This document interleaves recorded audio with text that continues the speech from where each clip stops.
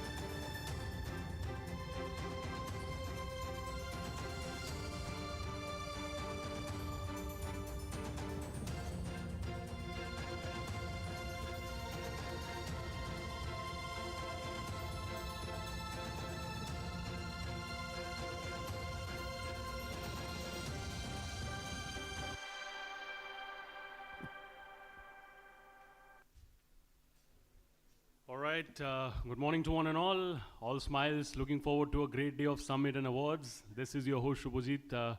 I welcome you all to the BW CFO World Future of Finance Summit and the BW CFO World Finance 40 Under 40 Awards.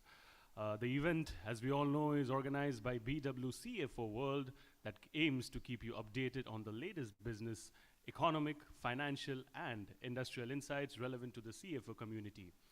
We do this through roundtables, interviews, expert opinions, and the most recent news updates discussing the implications of recent regulations, updates, and changes in the global business ecosystem.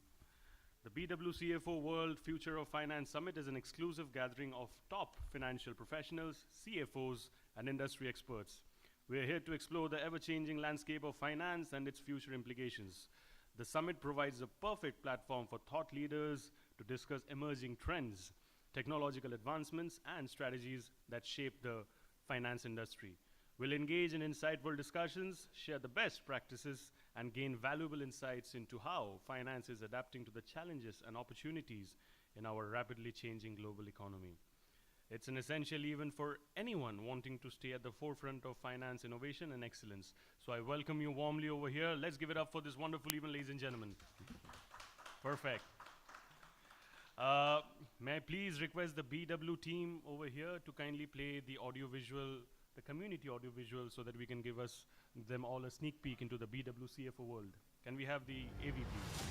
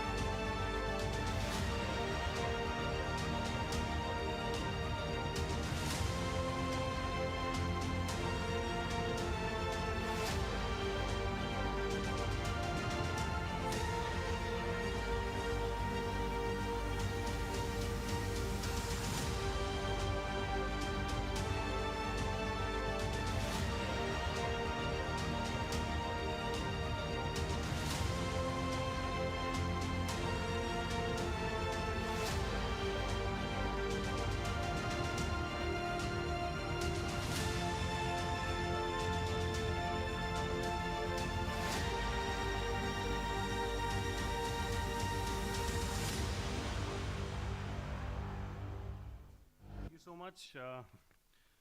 BW Business World, led by Dr. Anurag Batra, Chairman and Editor-in-Chief, BW Business World and Founder Exchange for Media Group, is the fastest growing business media house in the country. With a network spanning across 24 niche business communities and 8 magazines, BW Business World is proud to be entrenched in various verticals in the domestic as well as global business ecosystem.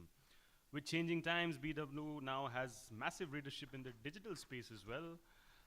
The BW B2B communities organize conferences and forums to facilitate interaction between sectoral business leaders to create a conducive environment for collaboration.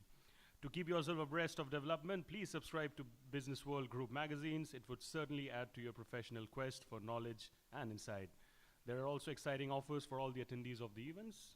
Our latest issue talks about the Amazon's customized playbook for India, Gen AI as tech of the decade, and more. Don't forget to check out our exclusive upcoming luxury and festive special issue, which talks about the changing definitions of luxury, growth, mapping of India's luxury economy, and what brands are doing this festive season, and a lot more. For more information, please contact the registration counter. Today's digital broadcast is being streamed live across all BW Business World platforms, including our social media channels, and also on www.bwcfoworld.com. As we flag off today's event, I encourage everyone to join in the conversations and share their learnings from the day by using the special hashtag Future of Finance. So keep tweeting, keep posting. Now may I please request the team over here to kindly play today's event. AV, please.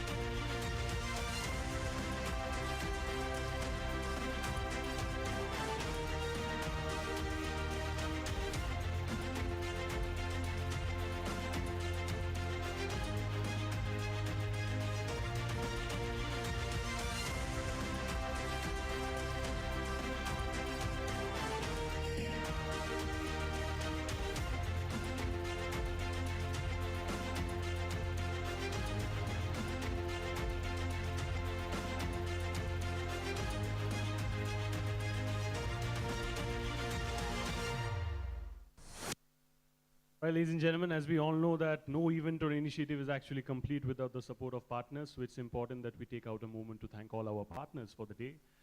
Associate partner Resurgent India, organized by BW Business World, event partners Joy Travels Private Limited, Fandrum, Beanley Coffee, JustBat.ai, The Thick Shake Factory, Reality Plus, Exchange for Media, IWM Buzz, Impact Weekly Magazine, and Pitch. Now, ladies and gentlemen, without further ado, let me please request Dr. Anurag Batra, Chairman and Editor-in-Chief of BW Business World and founder of Exchange for Media, to kindly come up on stage for his visionary opening address. Let's give it up for Dr. Batra, ladies and gentlemen. Morning. It's my honor and privilege to be here at the BW CFO World Summit and this BW CFO World 40 Under 40 Award. I'm a little nostalgic. My colleague Nazia Rehman Alvi is here. She's the editor of exchangeformedia.com. I was telling her that we started our first event in Exchange for Media, Mr. Tyagarajan, our Impact Person of the Year, which is in the 18th year, in this venue. So, you know, we've come a long way since then.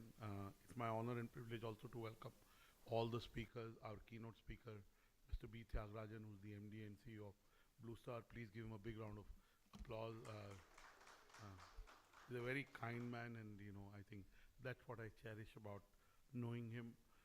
I'd like to welcome Mr. Robinson. Thank you for being here, and he says namaste better than a lot of Indians. So, thank you for being here. I'm sure I'll get to know some of you. I'm not going to talk to you about finance. You're the chief financial officers. You are the chief futuristic officers. You're also the chief fiduciary officers. I could keep giving you many acronyms for CFO. But I'm going to talk to you about things that I think people like you are so... and I request all of you to sit down, you know, it's a little distracting. Uh,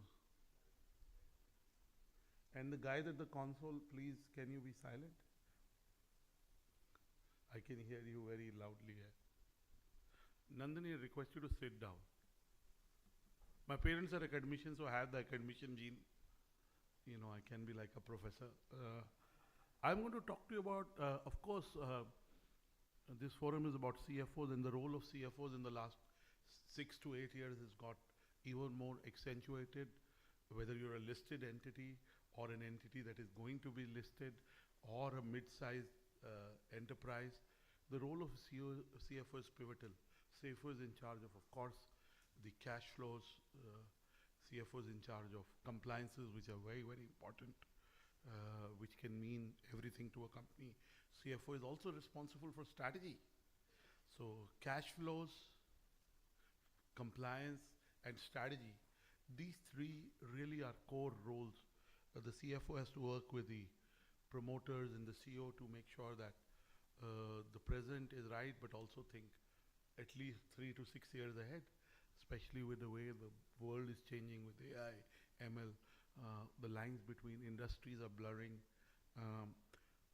But these all of you are very, very important. And again, the CFOs have a segue to becoming CEOs because they understand companies in a way that nobody else understands.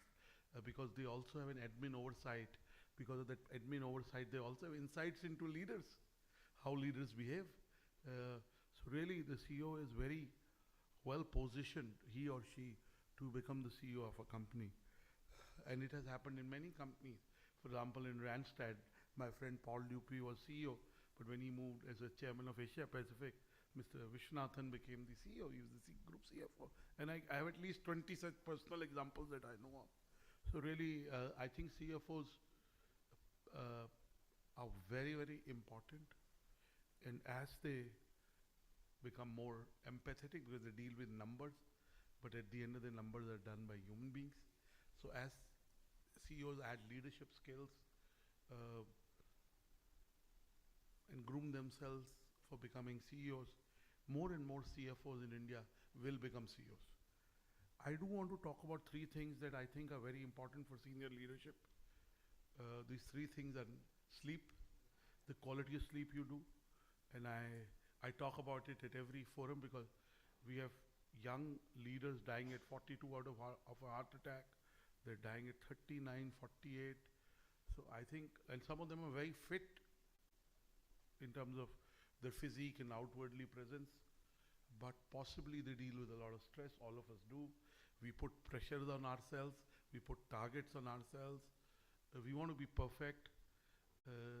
So I last night I slept at 10:45. I was supposed to wake up at 8:30, but I woke up at 9. And in a hurry to come, I had a breakfast with Nazia. Something was on my mind. I cut myself because I was really not mindful and it could have been worse. So really, I want to talk about sleep. The other thing I want to talk about is sustainability. I think we know what's happening on the planet needs to get better. Climate change is not a hoax. Donald Trump may have said it, like many things Donald Trump says. This one isn't true. And third, I want to talk to you about kindness. So I know it's a CFO forum, but I'm going to talk to you about sleep, sustainability, and kindness. I read this book maybe 6, 7, maybe 10 years back. It is a book by Matthew Walker called Why We Sleep. Once I read the book and then I was very conscious about my sleep, and my energy is good today because I slept well. I am calmer because I slept well. I ate little less breakfast than I normally do because I slept well. When I read this book 7, 8 years back, and about 6 weeks back I was going to Bangalore, I carried the latest edition of the same book and I read it. Sagar, my presentation. And I'll come to that. But I do want to talk to you about a person, and do you know who this guy is? Does anybody know who this guy is? No. So for starters, he's an Israeli. And I started talking about him before 6th October.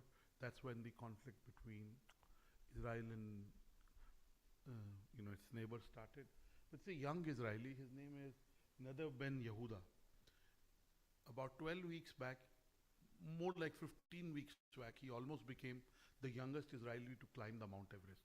He was a couple of notches below the Mount Everest, and one of his colleagues who was climbing the Mount Everest with him died. And another one almost was dying. So he had a choice to either go forward and become the youngest Israeli to be on Mount Everest or save his friend who was dying. And he chose to come back, saved his friend who had frostbites, who had a lot of issues, and with lots of difficulty, he and one more friend of his were able to carry this friend down. They decided not to go up to the Mount Everest. And so instead of achieving, he decided to give a life to someone. I think in corporate world, we are too busy, me. You know, what will happen to me? And to some extent, being selfish is okay. You got to be okay before you help others. But in a world which is so much about cutthroat competition, you know how much money you made, what is your title, so much ego. And we in the media companies give awards, make people, people. So I do want to talk about kindness. I've had the opportunity to know Mr. Tyagarajan for a very, very long time. I met him when I acquired Business World about 8 years back. I first had a call with him, and since in the last 4 or 5 years, I can say I've spent a lot of time with him, including I had lunch with him last Saturday with my family in Delhi. He was kind enough to, on his transit, meet us. And I can only tell you that I know, because in what I do, I know a lot of big people, accomplished people. But I think what I value people is when they make time for you, when they're genuinely kind, when they're empathetic, when they're mindful, they give you their time, they're fully with you. So I do want to talk about, I'm sure all of you are kind, but I think if you can be a little more kinder to oneself also. I cut myself and I was flagellating myself, saying, Anurag, you are so reckless, you're lousy. And for 10 minutes, my self-talk was like, you can't even shave properly, Anurag. What will you do? But then I said, it's okay. And I gave myself a very bad example to kind of, sometimes we look at relatives and say, oh, we are doing okay. And when I was younger, my parents would tell me if something happened, something big has been, taken care of. So I said, maybe something bigger was going to happen than, something small took off it. And you have to be optimistic in life. So be kind in whatever you do. And I do recommend books. I buy a lot of books. I read a lot of books. I read this book called Human Kindness. It's by a Dutch philosopher called Rutger Bregman. And he's written this book where he's done research over the last 150 years about how human beings are kind. And he's contradicted every other account. Where they say human beings come to their base forms, they claw people and so on and so forth. Yes, we are competitive. We are competitive. There's no question. And that's okay as long as, competition is also okay. As long as you do it the right way. So I would recommend that book to you. I then ended up reading his first book called Utopia for Realists, which again has some ideas which are really, they can change the world. So I believe in a world as you grow as leaders, especially in your role as a CFO, as I said, you deal with admin aspects and give away the personality of a leader. You deal with almost everybody, including your boss, the CEO. You deal with the promoter, and you deal with everybody downwards. So you really know the character of human beings, because you deal with money, you deal with approvals, but still stay kind. This is a book, there's a YouTube, I don't get any money on the sale of the book, but there's a YouTube talk also, Why We Sleep. And I'll go a little ahead. In the book, this is the latest edition. In the book, there is a chapter which says, scientists have discovered a revolutionary new treatment that makes you live longer. It enhances your memory and makes you creative. It makes you look more attractive. It helps you slim, lowers food craving. It protects you from cancer and dementia, and it goes on. Guess what is it? It's sleep. And of course, I was reading this book yesterday on the flight called Discipline is Destiny, and I can be very disciplined in a lot of my work, and mostly maybe 1 or 2 areas I can be a little more, but I'm very disciplined in my own way. And again, there is a chapter on sleep in that book. Every book I read about leadership, about growth, it has a chapter on leadership. And we have to keep our phone away. I keep my phone in the study. It's not near. Even in the room, I keep it a little far away from me. So if I have to really go for it, it will take me effort. And once you go to sleep, it is difficult to get up. So sleep more. If you sleep more, you'll live more. You'll be kinder. You'll be mindful. It does help you live a better life too. So executives are busy because they get mails at 8 p.m. They're thinking about work. They get calls. They get WhatsApps. Constantly bombarded. So really, I do want to recommend, after you read this book, and of course there are 3 fundamental pillars of health. One is sleep, the other is nutrition, and third is movement. And the only way to elongate your life or have less diseases is to slow down your breath. Yoga, right? I don't like exercise, but I can walk, I can do yoga, and I sleep 9-10 hours every night. So, I'm broadly healthy. As I lose weight, I'll become healthier. And again, the best time to sleep is between 9 p.m. and 2 a.m. That's the circadian rhythm. It's the best time. So if you sleep early, because we're sleeping late, and there are 2 companies in the world responsible, 2 phenomena rather than companies. One is companies like Netflix and Amazon. They want you to binge watch. They want you to watch series, one episode at 9 p.m., the second at 10. So you don't sleep. And I've done this to myself once, or maybe twice. And then there are companies, food delivery companies. You can order food at 2 a.m. in the night when you're watching Netflix, sir. So you eat in the night. When you eat in the night, you won't sleep well, right? So really, in a world which there are so many distractions, everything is available. I think the more you can deny yourself and have control as I'm getting older.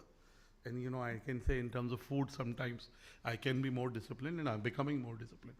So really, sleep is 60%. Nutrition and movement of little lesser, because if you get this wrong, everything else won't matter.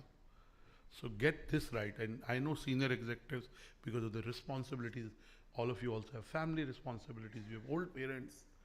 So there is a lot on mind, but that's how life is. Now coming to sustainability, I do read magazines, newspapers, and I want every media company to do well. Life is about abundance. So I read Time magazine some 8 weeks back, and it had a cover. This is the Habitat Library, though I subscribe. Mr. Tyagarajan, this issue I stored, and it asked on the cover, what is the most important place on earth? And ironically, the most important place on earth is not a place on earth. It's the oceans. As the oceans are shrinking, the carbon dioxide emissions are not being absorbed. The large mammals in the oceans and their excreta actually take in the carbon dioxide emissions. And it gave data how in some parts of the world the oceans temperature have risen by 8 degrees, 10 degrees, and how they're creating havoc for the flora and fauna.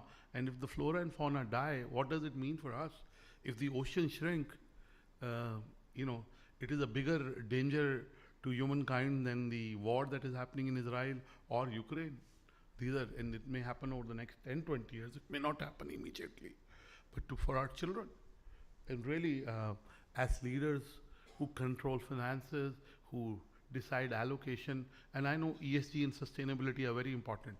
And I must tell you, as we speak today at the BW CFO World Community, which is a young community we have, we are not in the business of magazines, website events. We're in the business of building content, and we have a brand, and through that audience. Today is also the World Sustainability Day. As we speak, my colleagues have just launched bwsustainabilityworld.com. After this, I'll do a virtual address there. So we're launching communities dedicated to sustainability. You, in your role as leaders, you're pursuing, ESG compatible investments. So really, being most sustainable is not a matter of choice. It is a matter of self-preservation. So I'm sure as you grow your company, you'll also grow the practices that increase more sustainable approach to building businesses. Also, individuals, we live in hotel, the amount of water we use, the resources we use, we are flying, we have cars, and I can go on. Your devices are plugged all the time. So really, in some way, becoming frugal. And the book that I'm going to recommend next, I read a lot of books. Last weekend I was going from Bombay to Delhi. I bought 35, 36 books. I bought a new suitcase just to carry the book. And I do have a Kindle for last 12 years. But I like reading physical books. So I want to end by talking to you about, how do I go back? Yes. This is a book about kindness. I think at the end of the day, I'm getting older, and I'm about 50 now. And I was talking to Nazia, Nazia worked 6-7 years with us in exchange for media.com. And, he noticed that I was calling my wife and, talking to her about me having cut this. And, I was telling her that, I should have been more mindful of, I shouldn't have been thinking work while I was shaving myself. And, I should have been. And, at the end of the life is about small things. Sometimes I'm also very driven in work, and I want a certain output done in a certain manner. But I think we have to be kinder to ourselves because all that I tell my colleagues, I hold myself to that. It's not that I tell them something but being kind to oneself and being kind to others will automatically produce better results. Kindness again is not weakness. Kindness is if I may use jargon from business school, is a sustainable advantage. Right. So really, while we will talk about what's happening in the world of finance, what are CFOs doing to make sure the longevity of the organization is there, how they're helping you all or helping your organization prepare for the future. And I keep saying CFOs are chief futuristic officers. And some of you were at our BW Hotelier event on Friday, Saturday. Mr. Tyagarajan was there, you were there. And I can only say that we will have our CFO 40 under 40 awards. I'm in a hotel where I've been living for last 18, 19 years. And sometime early last week, this main corporate chef of the hotel was calling me. I have his number. And he said, "Oh, I have been shortlisted for your regional awards. I hope I win the national awards. Can you put in a word?" I said, our awards are such that I do not interfere. I have no brief for the jury chair or any jury members. Mr. Tyagarajan, you've chaired our awards in various domains. You've been on the jury. We are only custodians of the process. And I met him yesterday as I checked into the hotel and apologized to him that I couldn't help him. But we do our awards in a very honest way. No awards are perfect because they're decided by human beings based on data. But ours are close to perfect. But they're definitely very, very honest. In fact, Tali shared the list, and I looked at some people and said, why are they not? They said they did not present well that day. That's why they're not in our jury. They did not select them. It doesn't mean that the ones that were shortlisted to present did not win. It's like Virat Kohli is a great cricketer, but he gets out at 0 or 10 or 20. I hope he doesn't in the next few matches. He only scores centuries, but someday he gets out at less runs. So maybe that day you didn't bat well. So I would say when you see the list of our 40 under 40 winners in the CFO world today, 30 of them are going to be physically here today. One is going to be represented. So 39 will be represented here today. I can tell you they are from various sectors. The only lament that I have, as the CFOs, more and more women are becoming CFOs. Our list should have more women. That's the only comment I would say qualitatively I have, but the list is an outstanding list. It is representative of the work all of you are doing in various sectors. So I'd like to end my address, welcome you, and I hope you have a day of learnings, connectivity, and some fresh insights that help you on your mission of building organizations that contribute to creation of impact and value. Thank you. God bless you. Thank you, sir. Always a pleasure listening to you. Can we have louder cheers, please, for Dr. Batra? Wonderful words said by the man himself. And I think a lot of important words mentioned on kindness as well. I know all of you over here who are present in this room, everybody have their own busy schedules, but I think you all have taken out time for this event, so that speaks a lot about your kindness as well. So can you please clap for yourselves as well, ladies and gentlemen, before we move forward? Perfect, that's how we do it, right. Before we go forward, I'll request the team over here to kindly play the partner AV, please.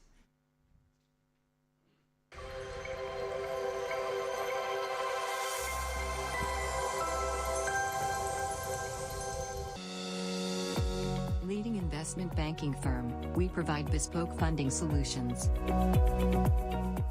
Our service offerings: debt syndication, private equity, valuation services, financial advisory services, credit rating advisory, TEF study and DPR report, insolvency services, training.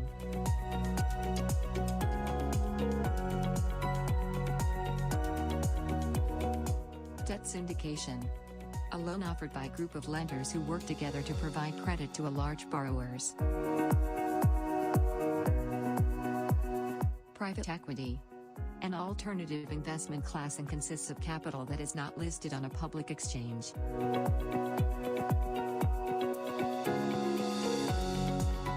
Valuation services: valuations of business, tangible assets, intellectual property, intangible assets, stock and securities, ESOP and private debt instruments.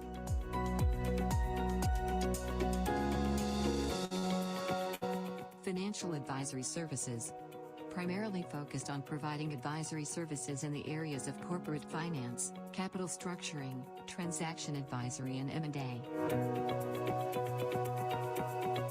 Credit rating advisory: our team's experience can bring in immense value by getting the desired rating upgrades or saving them from downgrades by fine-tuning the strategy.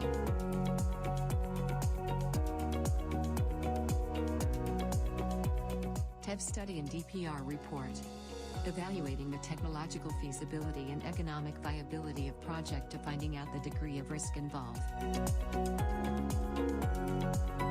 Insolvency services: assess the financial position of the firm, partnership, LLPs and individuals, in several instances and try to save their business.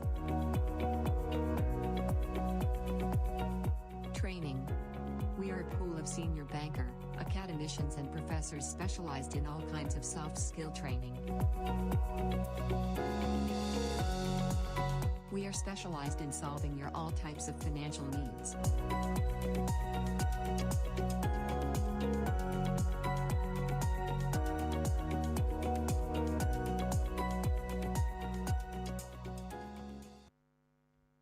Perfect, AV.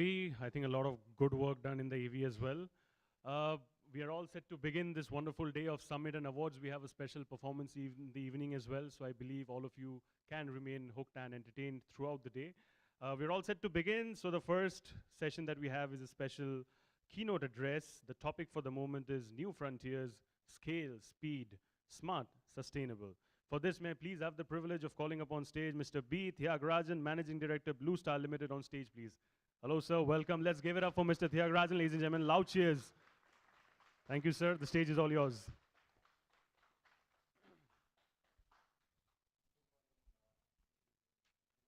It's a pleasure and privilege to address you today. Thank you, Dr. Batra, for inviting me.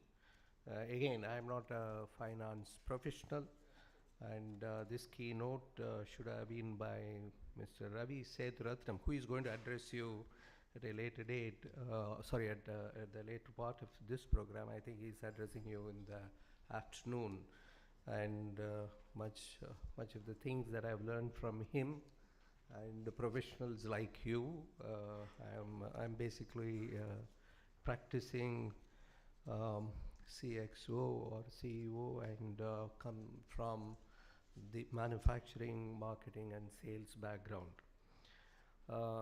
So I would like to first of all compliment and congratulate BW Group and specifically the BW CFO World for organizing this conference and putting together this award. As is the case with BW Group, each of the awards or each of the events are reinvented again and again, and I'm certain that today's program also will be a unique one. I will dwell first on what's really happening in the world and in India in particular. So we are very clear that the GDP growth will be somewhere between 6.1 to 6.5, more like 6.5, I suppose, though the latest forecast says it is 6.1, and despite the ongoing conflict in the Middle Eastern region, I think we will deliver that. There is a clear agreement among the stakeholders, not only the government, the businesses and the CEOs, CFOs, that it is India's decade, and there are a lot of good things happening, and we can take pride in the fact that we are part of this particular decade where India is poised to shift an orbit and play a major role as one of the emerging economies in the world. Many structural changes are taking place, and I will deal with some of them, which are unprecedented, and specifically the 40 and other young CFOs will benefit from understanding this. Much of it calls for even unlearning what we had learned in the past. One big change we are witnessing is the de-globalization. Though it is not acknowledged, it is very clear that the globalization as we know is no longer existing, and I am not seeing that coming back. Professionals like me benefited from globalization in terms of my own career growth. Many of us in that era, and the companies made wealth. We learnt a lot, and India benefited. Unfortunately, I don't think that is going to exist. The protectionism and the trade and non-trade barriers, despite WTO and other entities playing their role, the reality is it is going to be a different world altogether. The new supply chain ecosystem, therefore, is a different one, and CFOs, much more than money, may have to worry about the supply chain itself. You may have money, but it is very likely that still you won't be able to either get the goods that you want or connect to the world. Though India has an ambition that we will connect to the global supply chain, and I am not sure how it is going to take place. That's a big structural change all of us are fighting with. And the manufacturing, for many decades, it wasn't growing, and it was less than 17% of our GDP, and it became a services-dependent economy with more than 50% of the businesses or the GDP coming from services. That seems to be changing, and manufacturing investments have come up. Quite a few enterprises are thinking big in manufacturing, but I can say across the country, huge investments taking place, reasonably good size after a long gap. That also is a challenge from CFO's point of view, which I will tell you that in a little while I will deal with the talent shortage in the finance professionals category itself, and how this manufacturing services also is going to play an important role. The post-pandemic, it was believed that India will play a very major role in manufacturing, and I do not know how the word China plus one got coined, and we all took for granted that that plus one is India, and therefore it is going to take place. And the reality seems to be different across various sectors, that we still have a long way to go in connecting with the world. It is not everyone in the world is, or the global supply chain managers are waiting for India to deliver. There are huge gaps out there, and a lot of work needs to be done. There again, CFOs will have a role. I will deal with it. While Make in India is a laudable initiative, and it has gained traction, investments are flowing in, new hopes, new horizon, and the free trade agreements are being talked about. In many cases, it is under conclusion. India's own position not to be part of certain other trade agreements like RCEP, and the geopolitical stances that are being taken. My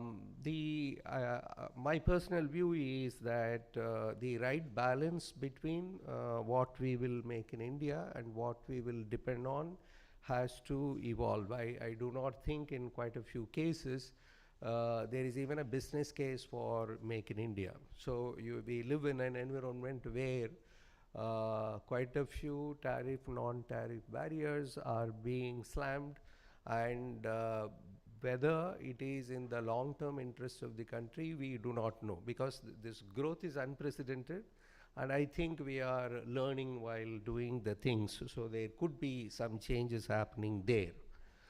The PLI as an instrument was very effective in quite a few sectors. It did miracles, and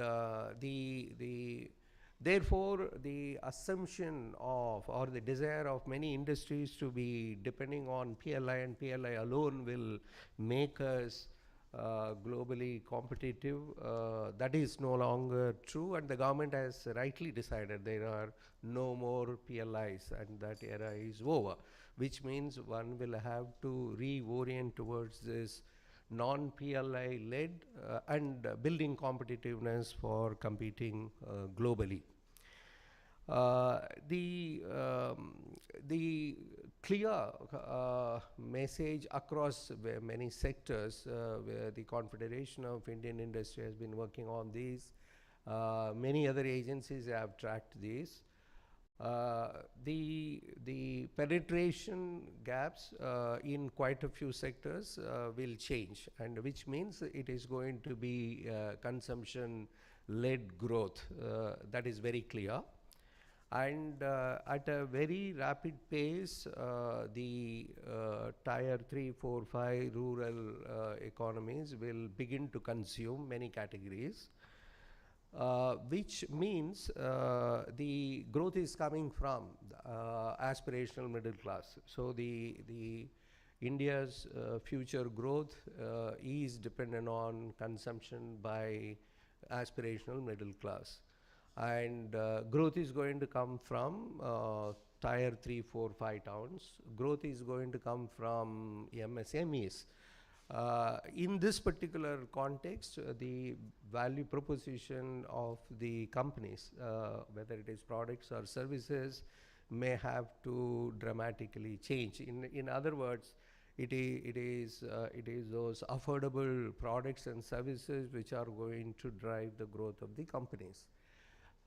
So the India Inc. will have to reorient itself to providing those affordable products and services.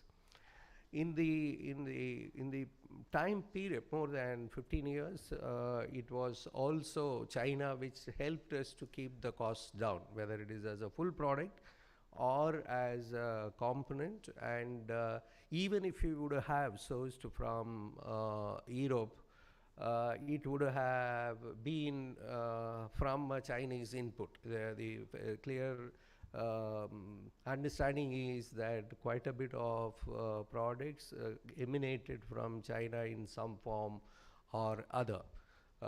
Even in logistics, they dominated.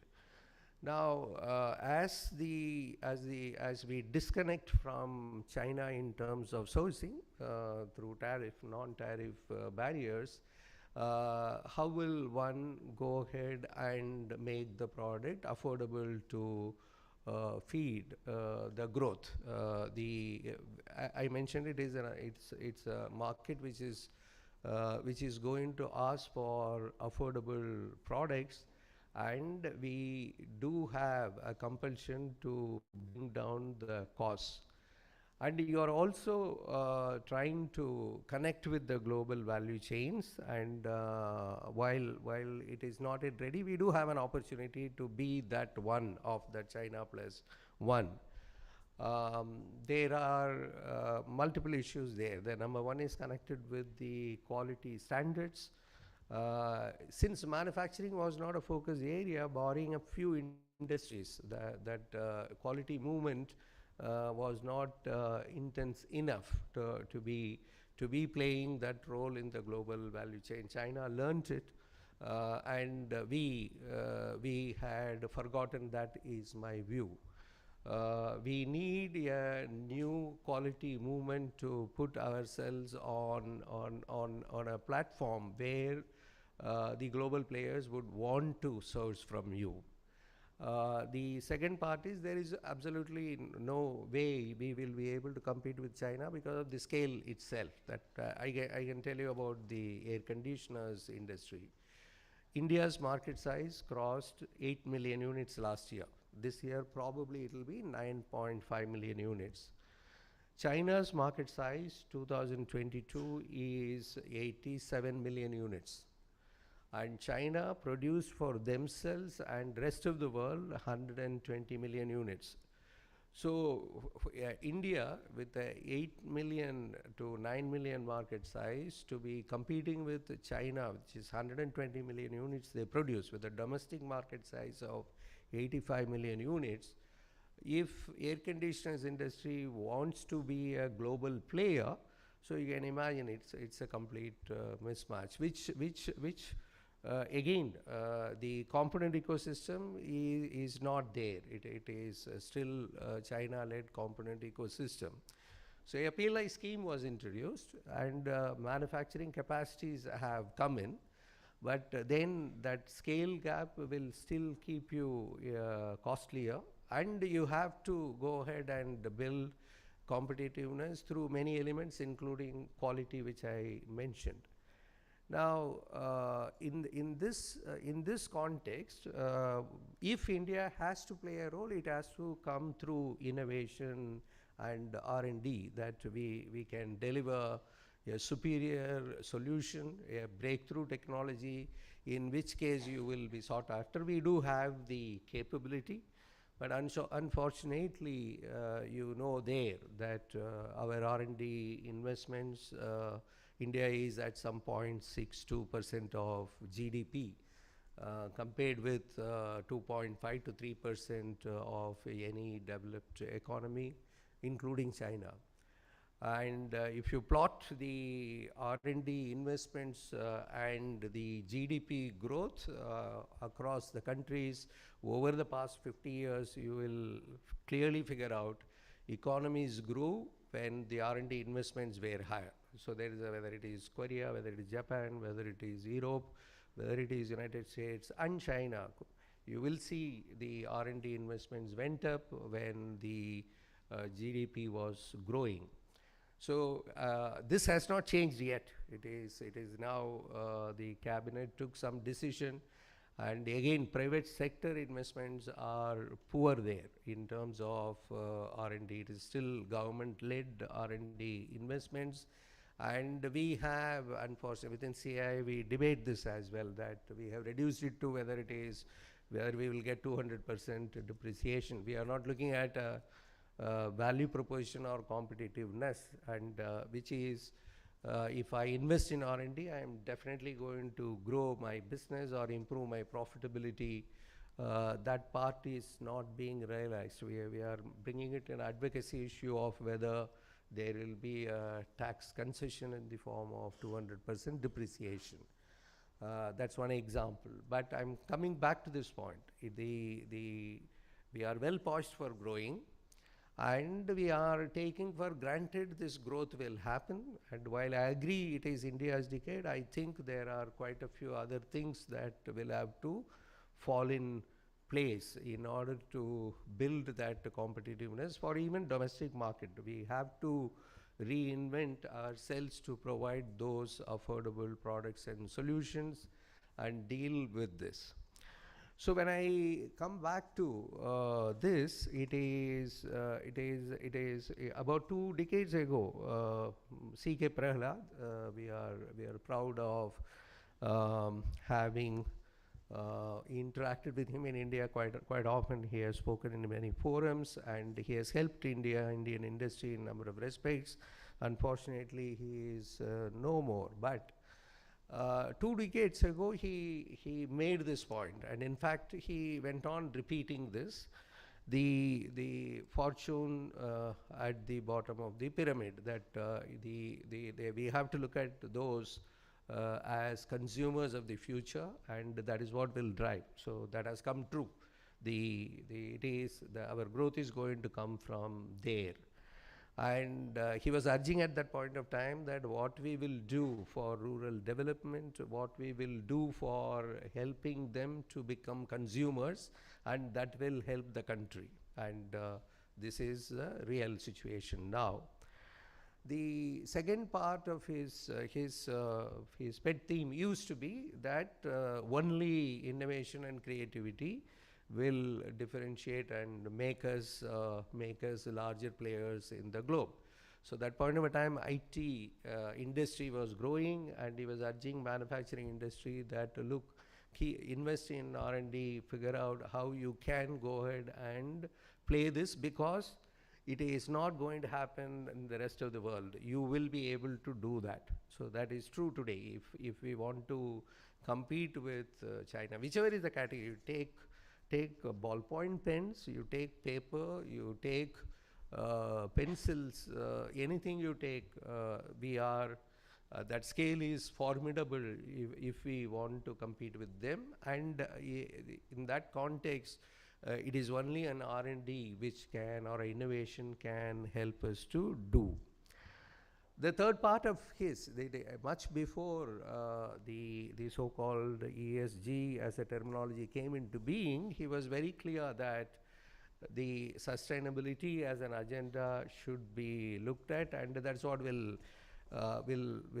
differentiate the winners and the losers. Now I come back to the topic that I'm supposed to speak. One is about the scale, and the scale that we are witnessing in every aspect is distinctly different. I know that India Inc. at the CEO level is trying to understand this and recalibrate ourselves in terms of opportunities that we have ahead and what we need to do to cope with this scale. Take for example the manufacturing industry. We have been looking at factories which are, some 10 acres used to be a big factory, and it wasn't uncommon in India that to look at some Pondicherry, there is a concession, some Dadra, Silvassa, and Jammu, Sikkim, and migrate as gypsies, not thinking about creating large factories because demand was not there. So today, the visibility of demand is there, access to capital is there, and of course the financing costs are still higher compared with the global costs. The scale which we have to look at is distinctly different. In the process, the manufacturing industries came up in their own way, because you could not benchmark our manufacturing units with what is there in China or Japan or Europe or US. That is no longer going to serve the purpose if we want to cope with this scale. Obviously, the scale is different. Your factories are not designed for that. The companies like even ours that we created over the years, because you don't want to invest, the demand is coming, slowly create 1, 2, 3, and for a 8,000 crore company, some 7 factories is not required at all. That isn't the way one should be doing, but we were compelled to do so. But today, if there is a greater visibility of what is going to happen in future, even the manufacturing capacities have to be reimagined. The second part is connected with the investments that we will make on even look at digitalization. It was a big cost item slowly we were doing, and it is very important now to accelerate those investments. What we thought even 18 months ago that the AI will come one day, but the thing is, it is happening now, that AI for business and growth is a reality, and we need to go ahead and invest. And we have to invest in cyber security. So the digitalization related investments in quite a few companies may have to be even higher than 2.5% of the revenue or so. The R&D I mentioned, if we want to be successful, the Indian private sector R&D is, other than pharma invests a lot in R&D. It is less than 0.2% of the revenue is the average. Ironically, since I come from consumer durables industry, the board looked at advertising expenses as a percentage of revenue. R&D in quite a few companies were looked at, but it was not. Now the metrics may have to be what is the R&D investment, what is the digitalization investment, and what is the investment that is needed for R&D. So the metrics is expanding into, these are not discretionary in nature. We need to do these investments in order to derive the benefits of the growth that is visible. So the growth comes with investment. So that's important for you as CFOs or finance professionals. The other part is connected with speed. That as I was driving down to the hotel, I was thinking that when I began my career in 1979, it was almost 8 months it used to take for the accounts to be closed. That was true even in 80s. The accounts used to be closed in so many branches, and the factories, it will be consolidated. By the time it is declared and the AGM happens, 8 to 9 months, and we have come a long way into that. And I think even more speed may be required, like many companies are doing. Within 10 days, 15 days, the quarterly results are done with. And we all suffer from this. The thing is, once a quarter has ended, till the accounts are closed and the board meeting is over, in my view, it is an unproductive period. Somebody is occupied with something. So how fast I'll be very happy in 10 days that is done with and you are focusing on. So this is one of the painful areas. The planning for the capital and getting the capital and closing it, it is possible today to do, whether it is NCD or a QCO. Regulatory frameworks are stronger, but within that, how fast this can be closed without dragging on for time. From the time you decide to set up a factory and to go ahead and commission that factory, it is easily possible today to do within 12 to 18 months of time. Given that the cost of capital is very high compared with global rates, we will benefit by cutting short that time. An IT implementation, there is still 25 to 30% time can be reduced there. And most importantly, that one of the painful areas which we will deal with, and we are going to deal with for quite a lot more time, is the talent shortage. From the time you decide to recruit and the time you have a person on board, in CFO's case, I think we have a huge shortage, and it is good for you all. You have a huge opportunity, and my estimate is, only yesterday I was mentioning, if 10 CFOs are needed, I think we have only 5 CFOs. That may be on the optimistic side is my view. The country is not having enough finance professionals to cope with this growth. In a framework that will evolve in terms of regulations and many other things that are to be done by the company and discharged by the CFOs. So therefore, speed, I'll come back to this point again in terms of talent shortage. And the smart part of it, I told you, clearly 1 year ago I would have foo-fooed AI. It is some IT company is trying to sell something. But AI for business growth, profitability improvement, and customer engagement is a reality. We need it, and we should have started working. Even in Blue Star, I end up saying that we should have begun our work 1 year earlier instead of waiting for. So that what more is going to come, we don't know. And the ESG, I have a different view. I think we all derailed with that terminology, and I will be controversial. I don't want to deal with it. And but all that I can say is that the nations, the businesses, boardrooms, consumers can relate more to net zero and carbon footprint than ESG. So and we should look at it from the point of view of whether it is helping my business. It's not from the point of view of raising a finance, whether it will help my business.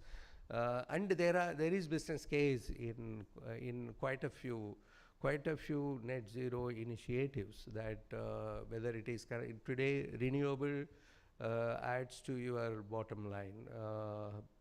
Circularity, waste to wealth, it is integral part of profitability improvement, and that is sustainable in nature. The most important thing is whether net zero missions or net zero objectives can open up a business opportunity for the businesses to pursue that. Like even in air conditioning, if we are wanted in Europe or wanted in the United States, is because we can develop air conditioning, refrigeration solutions that can help decarbonize, that can, whether it is in heating of air or heating of water or cooling. So energy efficiency improvement, decarbonization should be also looked at as a business opportunity, how we can invest in and grow those businesses. That's how it should be looked at. Coming back to the scale or the speed and the smart, sustainable future for the businesses, you can imagine what kind of talents will be required across the value chain, specifically this being a summit pertaining to finance professionals, how equipped finance professionals are. So one complaint I have, it may not be applicable for all the firms. I think we have to create versatile finance professionals, because someone is starting career in the direct taxation, he continues and becomes a direct tax specialist forever, or indirect taxation, or finance planning, or to do with accounts or treasury. If we have to meet the demand for the CFOs that are needed in the country, I think we have to quickly rotate people, and yes, there will be some difficulty in rotating people, and you as professionals who are younger, who have dreamed to become CFOs, also should insist you will not do the same job forever. This may be an important thing to do. The next part is the CEOs have to come to terms with this, that I think the salary levels have gone up dramatically, and it was an era of marketing professionals for many decades that their salary levels went up very high, and I think we need to go ahead and come to terms with that. Their good CFOs are not available for the money that one will be able to pay. whether it is the nomination remuneration committees or the CEOs or the business owners have to realize this, that the CFOs will have to be paid more. But if you deserve that higher pay packet, you have to raise the bar to deliver that. And the CEOs are in great demand. And if you talk to headhunters, the most difficult recruitment they will have is to hire a CFO. And that's the reality. Of course, manufacturing, same problem is there. Till now, we are poaching from here and there and managing, but some point of a time, that may not be possible. The good news is we are in the right place. In no other country, this kind of optimism will be there. And I spend most of the time in deliberately in tier 3, 4, 5 towns. Since the growth is coming from there, and that's where the future of enterprise like ours will lie. So you will find in quite a few towns, it is 8 years ago, a vice president visited will be the story, or a regional head, because we all believed that some WhatsApp and email and phone call will solve the problem. But it is important to connect with those places, and which means also quite often I wonder, there is no reason for us to be here in Mumbai at all. If you look at advertising companies will be sent here or the NCR, but the activity is shifting to some other place. And equally, in that new market environment, the controls that you may have to bring in, and this is my last point, watch out for this. Whenever growth has happened, there had been governance issues across the globe, and you will have frauds happening. And therefore, as CFOs, you shoulder that responsibility to handle that. And when the market spread out to these places, factories spread out to these places, how you are going to be creating that architecture, you need much more people. And with those words, you are in an exciting era of the transformation that is happening. And it indeed belongs to below 40. I think you have the ability to unlearn and learn than the experienced ones. All the best to you, to the winners and those who were shortlisted, who participated. May God bless you. Thank you so much, sir. Wonderful insights, wonderful detailed information. Let's clap louder, ladies and gentlemen. I believe that was a fantastic presentation. Thank you, sir, for taking out time and being with us over here. On that note, we move forward to our first panel discussion for the day.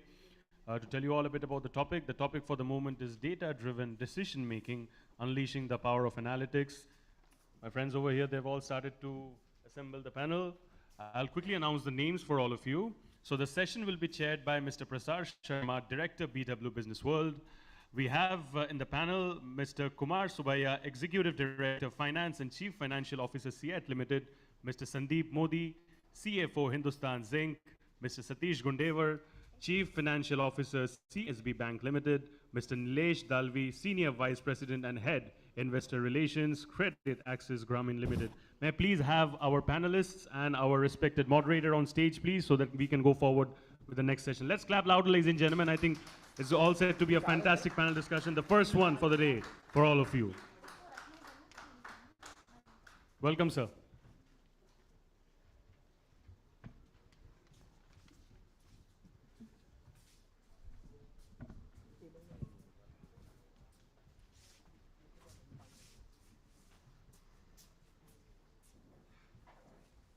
Thank you, sir, for joining. Let's give it up once again. I think the final panel. Thank you, sir. The stage is all yours. Thank you, thank you. Is this on? Am I audible? Yeah. All right. So thank you so much, for taking the time today. I think we're running a little behind schedule, so we'll try to keep It's slightly compact. I think the topic that we are covering is extremely interesting. I think as we've been seeing over the last few years, and I think Mr. Tyagarajan was also mentioning in his address, technology is evolving at a rate that, of course, we've got Moore's law, which says that technology will evolve exponentially, but I think we're surpassing that. Earlier we were just having a chat, and I was talking about the fact that, look, in the late 90s, early 2000s, we had the internet come in and change. Of course, the internet came in earlier, but started changing the way we do business in that period. We had the smartphones coming in, we've had the Web 2 revolution, we've had the Web 3 revolution. The key thing that has been happening with that is the gap between each of these tech waves, as you may call it, has started reducing to an extent now that we have the next tech wave coming in before the previous one subsides. So we had your big data, AI, ML wave being a big thing actually pre-COVID, and if you actually discount the COVID and the post-COVID impact, you had blockchain coming in, and now you've got generative AI. That's the big thing. And you keep hearing about things like quantum computing, etc., right? And which means that we have to be prepared for the next tech revolution before the previous one is over. One of the other things that's obviously happened in all this evolution over the past 3 decades or so is that technology has moved from being a support function to becoming a mission critical function to now becoming core to businesses. You can't run any business without technology. And I think we have a great panel today, with a mix of companies that have already started investing in technologies, some of this emerging tech, along with others that are already that have already made it the core of their business. So before we kind of jump into the discussion, I'm going to leave it to the panelists to quickly give an introduction of themselves and give us an overview of how you've been adopting these emerging technologies to improve the way we look at business, especially from the CFO's perspective. And thank you, first of all, for inviting us. Like how technology has evolved, the finance function has also evolved. Okay, and when I got into the first finance role, the role of finance was more about closing the books, preparing a monthly or a quarterly accounts and submitting it. And the head of finance used to be called as chief accountant of an organization. Now, I think the role of finance has evolved, and for the role of finance is no longer a preparation of books of accounts. It's more about partnering with business and ensuring that we drive decisions. We partner with business to make sure that we allocate resources appropriately. It could be a capital resources. It could be relating to operational related decisions. So the function has evolved. For all of us in finance to be successful, it's important for us to leverage the technology. Okay, and there's no one way of doing it. And as Sandeep just now mentioned, that how technology has evolved in 80s, 90s, and in the last 20 years or so. So therefore, what we thought was the latest technology a year back on, say, on blockchain, not many people talk about blockchain now. A lot of people talk about AI, Gen AI, and I'm sure what is going to be permanent is a change as far as the technology is concerned. And it's up to us to see how to leverage and make use of it. So we are in tire or auto ancillary business, so we manufacture and sell tires to original equipment manufacturers and people like you would be buying in the replacement market, and we also export. So it's very important for us to become competitive, and one of the competitive features which we think that will help us to hold or retain or increase our market share is to how we leverage technology. So there are multiple areas, like how can we use technology to make a difference to customers? How can we use technology to improve operating efficiencies and things like that? And any changes in the technology, and how do we leverage that and make it relevant for us so that it makes a big difference to the customer in terms of experience. That's why I would like to start my introduction. Thank you. So thanks. That was insightful, Satish. Thank you. Good afternoon, everybody, and thanks for this opportunity to be here to present my views. Largely, my career has revolved around the banking and financial services space. almost 28 years been into this industry. And I just wanted to resonate with what Mr. Kumar was just saying, that at the early part of the career, technology means if there are computers on the desk, it means that, yes, we are technology, everything is done through computers. But that was an era where physical ledgers existed, and as Mr. Tyagarajan was saying, that days and weeks will just go, or months will go in just closing the books. Today, as Mr. Kumar said, the role of finance has completely evolved in terms of course, there are some things which do not change, that closing the books and coming out with financials, of course, that do remain as a core function for finance. But at the same time, what is important, and from a bank perspective, is something called business finance, where we are able to partner with business and try to help the business achieve their goals by giving the right metrics so that they understand the business well. Coming to the theme of the conference in terms of data-driven analytics and all that, I'll just touch upon, say, 2 areas which are very important from a banking perspective, or finance to be specific, or 3 areas. One, I call it as a product analytics. Second, I call it as a customer analytics. And third, I call it as a people analytics.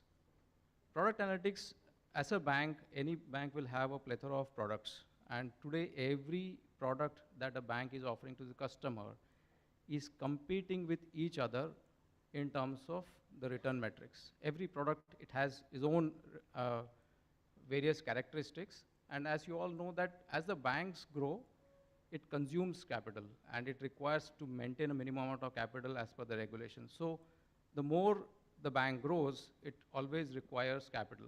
Unlike any other manufacturing company, doesn't have that kind of a capital adequacy kind of norms. So when we are launching products or when they are giving returns, it is very important to analyze very carefully as to what is the risk-adjusted return of that individual product, and is it beneficial for the company, or whether we should slow down on some other products. When I'm talking about, say, customer analytics, it is very important that every bank acquires thousands and lakhs of customers on a yearly basis, and to understand that what is the customer journey that we are having, when does a customer become profitable, what kind of cross-sell opportunities are possible, what kind of campaigns should be done for which kind of customer, what is the effectiveness of these campaigns. Third, I talked about is the people analytics. As banks grow, the number of people in the bank also grow. Many banks have thousands of people working from them as they expand their branches. What is the productivity? When we talk about productivity, people talk only about frontline productivity, or in terms of what is the frontline delivering, how many sales he has done, how many products he has sold. But productivity is actually encompassing the entire ecosystem. Every function is important to see the productivity. Coming back to, if I have to do, or a finance function has to deliver these 3 different agendas, technology is absolutely important and a core part of the function. Today, the skill sets that we are looking for in finance is not the one who will sit on Excel sheets, deal with tons and tons of data, and come out with some actionable insights. But today, technology helps us in deriving or concise information, or what is the right set of data that is required, and to derive the actionable insights. So just to summarize, of course, technology is the core behind whatever we do in finance, but ultimately, these are the things that finance has evolved over a period of time. Thanks. Thanks. So I think, very interesting point about the fact that earlier computers on a desk was considered to be technology readiness.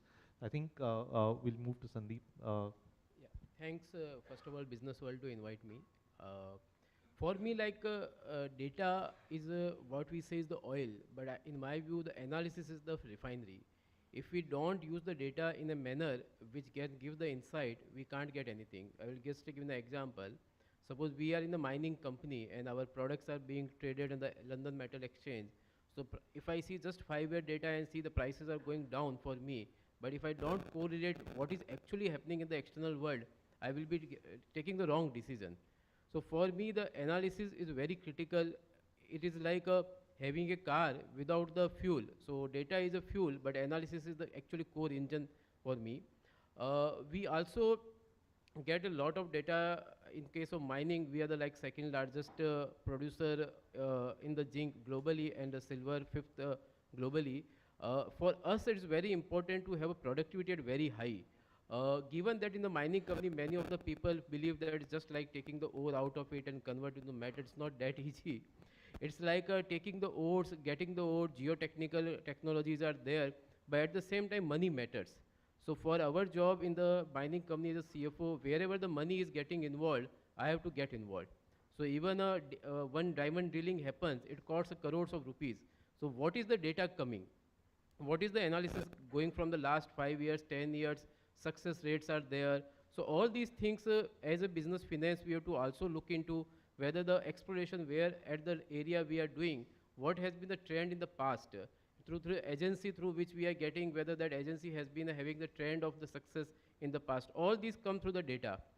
In our industry, we have like a kind of very large fleet of the equipments, which are like 60 tonner, 800 tonners, which are called jumbos. And the productivity plays a very big role because running of that equipment underground 1 kilometer have a lot of fuel and ventilation and other requirements. So we keep a Power BI dashboards, which we developed around a year back, along with some external agency. And that gives the complete equipment-wise analysis, how much diesel has been consumed, how much power it has been consuming, how much output it has been giving, what is the benchmark, and accordingly any action which we have to take against that equipment, that it may be because of some OEM, it may be because of specific to the driver or operator who is running that equipment, where it is going. So wherever the ideal situation should be there, so that kind of analysis has been doing and we are getting really good results. And technology only has helped us because it's not humanly possible to input the data. Second example is like in case of mines, seismic events keep on happening. And that also costs us a lot if the production doesn't happen. So again, it boils down to money. So we have implemented a technology from the Australia where in a proactively it gives that this is the area where some kind of seismic activity can happen. So earlier we used to evacuate the whole area of the mine. Now with that equipments getting installed, sensors getting installed, we are only leaving like, okay, 5 meter, 10 meters is the area where you have to evacuate, other area will keep on mining. So that is the power of the technology, AI, whatever we keep on talking. And similarly, third is for the safety is the most important for us. It is not humanly possible to give all the physical training to the 26,000 people. It can be a classroom. But what in company we have developed the technology like there is one equipment and without opening that equipment, the person can see, it's like X-ray machine. You can see what are the nut and bolts in that equipments and we have implemented through the Google AI that technology, so but somebody can just see what is within the equipment, which is the confined area where we should get into. It is, so all these technology have helped us reduce the time in the trainings, improve the productivity and because any safety incident in our kind of industry, let's just stopping the production. So that again boils down the money. So I get very much involved and my business team get very much involved into wherever the money matters. So that's all in what we see the data as well as the analysis. Sure, thanks Sandeep. So I think very interesting, right? You would least expect a mining company to be that deep into tech. I think we'll leave it to Nilesh to. Hi, good afternoon everyone. So I come from a microfinance industry and okay, am I audible? Yeah. So hi everyone, good afternoon. I come from microfinance industry and being in financial inclusion space, we always have believed that technology is a key enabler because we have to largely work with customers who will have a relatively low digital as well as financial literacy. At the same time, we'll be having a large workforce which will be operating from the rural markets. So that is where today, to give you a perspective, technology, I mean, we being a NBFC microfinance institution, in 2015, much ahead of time, we had implemented our core banking solution. The purpose behind doing this was that since the customer is not equipped to analyze, to understand the financial products, it is the onus is on us to offer them customized solutions and make the life easier for them.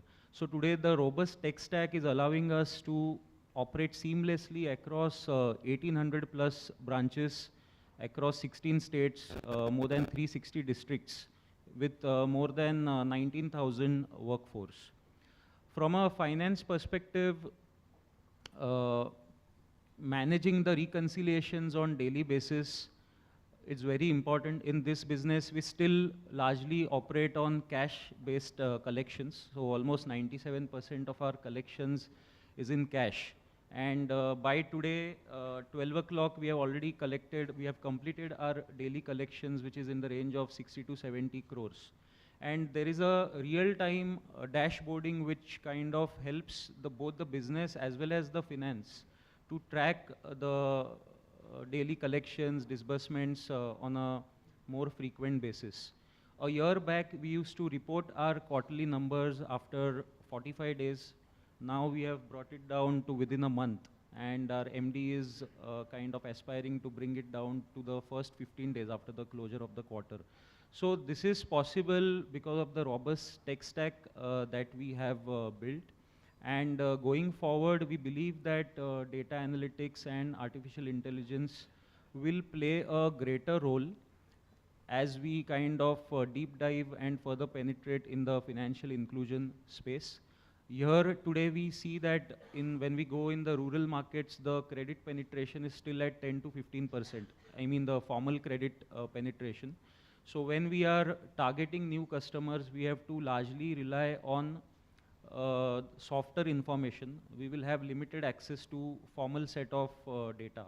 And that is where we believe that by leveraging the data what we have built over last several years with respect to household income or household leverage, credit bureau information, understanding the borrower's asset ownership patterns or spending patterns, and then also kind of leveraging various other data sources like SMS details or mobile app details or transaction details. So we believe that we can leverage all these data sets to, one is fast track the customer onboarding process. Second is reduce the loan turnaround times by developing various customer profiles, business profiles, customer screens. So that is where we have also implemented a business rule engine, which has already started building various customer profiles which we can use for onboarding new customers in a shorter period of time. We are also working on leveraging analytics for personalization, wherein we can do targeted campaigns, product offerings for our customers. At the same time, there is an opportunity for predictive analytics to kind of imbibe that into our forecasting mechanisms, wherein we can identify potential default cases. And all this data will also help us in aligning with the changing regulatory environment, because in microfinance, being a microfinance company till now, we were working on a fixed pricing mechanism. However, last year, RBI has now changed the regulations wherein they have allowed us to do dynamic pricing, which will be based on the credit history of the customer, past repayment track record of the customer, and this will vary from market to market. So dynamic pricing will also be an outcome of leveraging the data going forward. So exciting times for us, and we believe that technology, while the customer segment has been less digital savvy, but we believe that over the next 5 years, we are anticipating a sea change in the digital adoption of our customers across the rural hinterlands. So thanks, panelists, for those those insights. Let me actually pick up from what you were just saying, Nilesh. See, I think between you and Satish, I mean, you're in the same vertical, so to say, but in two very varying businesses, right? And like we were discussing earlier, a microfinance fintech-based company, for example, has to rely much more on generated data, because you're talking to unbanked people who they may not be that technology savvy, although everybody has a smartphone these days. Whereas for a bank, it's more about provided information. You can rely on on the credit bureaus, on customer histories, etc. So being mindful of time, in a couple of minutes, I'd kind of first ask you, Nilesh, and then Satish. Can you talk about how you're implementing technologies such as AI, blockchain, thinking about even stuff like quantum computing coming up to start leveraging better data or better opportunities? So as a first step, as I said, we have implemented rule engine. As of now, the rule engine largely we have aligned it with our credit policy. However, going forward, as we are also working on data analytics, wherein will be implementing data marts, which will allow us to segregate information across multiple departments, multiple applications, and that is a starting step. So once the data analytics becomes richer, we will start imbibing that in the rule engine as well. And blockchain we are not largely using. It is more towards the distributed business setups. However, we do believe that there is a scope for artificial intelligence to work along with the analytics for better understanding the customer. So AI, we believe it will help us from transitioning from knowing your customer to understanding your customer. That is a transition we are working on, leveraging the AI over the coming years. I think very interesting KYC to UYC, let's say. Satish. So yeah, internally we call ourselves as a 102-year-old startup. So our bank is that way about 102 years old, but the entire shape or the structure of the bank is undergoing a massive change in the last couple of years. And to that effect, very important to understand that technology is a differentiator today in terms of ability to offer the right product to the right customers. And if we do not, and to that effect, as Nilesh was mentioning, core banking, the latest core banking, I mean, there are hardly few choices in that. But the latest core banking is a key differentiator so that our ability to offer the right products or the right customer experience in terms of the app or the internet banking is very important today. Otherwise, all banks that way look very same in terms of the product offering. So we are, as a bank, investing significant amount of money on technology. Like we are in the process of implementing the latest core banking. Plus there are systems in bank which we call it as LOS and LMS for various businesses, for SME business, wholesale bank business, or for retail business. So we are implementing the latest LOS, LMS in the system, in the bank. From regulatory compliance perspective, as well as for analytics purposes, we are also implementing a good GL system. The other differentiator today many banks use is the Oracle OFSA, so we are implementing that as well. So as we even talk to analysts, what we say is that whatever is existing today, 3 years down the line, nothing will be there, including the email system has undergone a change in this bank. So I would say that we are in this journey where I wouldn't say that we will have much better technology than anybody in the market. Of course, I cannot say that. We are a very small bank at this stage. But at least we should be at par with the larger banks and what technology stack they are having. We should be having that stack so that we are offering the best-in-class customer service, best-in-class customer products. At the same time, we are able to leverage this technology for good analytics internally so that we are able to drive a profitable business. All right, thank you. So I think, that makes a lot of sense, in terms of the fact that you need to have that kind of a tech stack which at least is on par with the market, if not ahead. So, let me kind of pull that now to the two more traditional business kind of companies like CEAT and Hindustan Zinc, right? So my question is that, look, of course, when we were discussing earlier, you said that you're scaling up and, Hindustan Zinc is, of course, implemented it to a greater extent, right? But in terms of building that culture, right? Because, your companies by nature, even the employees would not associate it with a, high technology company from a pure electronic tech perspective, right? Of course, there's tech in your businesses as well.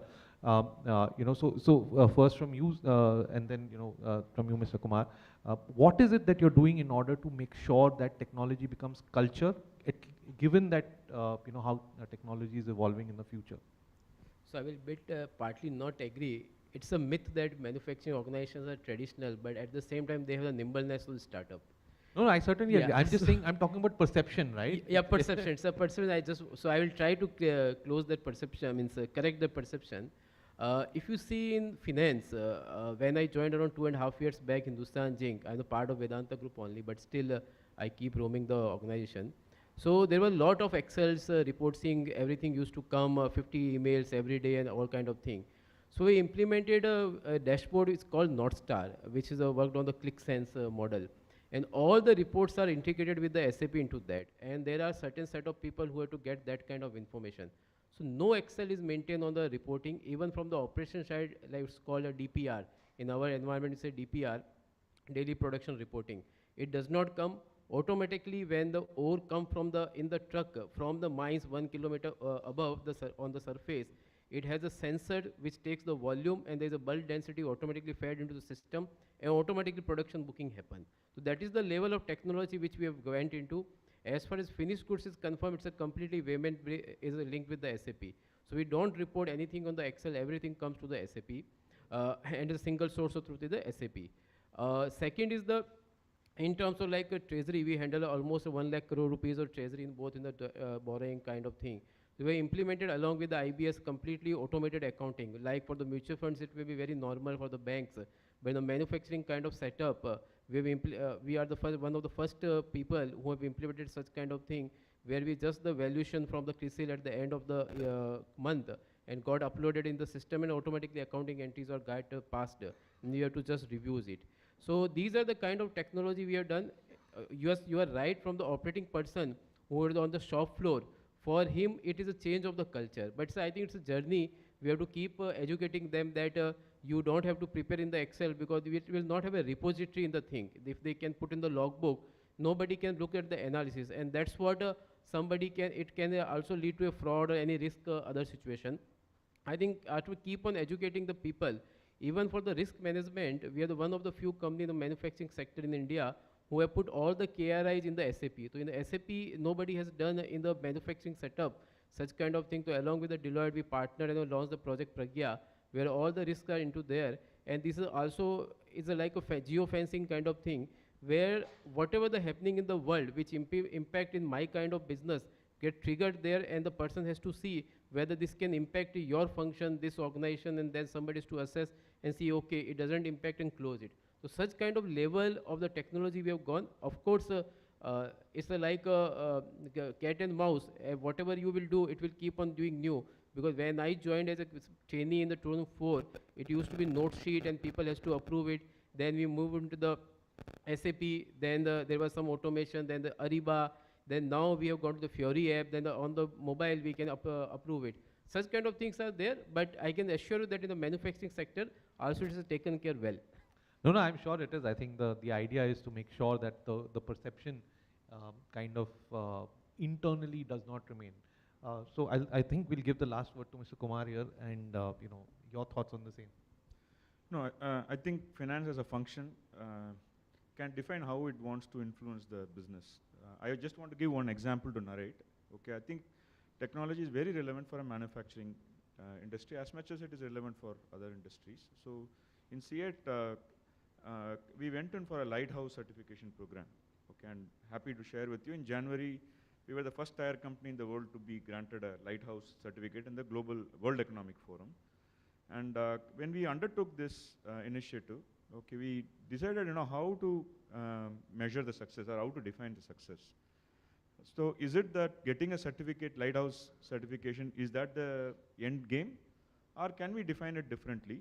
And from finance functions point of view, we said, why not we take top 2 problems of the business and see whether technology can solve those 2 problems. For a tire industry, it's a very highly capital intensive industry, so you need to put a lot of capital. And 70% of our revenue is raw material costs. So these are 2 important things that we just wanted to understand whether technology can help in addressing these issues. So one of the KPI that we had agreed that Lighthouse should achieve, or a part of the Lighthouse certification should achieve, is that there should be a quantum improvement in the capital productivity of the factories, 1. And number 2, in the efficiency, on the efficiency side, can we ensure that input-output yield, scraps, claims come down with clear, very stiff targets. So at the end of the day, all finance professionals, we know what is measured is what is done. Okay, we desire to measure consistently on a regular basis and created that system, and technology helped us to understand as we got into details, and happy with the outcome. Of course, happy to get a Lighthouse certificate, but more than that, we were very happy that we were able to address some of the two of the problems. So therefore, finance can use technology in the financial processes side. As a partners, we could also see whether we could ensure that the business uses these technologies to solve some of the core problems. So therefore, it's relevant. As we got into details, we were able to identify more and more areas where we could leverage technology, okay, and solve those problems. That's what I want to say. All right, I think great insights. Again, I think the interesting part of such a panel discussion is that, maybe 10, 15 years ago, we wouldn't have had a set of CFOs sitting on the stage talking about technology with that depth. So I think that's what's changing. So I think although we are out of time, but if anyone in the audience had any questions for our panel, we'll kind of, yes, the gentleman there. Can somebody give him a mic, please? If you could just put up your hand up so they'll just give you a mic.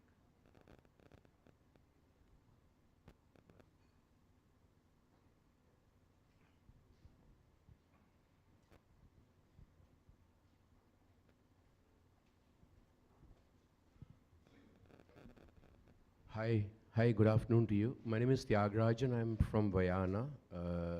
My question is to the two bankers on the dais. Since you talked of technology stack and leveraging in technology, I would like to understand what are you doing to leverage technology for credit scoring as well as credit analytics? Thanks for the question. So as of now, as I said, we have implemented the business rule engine. So business rule engine, basically it allows us to take the customer bureau data and kind of incorporate it along with our credit policy to generate our own score for a customer. So depending upon the history what the customer has built with us over several years, this internal scoring mechanism can help us to cross-sell various products to our good quality customers. So that is something what we are doing. It's about creating a green channel for our high quality customers and cross-selling them multiple products. So this is one thing what we have started. The larger part was what I was mentioning is that whether we talk about microfinance or whether we talk about the MSME space, where the credit penetration is very less and underwriting a customer is very difficult given the availability of, the limited availability of information. So this is where we believe that data analytics can help us to create various customer profiles, business profiles across various local markets, because you take any business, whether it's a dairy business or whether it's a tailoring business or whether it's any kind of local production activity, all these business profiles will keep varying from market to market. And the underwriting can be made faster if we have better understanding of the profile in a particular market, so that any new customer applications or loan applications what we are witnessing, we can underwrite it on a faster basis. So that is where we believe that earlier in MSME underwriting, the underwriting time was around more than a week, up to 2 weeks, but now in many cases it has fallen below a week and also in few days. So we believe this is where the data leveraging will help us. Thank you so much. You want to add something? So especially for when you're dealing with SME or a wholesale banking kind of a customer, of course technology helps in getting the various data parameters so that we do the credit underwriting right before we, as a bank, we write a check. But just to reiterate my earlier point, that as a bank, we acquire thousands or lakhs of customers into our ecosystem. And we also have a credit card product and all that. So it is always important to capture as much information of the customer as much possible, because that becomes a repository for you to understand what is the customer base and what kind of campaigning we should do for cross-selling to that set of customers. So it is very important to create a good database of customers and leverage on that database so that you are able to cross-sell right set of products to the customers. All right, thank you. I mean, we'd love to have more questions, but we're out of time. The panelists, are, of course, here, so you can reach out to them. But thank you so much for your time and sharing knowledge with us. That's what our community is all about. Thank you to panelists. If you could give them a big round of applause.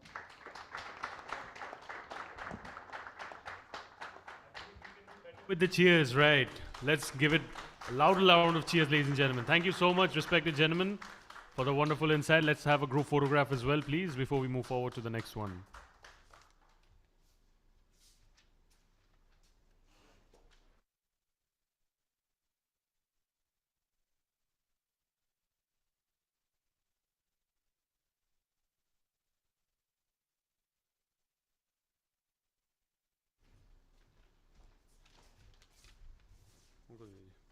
Thank you so much. On that note, ladies and gentlemen, we now move forward to our second panel discussion for the day. To tell you all, the topic for the moment is navigating regulatory landscape compliance in an ever-changing environment. The session will be chaired by Mr. Palak Shah, Managing Editor, BW Business World. And we have with him in the panelists, Mr. Prashant P. Thakkar, Chief Financial Officer and Director, Suvidha Infoserve Limited, Mr. Rajiv Mantri, CFO, City India and Cluster Finance Head for City South Asia, Mr. Suranjit Mishra, Chief Financial Officer and Corporate Governance, Tata Power Delhi Distribution Limited, and Mr. Bharat Agarwal, Director Finance, South Asia Diversi. Can I please have our respected moderator and panelists on stage, please, for the next one? Let's give it up. Loud cheers of ladies and gentlemen.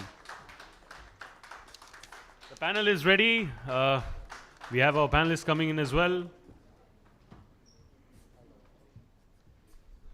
Thank you so much, sir. The stage is all yours. You may proceed.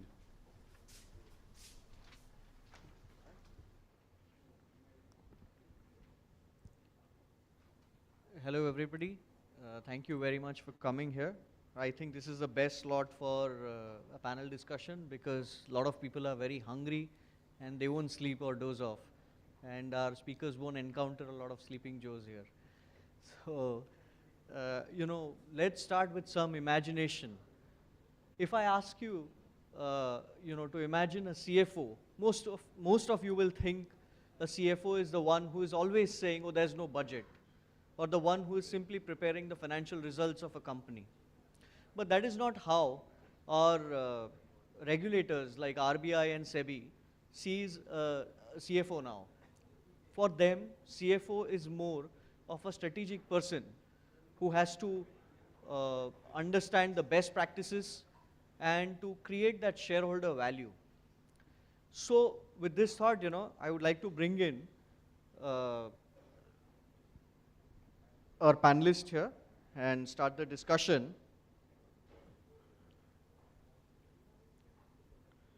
So we'll start with Mr. Suranjit Mishra.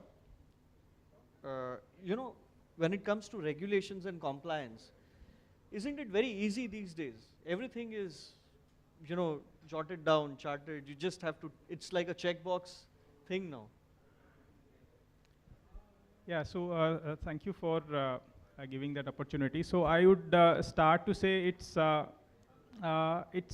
easy in the sense, if I break down the compliance, I would say there are two types. One is the routine related compliances, report has to be given, some compliances has to be completed by date, and so that's, we call it as a daily management issue. So a lot of automations and digitizations, and which would ensure that those compliances are being done. But the challenge is those compliances, particularly when I come from the energy sector, I know that a lot of trends, a lot of compliances which are going to affect the core business of the company. And there the role of CFO, I think that that's become more critical because it's may not be important now, but if it is not handled properly today, it's going to affect the future profitability, cash flow, even the survival of the company is also at stake. So I would say it's easy, some part is easy, some part is difficult, so that's the way we have to play it out. So do these requirements of, governance requirements and reporting requirements for the RBI and SEBI, do they really steal your sleep at night? Or is it to you only, sir? Not likely. The way I think we operate at Tata Power Delhi distribution, which I represent, we are closely track the regulations in a sense that we follow 3 mantras while handling the regulatory piece of it. One is that we involve a lot of advocacy, that we ensure that we deal with the stakeholders, we deal with the government, we deal with the influencers on a regular basis to see that if we want some regulation changes that would be benefiting to the customers, and then we enable that by creating that environment, and we deal with the governments. And then maintain a transparency, because now with the digitizations, we know that we have to be transparent, we have to be ethical in whatever we are reporting, and we give a lot of priority to that. And then oversight. I think the last one would be oversight. So we have our internal checking mechanism to ensure that though we enable the transparency and the culture, but at the end of the day, we have to have a strong mechanism by which we see that things are actually happening on ground. So, mostly process takes care of it, and also at something we strategically and take care of it. Okay, so he's saying at Tata Power, process takes care of a lot of things. But I want to go to Mr. Rajiv Mantri, who's the CFO of Citi India here. I think Citi has a business in financial space which has been disruptive for many years, So I want to ask him, what does keep you on your toes? It is the expectations of the CEO managing the shareholders, or it is the compliance and regulations? No, thanks, Palak. I hope everybody can hear me. I think CFO's role has evolved significantly, right, over a period of time. And, we're not just people who take care of accounts and finance and stuff. It's really about managing various kinds of risks which are there in the organization, right? So it's a pretty broader remit. I think the landscape that a CFO sees is pretty similar to what a CEO sees, right? And I think that's where the CFO becomes an apt business partner to the CEO itself, and a right strategic advisor as well, right? So I think the role is pretty broad. The role really requires you to have a franchise view on various aspects, right? Looking at what exactly would be the key risks to the franchise, what would be the key opportunities to the franchise, and how do we maximize the opportunities and protect against the risks, right? But to your point about compliances, of course, that is a key aspect that we need to look at. Being a banker, I think we are a pretty regulated sector, and I think there are tons of regulations, RBI being a key regulator, but we have SEBI and various other regulators as well. It is important to be aware of all the various regulations that affect the organization, and what kind of changes and what kind of trends are coming through within that, and being completely on top of that, right, in terms of how do we manage that. Especially, it's a pretty global world nowadays, right? And every organization is interconnected across the borders. So therefore, it's not just the risk emanating from the country, but also global risks, right, that need to be looked at. So absolutely, I think that is a paramount focus. But CFO is, you said it's more like, CFO is similar like a CEO. But then I would like to say that CFO is the first casualty when something goes wrong. So what is the kind of pressure you are under that time? Yeah, no, absolutely right. I think at the end of the day, financial risks are the most important risks. Nobody cares what CEO says that time. It's only the CFO that everybody wants to, everybody is looking to hear them when something is going wrong. Like SVB Bank, the CFO has been, class action suit has been filed against the CFO as well. No, you're absolutely right, and I think CFOs do play a very important role in that aspect. I think at the end of the day, every other risk manifests itself in the form of a financial risk, right, or a financial impact. And therefore, who knows a financial risk better than a CFO, right? And I think that's why it is the time of the CFO, is what people say, right? It is important that you have good amount of line of sight in terms of what are the various risks which are coming through, and how exactly those can be prevented. And therefore, CFOs play a very important part, right, in terms of managing that. You absolutely rightly pointed out the SVB example. I think this was a case of sudden surprise that came through to the market, right? And there are clear indicators that could have been looked at, right, at an early stage, and those kind of indicators could have prevented that kind of Yeah, there were catastrophe clear from happening. indicators. I mean, more than sudden surprise. I mean, it could have been surprise to the common people, but then those who are in the financial markets, I mean, was it really a surprise? Something like a No, not really. So I SVB think bank. I think those indicators are well known, and you know, people should have been able to manage like it out. if you can give some idea how So like- what are the parameters that you look at first, you know, to avoid that kind of risk. Certainly. So let's say talking about the banking industry, I think liquidity and capital are the two key paramount aspects, right? Liquidity risks are the ones which actually choke an organization even more than compared to even capital risk, right? And there are regulations which have been tightened around that space. You have Basel III related regulations, you have liquidity capital ratios and various other things, right? It's all about how in a stress situation the bank will perform, and there has to be a very clear line of sight to be able to look at that. So I think that is something which every banker should look at and every organization also looks at. There are certain triggers which are clearly ignored in this case, right? And I think it's important to be able to recognize that these regulations do play an important role, not just in the form of a form filling kind of an exercise, but in terms of really helping you manage those risks, right? What is the kind of risk appetite everybody has got, right? Every organization has got, that needs to be defined. And then how you actually make sure that you're within the risk appetite, how you are making sure that you actually track and monitor your bank's performance or your company's performance, right? In terms of being within those risk appetite and risk parameters becomes very important. I think that is a key lesson that comes out from any such saga, be it SVB or be it any other situation which happens. You know, like the whole 2008 global financial crisis which happened, and there were a lot of tightening which came through after that in the right way, right? At the end of the day, the regulations do look at how do we make sure that the various organizations are protected, safeguards are created, and every organization then moves forward with eyes wide open on the kind of risks that are coming through, right? So I do see it as a positive development, right? When people do take learnings from that and then try and implement it, right? And CFOs, to be honest, are really the ones who spearhead, right? Making sure that that compliance is in place. Right. Thank you. So key takeaways that you have already said, like he said, there are processes. You're also saying you have set those risk parameters which you have to look. So I would go to Mr. Bharat Agarwal, Director of Finance, Diverse. It's a growing company. So I would like to ask him, you know, CFO for a company like yours, which is coming up, you know, is expected to paint a picture of a business and translate financial data into meaningful commentary, trends and actions. But when some episodes like PwC scandal, you know, happen, they have often taught us that there is too much of reputational risk to business, you know. So what is on your mind when you're making those projections and financial commentary to the world?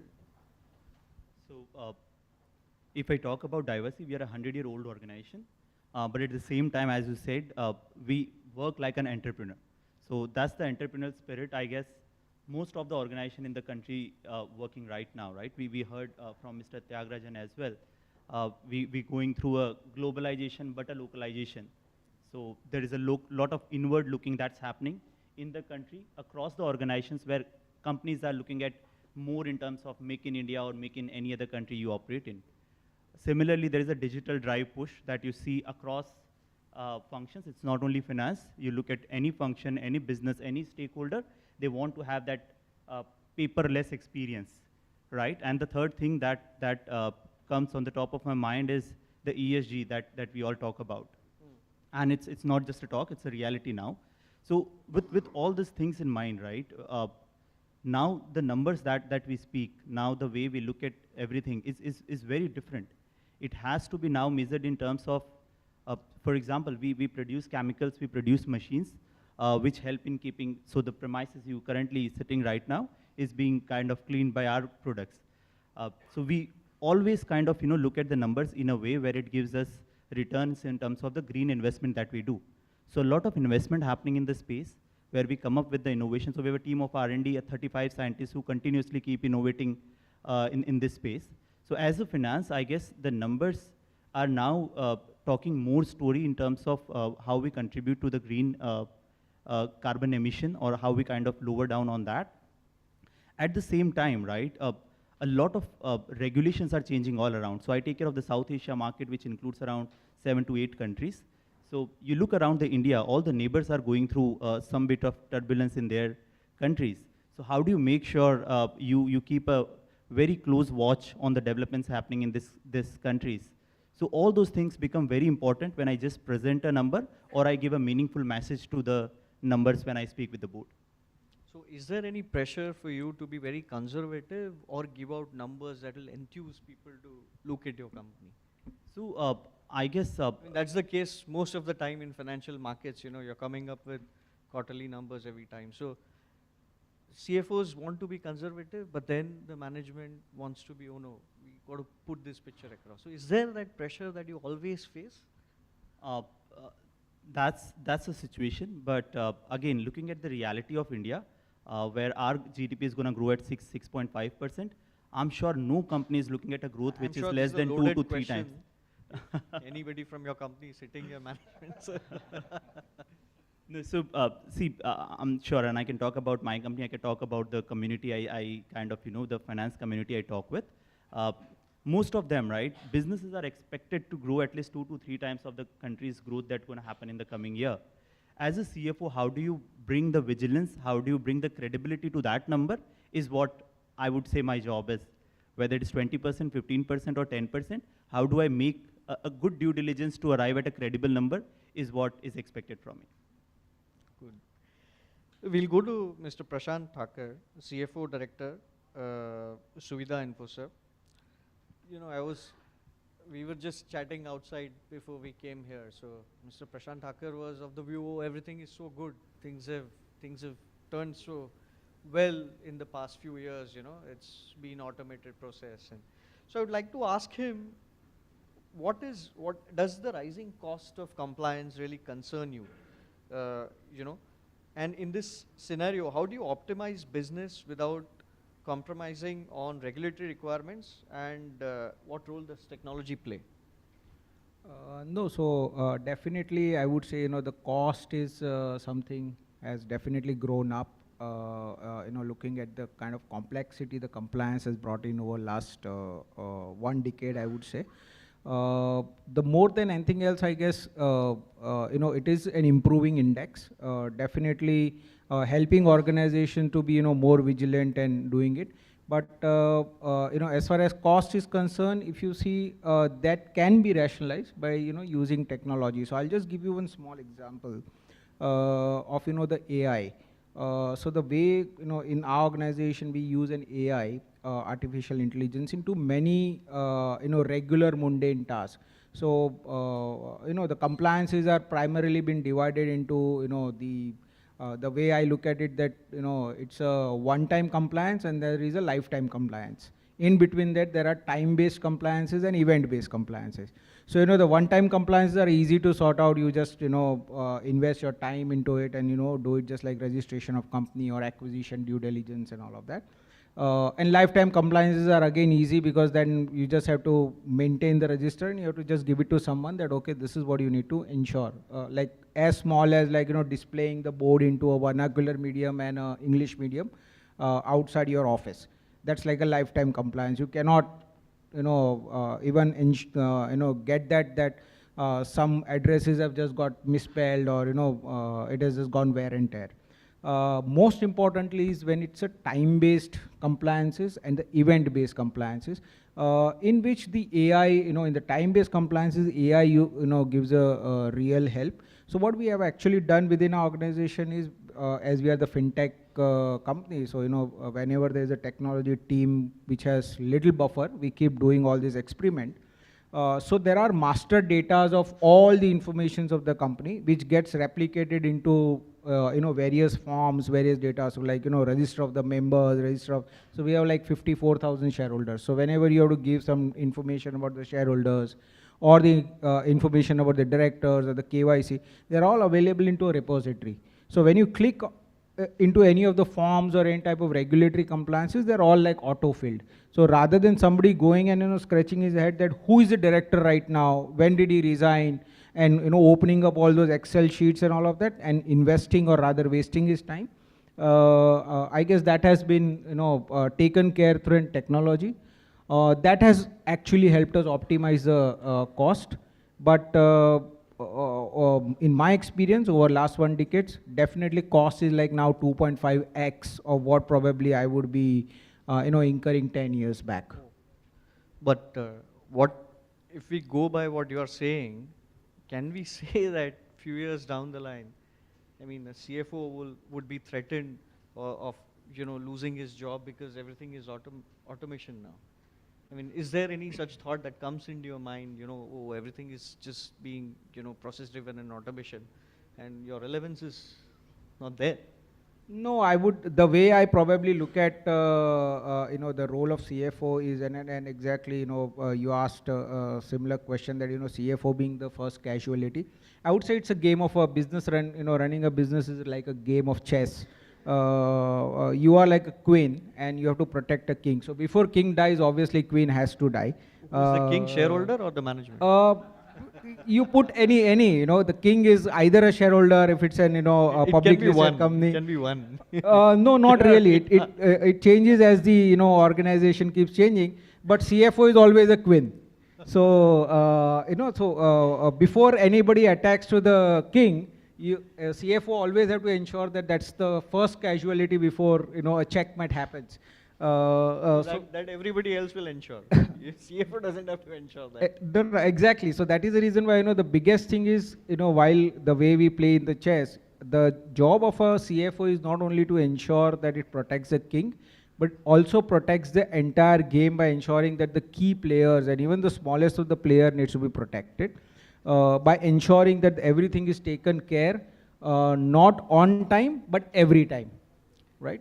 And that is a reason why I probably call compliance department in our organization is a ceiling fan, right? And just to come to that analogy, why I would say ceiling fan is the ceiling fan. When you switch it on, you need not have to actually watch and keep eye on it, saying that it is running or not.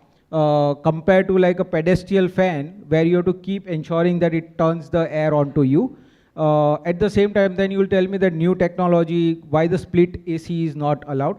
I would say split AC are very costly. So there the cost is there. But the ceiling fans are something which keeps running smoothly, keeps giving you air, and it keeps helping you keep running the business. It's a wonderful way he's simplified into ceiling fan and a costly air condition. And that's what a CFO is. But I would like to bring some important statistics, which is going to pinch you all, I think. So there was a report by KPMG Forbes together, where the report was titled View from the Top. Some 549 top executives from 6 continents were surveyed by KPMG and Forbes. Almost 1 in every 3 CEO is worried that their CFO isn't prepared for the challenges. So they don't have the skill sets, to fight today's challenges that are coming like waves, scandals, regulations. So what is it, the skills that CFO lack today to gain that confidence of top management and of course shareholders? If anybody can, if you can, Sir Suranjit ji. Yeah, my take is on Sir, that. One second. Tata Power is Tata's culture, as a journalist for 20 years, I've seen, is a very easygoing culture that I have seen. So I don't think he feels the pressure that we can just see it. I would say that's changing now. At some point in time, people used to remind that you are not a government company, you are a private company. So, but those things are now changing. I understand as a CFO, I would say that my understanding about the business acumen, finance is the functional domain. I'm supposed to expect it to know, all CFOs are expected to know that. But understanding of the business, that's I think is critical to appreciate that how the businesses are being changing. So I spend time to participate on the business reviews and not much to, present, but probably I go through a lot of reports and ask certain questions so that I get myself updated about what's happening around on the technology, what's happening around on the customer side, what's happening on the commercial side of it. And then all those inputs can be taken to take a decision when you are taking the financial decisions, because financial decisions has to be a culmination of all these inputs to see that whatever the projections we make and what are the plans we make, that takes into account all the reality and reflects the true position where the business stands today. So that I think is quite critical, and if it comes out in the survey that CEOs are having those views, probably that's right. I mean, unless and until the CFO really understand the pulse of the business, it's very difficult. Just the finance domain knowledge is not going to, I think, help much. You want to come in, sir? With the city's view on. No, I think I would say it's time that the companies invest in the CFOs, right? Oh. So I think CFOs do play a very important role, Like as we had discussed. So what I do you think to mean your when you question, say I would invest? say one, like what Surajit mentioned about the CFO spending time to understand the business and the business drivers. I think equally the CFOs have to spend time to get the external perspective, right, and external lens. There's a lot of time when CFOs actually spend a lot of time internally looking at the organization, looking at the cost structures and various other things. It's equally important for the CFOs to spend time externally, understanding the various risks that are coming through from the external world. It's a very dynamic, like we say, it's a VUCA world, right? Volatile, uncertain, etc. And I think it's important that not just the CEOs, but the CFOs also have a very good pulse on what's happening in the external world. Regulations are changing very rapidly. Risks are emanating very rapidly. And I think that's an area that needs to be focused upon, right? So, and I think that will answer a large part of your question. As the CFOs start taking great amount of focus on the external world, understanding the risks, and the organization investing in the CFOs, right, on that front. See, my 2 cents on this is, like we have gone through unprecedented time, right, in the pandemic. Currently, we're going through an unprecedented time in terms of the changes happening all around. And whether it's a CEO, whether it's board, or any senior stakeholders, right, the expectation from the CFOs is to kind of take care of everything, right, from what's happening in the plant to managing the regulatories, everything, right? So that's where I guess, apart from investment piece that Rajiv talked about, reading piece that they talked about, I think what can do well with the finance community or CFOs is to definitely read, because things are changing. Read, listen, and be vigilant in terms of what's happening all around.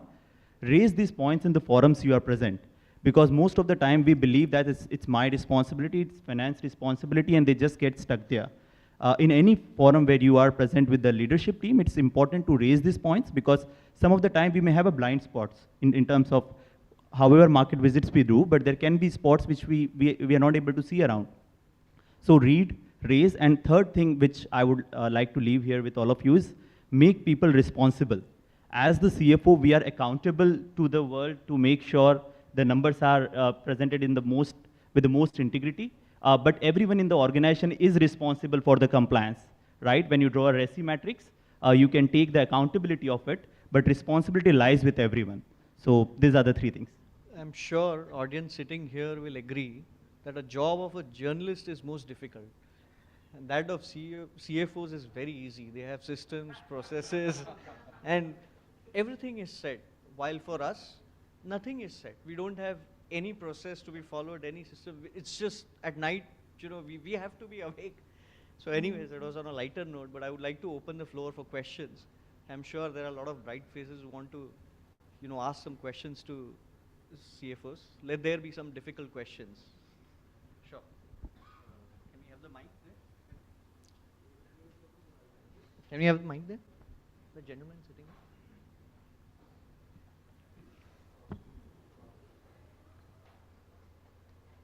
Hi, my name is Vivek Thakur and I'm a CFO at YOLO and I am an angel investor as well. My question is to Prashant Thakur. World is heading towards the AI. How to allocate funds in future?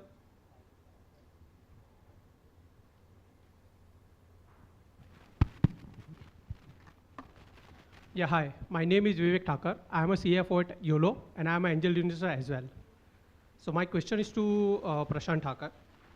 Uh, when world is heading towards the AI, how to allocate funds in future uh, innovations?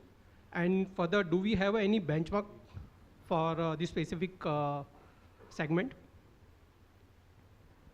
So when it comes to allocation of fund, I guess technology always takes a superior bucket because that is the one which solves all the problem of, I guess, all the department. So AI, maybe the people are saying that it's going to be future and all of that. I don't think so there is any investment to be worried about to start with. I guess it's still in an experimental stage, just like when some decade back the Xerox machine got invented. It is just like that as an AI. Everybody's talking about it. Nobody really knows what it is about. And everybody's using it to their utilization. I've also seen, my kid using an AI to, generate one 3-minute video for his school project, or rather a college project. So it is like, based on people. I think so it is still a time. Companies cannot be, dependent at this very moment saying that, oh, we will be dependent on the AI and we'll do some future planning. I think so time is still there. But yes, experimental things are already on. Everybody's experimenting. And finance, obviously, as I said earlier, what CEO doesn't want to do, everything has to be done by CFO. So yes, the budget allocation, all of that is all CFO's responsibility. Thanks, Prashant. Any other question? Really? You have the CFOs? Yeah, I think he's saying we are coming between the lunch and... So fine, let's just... Yeah. Yeah, sure. Can you give the mic there?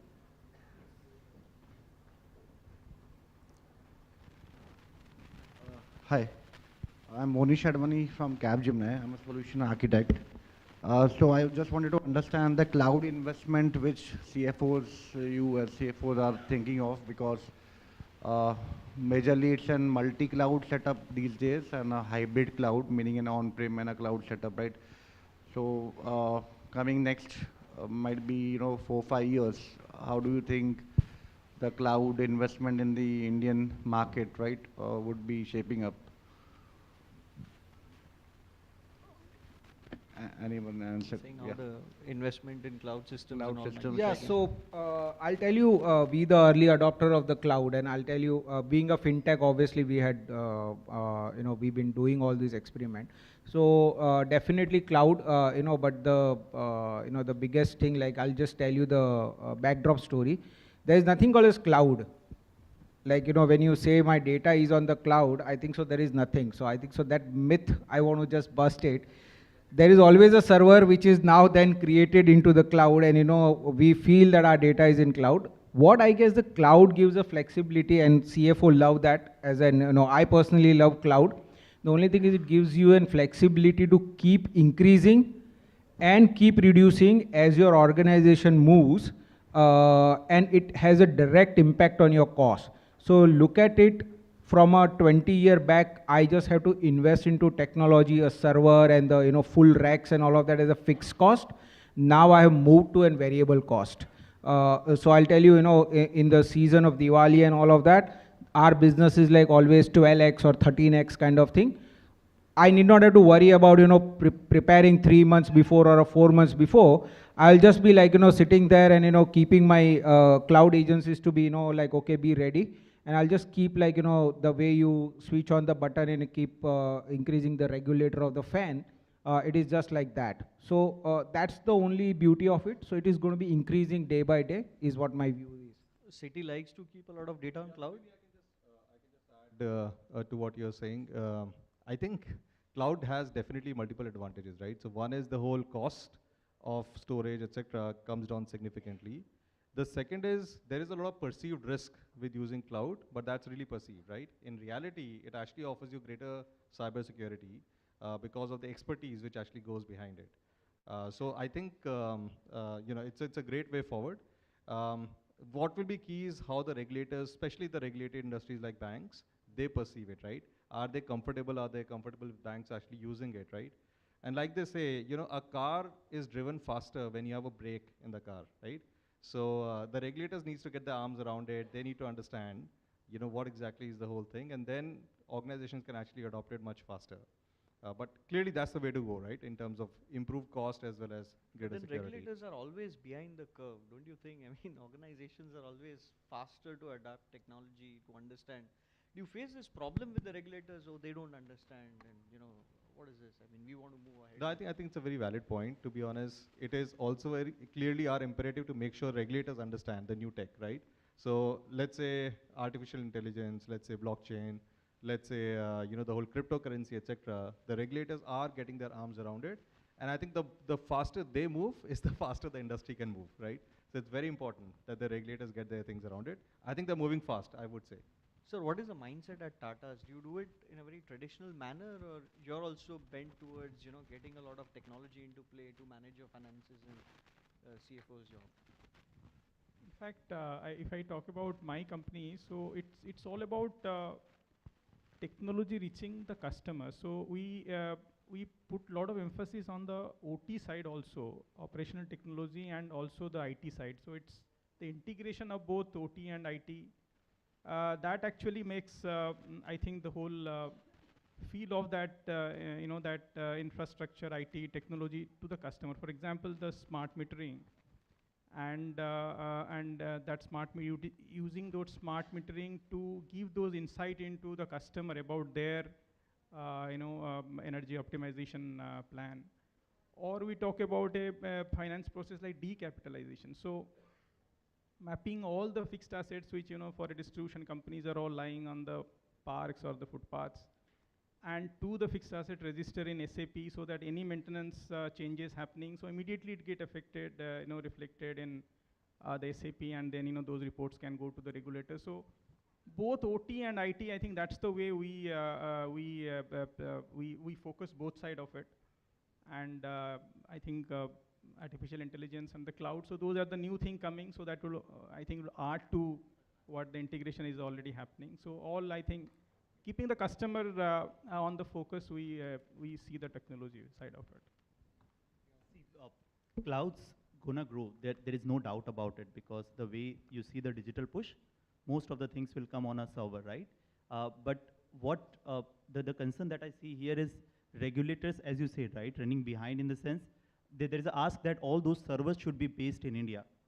You talk about Amazon, you talk about any other cloud service providers. There is a regulation now that they need to find a way to place their servers in India. They need to have in the systems, they need to have the trail available for all the transactions that happen. So all those things somewhere will create a bit of a disturbance or a disruption for the companies working on the cloud as of now. Why? What is the problem in having servers in India? Most of the places as of now don't have it, right? So they have to probably either find a way where they put a server here, shift everything here, or probably kind of, you know, liaise with regulators to bring a change. But if you don't do that, from this year onwards, your financials will be qualified by the auditors. So all those things gonna come our way as regulators learn, right, what's happening in the gaming space, right? All of us know. So all those things can be a disruptor. Right. So any other questions, or we'll? Yeah, sure. Can somebody give him the mic? Yeah.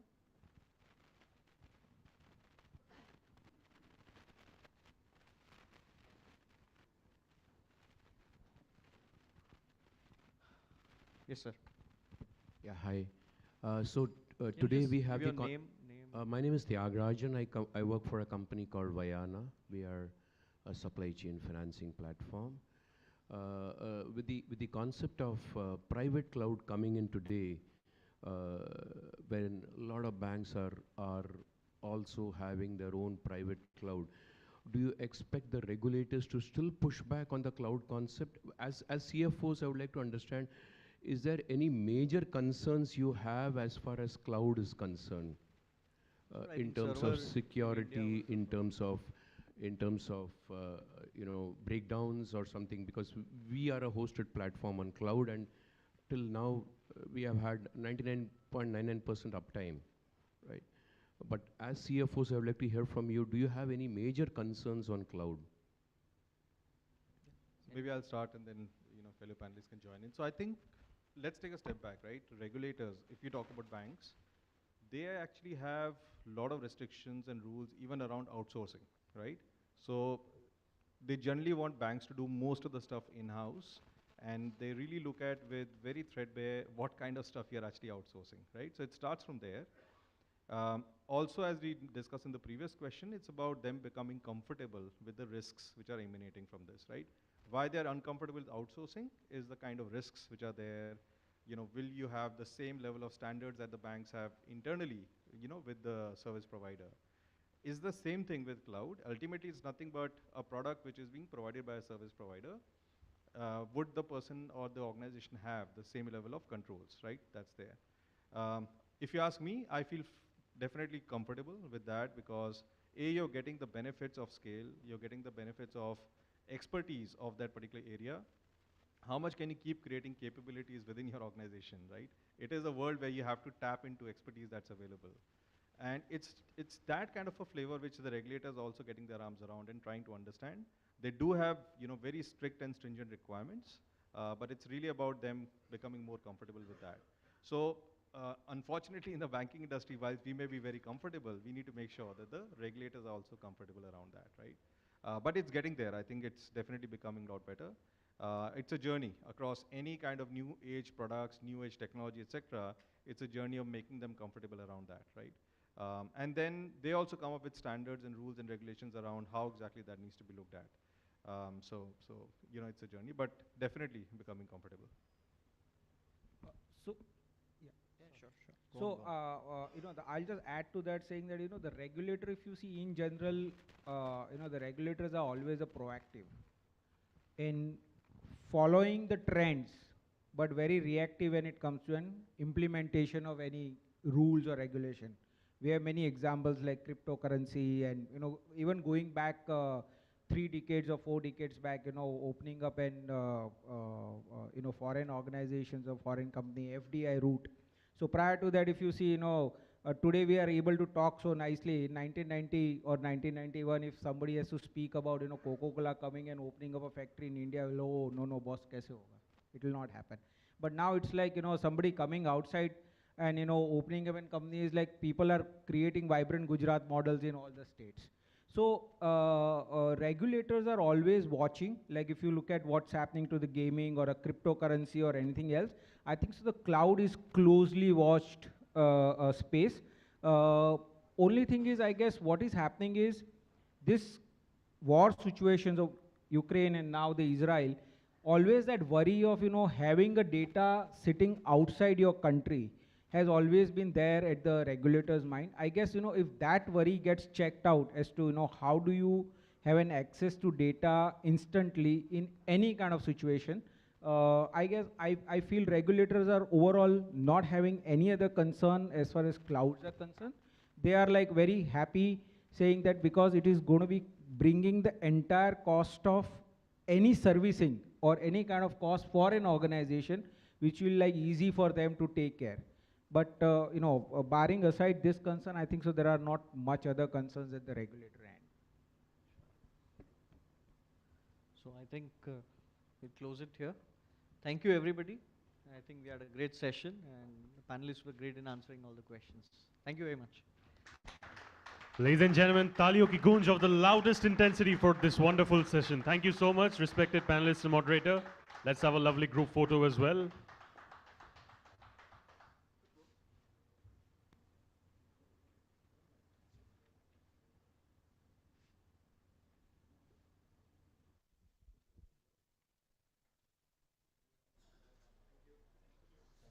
Perfect, sir. And I promise I'm going to be paying more attention to the ceiling as well, instead of just the air conditioner. All right, on that note, we move forward to our third panel discussion for the day. The topic for the moment is sustainable finance, merging profitability with environmental and social responsibility. I'll give my friends over here some time to quickly set up the panel. Ladies and gentlemen, we'll be having lunch after this session, so I think We're all getting ready for lunch. We all are hungry. I can see the smiling faces when I talk about food. I think that's a common emotion for all of us. Are we ready with the panel setup? Yeah.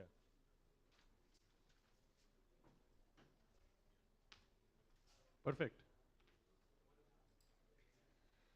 So, ladies and gentlemen, the third panel discussion of the day, I'll quickly repeat the topic for all of you. It's sustainable finance, merging profitability with environmental and social responsibility. The session will be chaired by Ms. Rajani Pradhan, Special Correspondent, BW Business World, and she'll be joined on stage by Ms. Mukti Hariharan, Chief Financial Officer, Lenskart, Mr. P.K. Harihara Subramanian, India CFO, Head GBS and Whole-Time Director, Cognizant Technology Solutions, Mr. Rohit Parekh, CFO and Head Corporate Development, Goki. Can we please have our respected moderator and panelists on stage, please? Let's give it up. Yes, come on. I love the energy in the house. Ma'am, you first.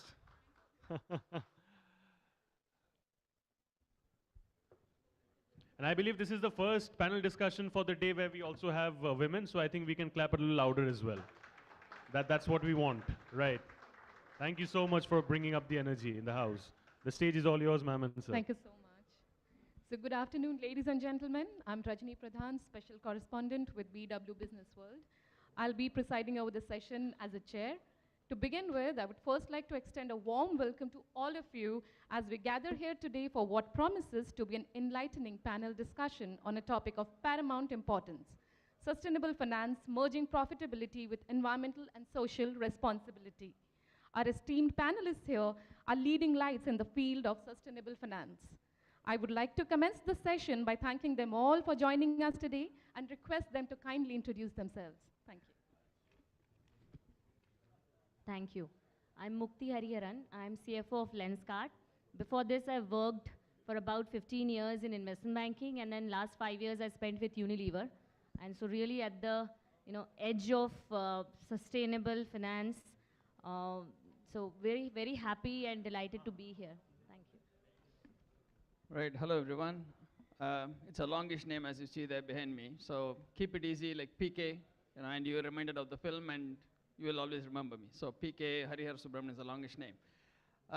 It's a pleasure actually to be there in the panel today, and what I really enjoyed, I mean on a lighter note I should say, I'm happy that I was not in the previous panel because Palaksha had so many loaded questions. So I'm happy that I was not in the previous one. But on a good side, the true side, I'm really happy that we are in this panel which has got the best diversity so far. The previous two panels were all loaded with men. Come on. And now we have like, two Thank each. you, PK. That's so kind of you. Fantastic. Thank you. I'm so glad to be on this panel. Off to you, Rohit. Thanks. Rohit here. I'm the CFO, and I also had corporate development for Goki, which is a preventive health company. You might associate Goki brand with one of the fittest Bollywood icons, Akshay Kumar, who happens to be our brand ambassador as well, backed by Mitsui, which is a Japanese conglomerate. And I mean, personally, I was an investment banker before this, so helping companies raise fund, do M&A, that's what I've been doing. And I mean, personally, for me also, I think, and I mean, an angel investor in some of the companies who look at sustainability. I think personally, sustainability environment is something which is very close to my heart as well. So very happy to be part of this panel. And yes, G, which is governance, and 50% of the panel being represented, it's definitely a good panel to be in. Yeah. Definitely, the topic is very close to my heart as well, Rohit. So thank you all of you. So without any further ado, let's kickstart the panel discussion. And my first question for the session is how to incorporate ESG factors into financial strategies. Mukti, would you like to start? Yeah. So the question is, how do you incorporate the sustainability practices into financial strategy? And actually, I would like to take a step back and say, why do you need to incorporate sustainable practices in your financial strategy? I think it's not an option anymore, and it's more of, something that you ought to do. So last week was my birthday, and I ended up buying a new phone. And the first question when my 7-year-old saw the new phone was, how are you going to dispose of the old phone? I hope you're not just going to throw it away. The waste actually goes into the environment. And that made me think, and honestly, sustainability as such is not a choice that the businesses have the freedom to make anymore. You know, all of us know climate change is real. We were all complaining of the heat outside if you stand in the waiting lounge. And so the stakeholders that we have, be it consumers, be it government, be it shareholders, everybody is looking at businesses to incorporate sustainable practices in how we do business. When I used to work at Unilever, they used to say, it's not important to do ESG because it's good for the environment. And yes, it is good for the environment, but it's good for the business. Because your consumers, your stakeholders are looking at you as businesses to incorporate sustainability. And then the question is, how do you actually incorporate ESG into the current business practices? And I think the CFOs have a big role to play in there. You know, we are really the channel, the beholders of data in an organization. So I think from the perspective that I actually also bring to Lenskart is, first, define what is ESG for you. Second, you know, what is the cost of doing this? You would not be able to incorporate sustainability if you're not able to establish a return on investment. Consumers, while they want sustainability, I don't think people are ready to pay for incorporating sustainability. How many people in the room actually pay more to get sustainable packaging, right? We all buy stuff from e-commerce, knowing very well the carbon footprint of stuff that's getting delivered to us is much higher. So I think it's very important for financial officers really to strike a balance, a trade-off between the cost and the benefit of incorporating sustainability, so as you could still bring affordable products to your customers. PK. All right. So I'll just give it a a different twist so that we understand the concept well. You know, I mean, yesterday or day before there was an interview with Jane Fraser, the CEO of Citigroup, and she was talking about ESG with a different flip. She said now the S has to be seen not just as social, but more as security. It's more about with the world actually like entering different phases of war in different spots. She was saying now it's more about looking at security for everybody. Whether we have enough food security, enough job security, and so on. But truly speaking, when you look back at ESG, for you to understand it clearly, of why we really need to do something about ESG, it's about understanding what it means. What does the acronym stand for? And my definition of it is exploitation for selfishness and greed. That's truly what I say as ESG. That's at the core of it. That's the underlying foundation of it. And if you look at exploitation, then we know that we are exploiting the environment around us. We are exploiting the earth, the natural factors, everything. So we have to do something around the environment. And look at the S part of it, selfishness. Obviously the opposite. If you have to undo that part, you obviously have to look at doing good to the society. And there comes the social causes. And finally, greed. Now, can you really address greed? Can you really stop? You can only govern, put some boundaries around it and say, okay, you can make profit, but have some limits here, have some boundaries here. And that's where governance comes in. So looking at that, I mean, ESG, it's kind of evolved over the years. But I would also say it's also because of how we have come into life. The society, like it is every one of us, not just one. Like all of us, we have come into the consumerist, consumer's mindset. There is maximum amount of consumerism, maximum amount of, I want this, I want this. And look back at, what Mahatma Gandhi said in those days. He was like, there is enough available in the earth and nature to satisfy everyone's need, but not enough to satisfy anyone's greed. Right? Very simple. I mean, that is what he lived by. And so we now have an opportunity for us to actually get back there and make the world a better place. And belated birthday wishes, Mukti. But I get the very interesting point of what your daughter asked you. And that's a good thing because the new gen is really, really so focused on ESG matters. I mean, we as a generation in between, I would probably go back to the Native American proverb which says, we don't inherit the earth from our forefathers. We actually borrow it from our children. In your case, it's so exactly true, so aptly true, right? It's a clear case that where your child is actually standing up and asking, what are you doing? How are you living it for me is a question. So for all of us to answer that, I think all of us individually have to really wake up to the situation, the alarming situation around us and start contributing. So that way, I'm so very glad that we have so much of knowledge and discussion happening in this area. And companies are doing their best. I think with more regulation coming in, companies which have been shy of doing it have also been forced to, step in and start doing something. So it's a great thing. I think it has just begun in my view. There is so much more that we are going to achieve, as humanity, and the possibilities are immense. Rohit? No, so look, I think if anybody still is thinking that ESG is a good to do thing, I think that time has clearly gone, right? There was a interesting data point that in 2011, only 20% S&P 500 companies talked about sustainability. That number has increased to 90% in 2019, right? So that's the kind of increase that has happened. So ESG clearly is something which you cannot wish away with, right? Having said that, if all of us start burdening ourselves by saying that, look, tomorrow we need to invent a button which we just press and everything would be fine, obviously that's also not going to happen, right? So in my view, the right approach is to take calibrated measures in the right direction, right? And 2015 United Nations SDGs, the Sustainable Development Goals that they put in, were clearly landmark in this. Because in my view, I think that actually brings a common currency or common talking language to what ESG could be, right? So I think for any company to start with, I think the first approach should be that, look, read the 17 points, 17 SDGs that UN talks about, right? See what could be relevant to that company, because all 17 points would not be relevant to all companies, right?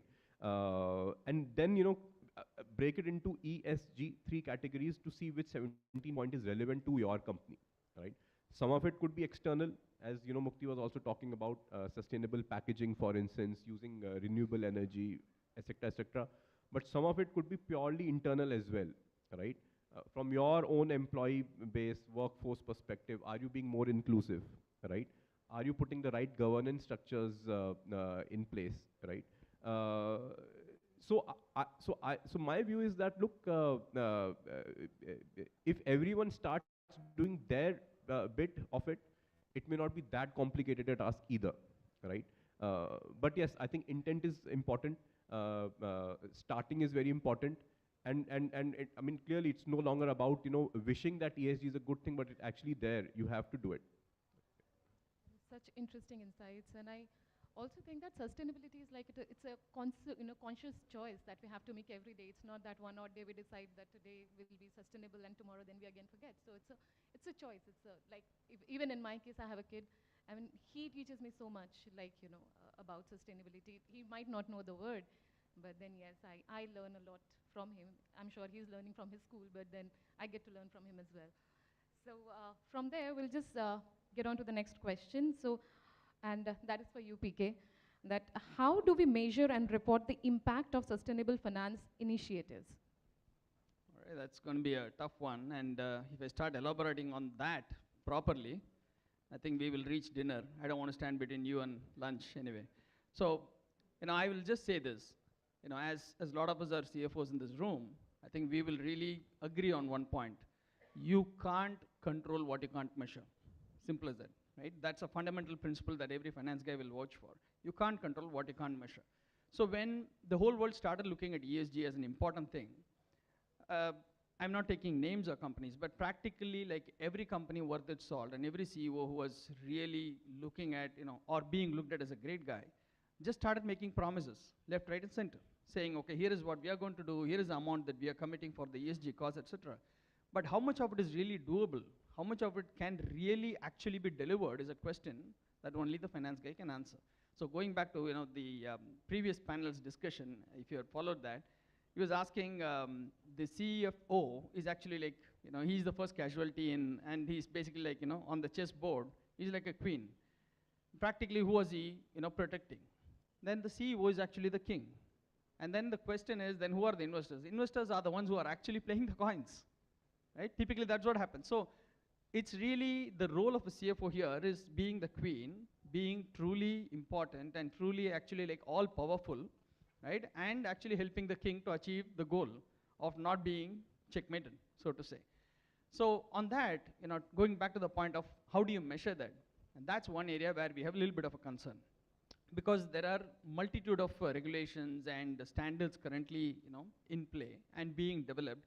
As we speak of it, I can just tell you some names. There's a global reporting initiative, a GRI that we have, and there is like the FASB that we know. There is a SASB, which is Sustainable Accounting Standards Board, that's come up with its own innovation. There is a HIPAAS, there is IFRS is coming up with its own version, and there is a new ISO standard for looking at this and reporting up. So there are a lot of moving parts to this particular story. I think eventually, 1 or 2 years down the line, the IFRS will really come up with something that will encompass all these different things. And on top of it, again, going back to the previous panel, they were talking about the complexity, and regulatory challenges. This is one area where we have more challenges on the regulatory side, because SEBI has come up with a beautiful long list of things that a company has to comply with, and that includes a lot of things that has to be measured, what we call as a BRSR, business responsibility and sustainability reporting. There's a huge list, and the burden is already very big. So we are actually complaining about the regulator when they are reactive. Here we are complaining about them because they are proactive, and they've given us a big list, to start wishing for and start measuring and accounting. So there are, like I said, there are a lot of standards and a lot of mechanics of how do you measure it, but it all basically comes down to one thing, which you call as a social return on investment. How do you measure an ROI for a social cause, what we call as a SROI? And there is enough amount of material on that. There is an institute in the UK, Social Value Institute, that's published good guidelines around it. But to take a practical example, I will look at my good friend Rohit. I see that he's dressed up in nice smart casual. So you sure have a blue denim, right? You do have a blue denim. All right. Now, what did you purchase it for? What is the cost, roughly? Just on top of your head. Maybe 1,000, 2,000, 3,000 bucks? Okay. That's the cost that he has actually spent. But if you have to really look at it from a SROI point of view, if he decides not to buy one more jeans from an ESG point of view, right? He is becoming very aware as a consumer, and he says, no, I'm not going to buy one more jean. You know what is the amount that he's saving? It's not the same 2,000. Every jeans takes typically between 8 to 10,000 liters of water to be prepared and arrive in the marketplace. So, and if you apply the standard rate of whatever we pay for the distilled waters, the mineral water types, say about 20 liters, 20 rupees per liter, and talk about 10,000 liters, what amount he's contributing to the society. That's a practical, way of measuring it. And then we have people like, great activists like Greta Thunberg and others, who talk about the importance of ESG. I will take you to one other example back from our own days, from the 1700s in India. There was a lady called Amrita Devi, and she actually gave the metrics of how to measure the value of ESG. And a very famous sentence there, she says, a chopped head is cheaper than one chopped tree. And if you guys have not heard about Amrita Devi, you should go and do a look up. There's a community called Bishnois, not far away from here in Rajasthan. There was a massacre that happened for Amrita Devi and her children actually came in to protect chopping of a tree because they considered that Kejri tree as an important one. They stopped it there, and when she was actually being killed, literally, she said this word, one chopped head is cheaper than one chopped tree. That is the kind of value that we have assigned and we have practiced forever. And it was not just her. There were 363 people who were killed trying to protect a tree from being felled. And this is India for you, like decades ago, like 1730s. So there is so much more that we can talk about, how do you really measure and report up. But going back to the point, there are a lot of reporting standards that we have, but it's really important to finally come down to one particular thing, pick up one thread and say, okay, here is how I'm going to report. Now, whatever SEBI did, from the BRSR, they came down to a limited version of BRSR core. So it's going to start apply to the top 150 listed companies this year, 250 next year, and so on, progressively increase. But the BRSR core is actually looking at it from a global perspective, BRSR core is actually going further above and beyond what even the European commissions are demanding, for people to report. European side of it, they are only looking at companies to provide a kind of a reasonable, limited assurance. But here, it is completely reasonable assurance is what SEBI is expecting, which means the number that you're providing has to be auditable. It should be verifiable. Now, there are no comparable numbers today. There are no comparable benchmarks today, but all that will start getting developed over the next 4 to 5 years of time because of this pressure that has been pushed on us by the government. So I think we are going to head in a better direction, but there's going to be a lot of, confusion and rush, some bit of madness in the next 3-4 years. And 5 years from now, I think we'll be in a great spot of, being able to measure and report on comparable benchmarks. Wow. I'll just add one small point. So the T-shirt which we have, the Goki T-shirts, they are made out of recycled plastic materials. Wow. So we have athleisure on our app, and T-shirts made out of recycled PET. It's not 100%. Obviously, they blend it with something. Is one of the highest selling athleisure brands. Thank you, PK. And just 2 days back, I bought these jeans, and after the conversation, I'm just feeling so guilty. यार ये तो अभी खरीदा है. So, okay. I should clarify, I'm not against buying jeans, or I'm not going to stop the business of jeans manufacturers. I should also put it on record that the jeans companies themselves have come forward to understand the problem, and they are now working with the farmers also to fix this. Yeah. They have changed the method of cultivating the cotton trees, and they are changing the number of chemicals that are involved in washing up and preparing blue denim. So they are doing that bit as well. No, at least even I got informed. So thank you so much. So from here, now we'll move on to the next question, and that is, investors. That's a very important topic in finance. So how to attract investors through ESG-aligned financial practices? We'll start with you, Rohit. Yeah. So look, I think the good news first, right? The ESG AUM in India itself actually increased 5 times between ESG. A point I was reading. By 2026, more than 20% of global AUM would actually be ESG focused. So that's the kind of change which is actually happening. And even, we are talking of investors, and maybe I'll come to that. So the way people look at ESG, again, coming back to the point that some people look at it as good to do.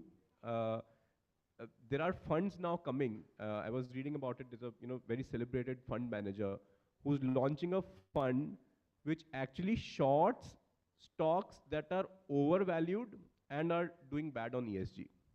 Right? Stocks which are doing bad on ESG and undervalued are anyways, have taken the beating, right? But stocks that are overvalued and doing bad on ESG, his mandate of the fund is to short those stocks, right? But this is greed countering greed, right? That's such a wonderful definition. I'm going to remember that. Okay. So I think the way people perceive ESG is changing. By the way, in fact, this is again a very active debate. Some investors are shorting stocks that are just doing a lip service for ESG. So even people have advanced to that level. They are actually reading the micro details. They are just checking that, look, is it ESG just for the sake of saying ESG, or someone is actually doing something good or not, right? So clearly, I think the investor mindset for evaluating ESG has moved to the next level, clearly, right? Now, I think when it comes to fundraising specifically, the way I put it is, again, as I said, there's no dearth of capital. The idea is to first have the right data and matrix which you can show to these investors.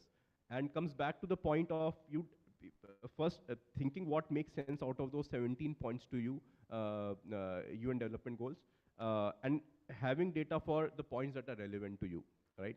And it may not be very complicated. So for instance, I can give you a live example, from our company, right? So we have coaches on our app, right? Who help people to, fine tune their diet, exercise, blah, blah, blah, right? 90% of them are actually work from home women. They are qualified, they are postgraduate in nutrition and sports fitness, etc., etc. They were working at some point of time, but no longer want to go out of home. We've made it a conscious HR policy to look at people with this background. Now, happy to say 90% of them are from this background, right? So need not be something very complicated. I think the idea is to figure out what could be relevant and doable in your organization and start collecting data. Reach out to investors who are specifically focused on impact. If that's the kind of capital you want to raise, which is impact guys. But even a generalist investor would definitely love to have that data. All right. Yeah, thanks, Rohit. Mukti. So at Lenskart, we have, I think more than 20 investors in a cap table, and every single investor, when they invested, they looked at, how good are we on ESG compliance?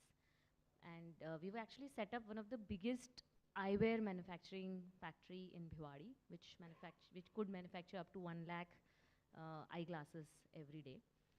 And when we were presenting it to the investors, one big question that came to us was, okay, this is great.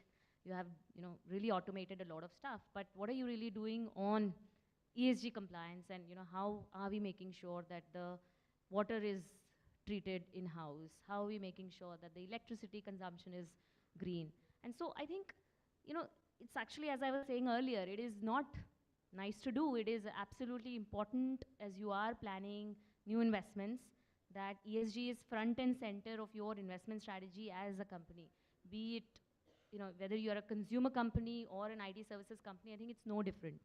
So investors are really looking at ESG as, one of the things they absolutely look at when they are making new investments. I think they have really summarized it well. The only thing I would add is there is a lot of money available on the table. If you are truly an ESG impactful company, and there are different definitions of what is an impact, what is material impact, etc. But if you are truly ready to make an impact, there is enough amount of dollars in trillions that is available on the table to be picked up and at a lower cost. So that should really tell you the level of investors, the interest in actually supporting ESG causes. So as a finance guy, I would only say I would caution the CFOs to basically jump into the ship, not because there is lower cost of funds available, but truly because you have to do the right thing. And here is an opportunity to do the right thing. So get into the boat, push the king piece to do the right thing, and make sure that you use all your powers to protect him, but also deliver goods of value to the society around you. I think that's where we should really. Yeah, no, absolutely. I think planning early on can absolutely change the game, because then you are not in a reactive mode, but you are, able to look ahead and plan for the, things that are going to matter increasingly in this new emerging, fast-changing world. Absolutely, like we said, all three of you, there's no choice. We have to do it. Now is the time, and it's not something that will happen in the future, or we must look at it from a futuristic perspective. That is something that we need to act upon right now itself. And with that, any question from the audience?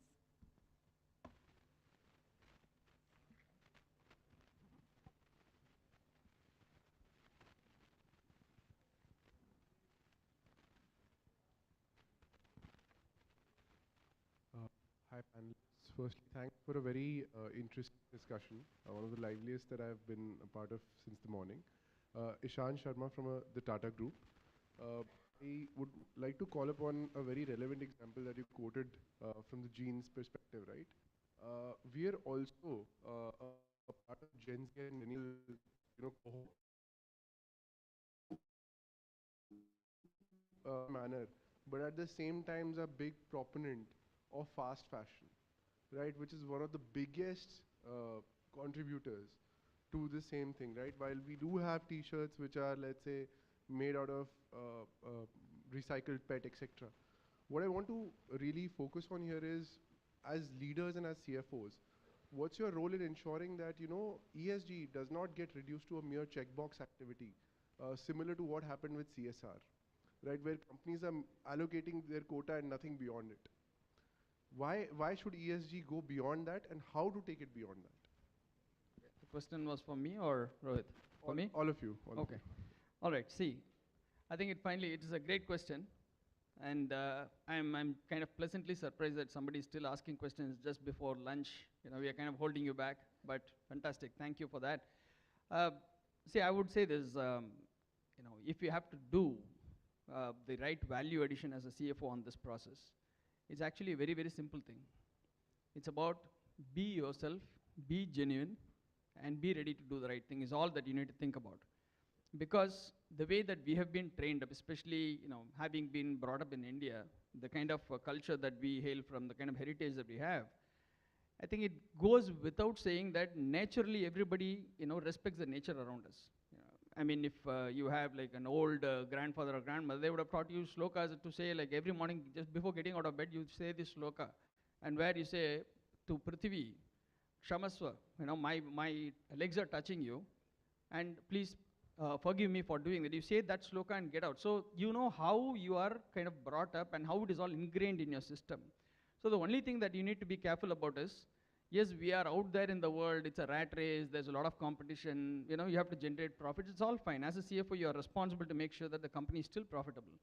But in that rat race, don't lose your authenticity and your genuineness. And that's one area where I think we as CFOs should actually stand our ground, because there will be other pressures on the CEOs or the marketing guys and everybody else, to run around and get more dollars. But for you, you're actually in the middle. You are trying to do good for the company, but also take it on yourself that you will actually champion the cause of driving ESG. If you do that, I think you will naturally do it. Fast fashion, you touched upon a very relevant point. We didn't talk about the concept of greenwashing, right? And greenwashing is not a new concept, honestly. It's been there like from, I think, 1980s, 86, from, since when that greenwashing was spoken about. But it's come to everybody's attention now. We are talking about greenwashing only because ESG has picked up a lot of pace, right? And on greenwashing, there are a lot of big brands, fast fashion brands that you spoke about, have been caught red-handed. And I see red here, time's up, but red-handed, they have been caught and they've been specifically brought in, and there have been courts who have actually pronounced judgment specifically saying, you guys are just trying to give like lip service. You're giving a wrong statement, but actually trying to make more money, especially from Gen Z like you. Because you want to do the right thing, you are contributing to the, to the social causes, everything. But these guys, there are some big fast fashion brands which actually take advantage of people like that. So the best way for us to contribute is each one of us hold yourself to a standard of integrity and ethics that we have all been known for, and we will continue to be known for, especially the finance community. So, and it's always a case of going back to our golden motto, trust but verify. So if you see a brand that's coming and watching you that, this is a great product, this has got, it's been produced from 100% recycle, trust, fine, but please also do verify. That's your job. And you do that, you can then start marketing for them also. The word of mouth, the social media spread that you guys have access to today, you can actually go around telling people that I did my homework, and not the WhatsApp university types, keep forwarding to 5,000 people, but your own personal account and say, I bought this, I checked it, and here is how it is. I validated this. That'll be a great way to actually build on more trust in that particular brand. I hope that answers to some extent. That indicates that we should wrap the session again, no? The claps. Even I feel the same. So with this, the session now comes to an end, and I would just like to thank the panelists. And I can confidently say after today's session that with this kind of sensitive and aware CFOs and young leaders with us today, our future is definitely secured. There is nothing much to worry about. And thank you so much for your time. I think we can head for the lunch. Thank you so much for your patience. Thank you, everybody. Let's give it up loudly for this wonderful panel, ladies and gentlemen. Kya baat hai. Let's have a group photograph as well. Photographer Dada. Sir, aa jao, please. And ma'am, I'm also a consumer of Lenskart, just showing you hustle. I was not financed for this word of mouth. It's just that I'm a genuine believer of Lenskart products, so yeah.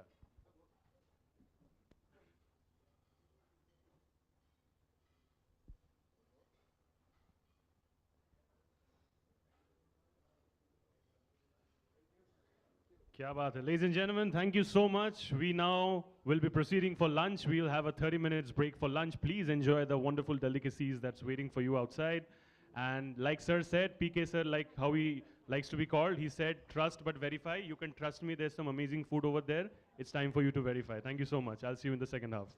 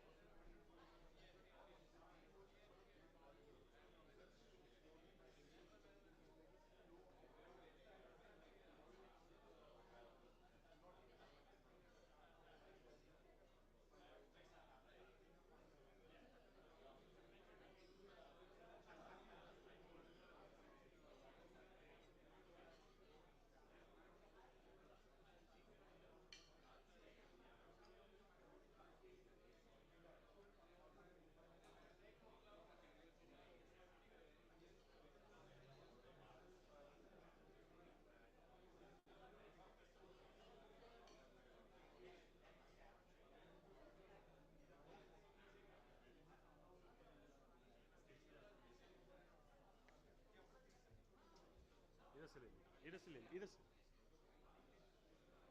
Corner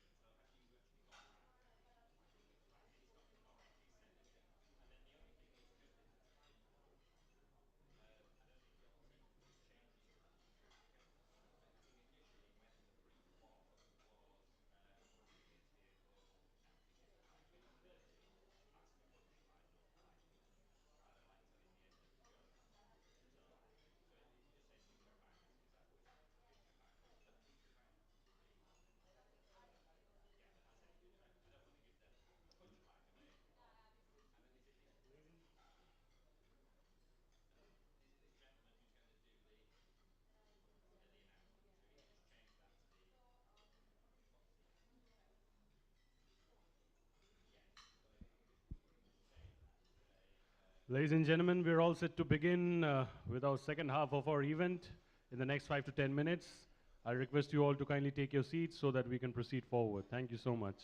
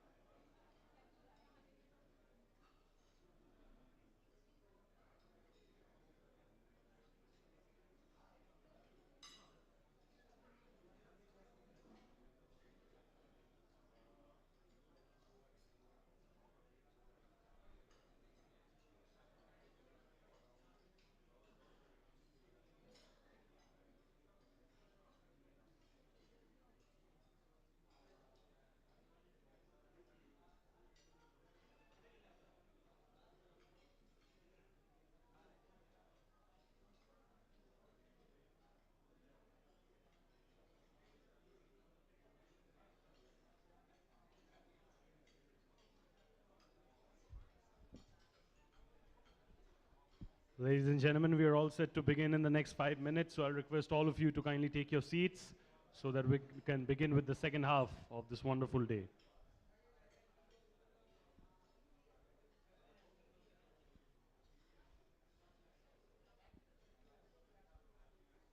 I'll request you all to kindly take your seats so that we can begin the next half of the day.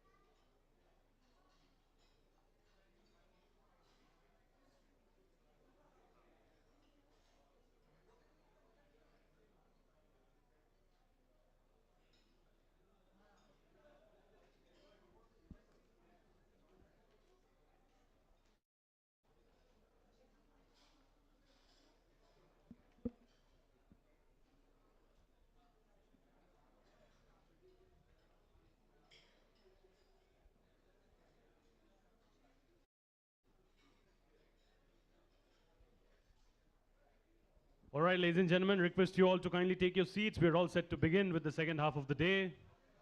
I believe we all had an amazing lunch and we can move forward to the day.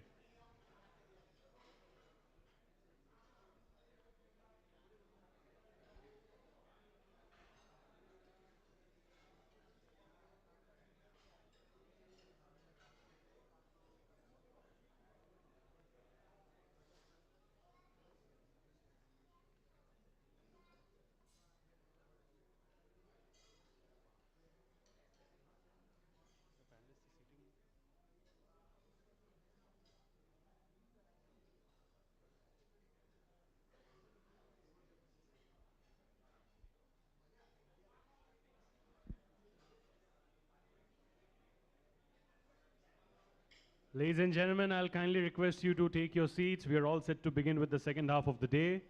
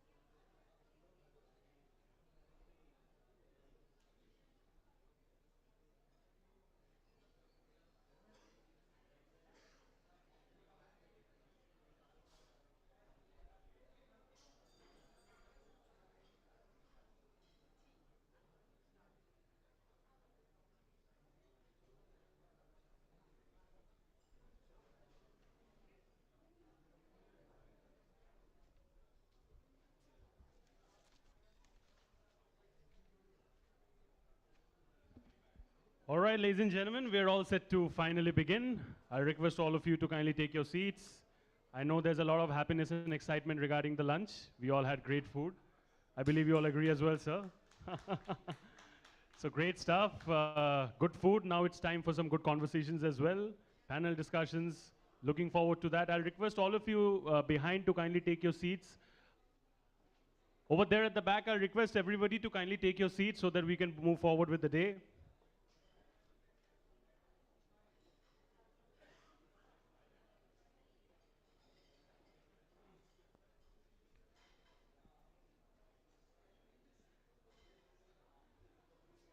So let's begin. सबसे पहले बताइए sir, how was your lunch? You had good food. Is the excitement doubled right now for all of you? Energy is doubled. Are you looking forward to some great conversations? I think it's going to be even more. 2x the dhamaka, 2x the power in the second half. That's what we look forward to. Fantastic. So the first panel discussion post-lunch. The topic for the moment is future-proofing financial infrastructure. The session will be chaired by Ms. Sapna Srivastav, Editor, Reality Plus, Exchange for Media. She'll be joined on stage by the likes of Mr. Gaurav Malik, Chief Financial Officer, Experian Developers, Mr. Jitesh Kakaria, CFO and Supply Chain Director, Mohit Hennessy, Mr. Kunal Sanghvi, Chief Financial Officer, HDFC Securities Limited, Mr. Nikhil Sohoni, Group Chief Financial Officer, Blue Star Limited. Let's give it up for them, ladies and gentlemen. I want some more energy when you clap. This is the first session after lunch. We can do a lot better. There's no GST when it comes to clapping, right? Perfect. The stage is all yours. You have your mics and everything sorted? Perfect. Ladies and gentlemen, we're beginning with the first panel discussion post-lunch. I'll request all of you to kindly take your seats. And another request, kindly please have your mobile phones in silent mode so that there's no distraction for our panelists and speakers. Thank you so much. First of all, thank you for such a warm welcome after lunch. I see everyone is full of energy, so that's a good start to our discussion. We have an interesting topic, which is not only interesting but important, because financial infrastructure forms the basis of entire financial systems of the country, and future-proofing it, I think it should be on the priority list. And I have some eminent speakers from various sectors of the industry. So let me go straight into the conversation. As I have speakers from various segments, let me ask each one of you, in terms of key top 2 developments that you can tell me which has redefined the financial systems in your specific sectors. Gaurav, let me start with you. You are with real estate. So what are the maybe top 2 or 3 developments that have redefined your segment? Thanks, Sapna. Good afternoon, everybody. I think if everybody is done by lunch, if you had sweets, then you won't remember anything. So I can be free. So again, so in real estate, real estate in India is about $250 billion market. It's expected to grow to 1 trillion by 2030. Now, there have been a lot of developments in real estate, a lot in the technology side. Financial systems, to be very open, we have not been, in terms of the accounting systems and all, we have not been very advanced in the real estate. We've also, looked at brick and mortar buildings, and how to build is what we look at. In terms of technology, a couple of advancements that, I've also recently seen is that ones are, front-ended and other ones are back-ended. I'll tell you one which is back-ended, which most of you may not know, is when we, build a building as a residential or a commercial, there's a digital twin that, we build in the back-end, which is a virtual representation of your building with all your services. Now, that plays a very important role nowadays and a very key development for buildings to, come up on time, built on time. They take about 5 to 6 years for residential, 3 to 4 years for commercial.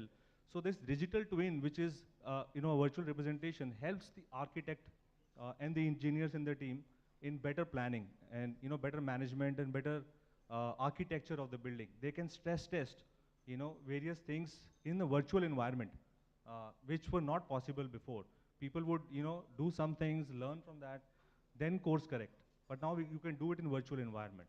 It also increases safety, So this is, digital twin is one. I would say other thing you would have noticed when you've gone to buy houses is now you have, virtual. So before earlier years, AR and VR. yeah, when you go out, you are on the, mercy of the broker and channel partner to show you what's there in the market. But now you can see everything digitally, virtually. These are, I think, the, big things that are happening in real estate. Right.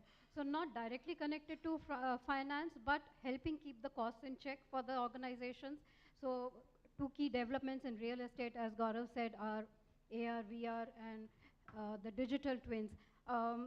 Kunal, in your segment, what would you, in Jitesh, in your segment, what would you say has redefined your sector, the technology development? No, thank you so much, and thanks for the question here. But I think I'll give you two examples here. The first example is general, and the second is industry specific. The general one is the way we are leveraging software or the platform or the infrastructure as a service. If you think about a couple of years back, we would have to buy a perpetual license to install a Tally, Oracle, or a SAP. Now there are organizations which can give you this as a service. So think about an SMB sector, a startup, or even a large corporate. If you have to do a small change in your system, you don't need to do that through a transformation. You buy a plug and play model and your financial process is sorted. So that's what I think I really look up to. The one which is specific to my organization, we are in the Alco-Bev side of it. So where distribution or supply chain management is the key. The way the technology has helped us is on our inventory management.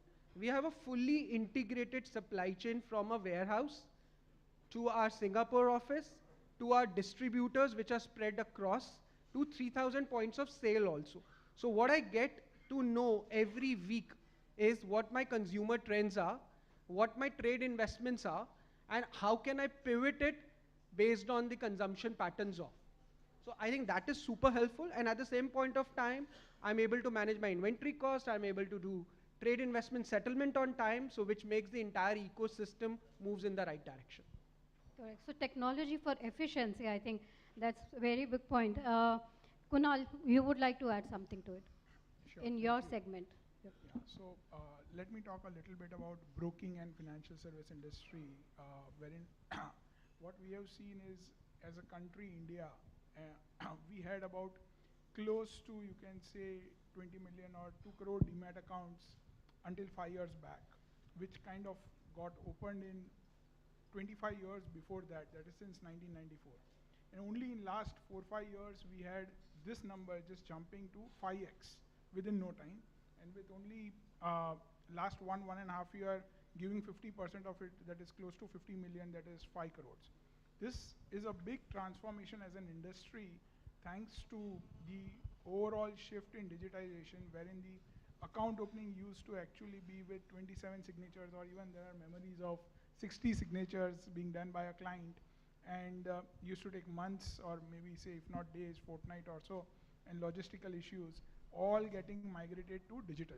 But the very important two things that has enabled this is, one is the boom of telecom and internet all across the country with high bandwidth, which has actually fostered this in a very big manner, backed very strongly not only by the sector development in technology in terms of developing journeys, but also by regulatory enablement, wherein the things which are in terms of digital signatures, the Aadhaar-based signatures, the OTPs and the power of attorneys, etc., were all legalized in terms of authentication through a mobile, digitally signed, which kind of helped to really expedite this. And as we speak, you can say more than 90% of our new incremental accounts are opening digitally through this process on a mobile app in less than 5 to 10 minutes.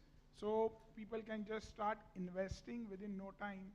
And the biggest impetus of this is, as you all are aware, globally there is very high amount of turmoil in terms of interest rates, recession, countries undergoing liquidity tightening, etc., which essentially Indian stock market and capital markets are not experiencing as much as globally it is happening. In fact, India is doing better, because of a very huge retail participation which has been enabled by this transformation.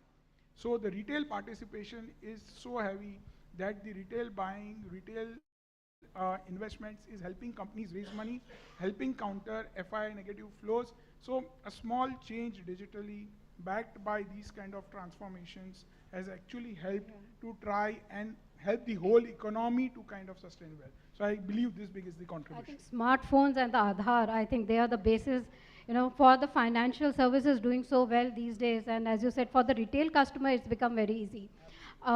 Nikhil, lastly to you, in your segment, what are the technological developments that have redefined it? So I will say that I will look at it as a manufacturing segment rather than anything, because if you are looking at finance, Right. I think we'll have to go by what type of industry it is rather than what specific activity the company is doing.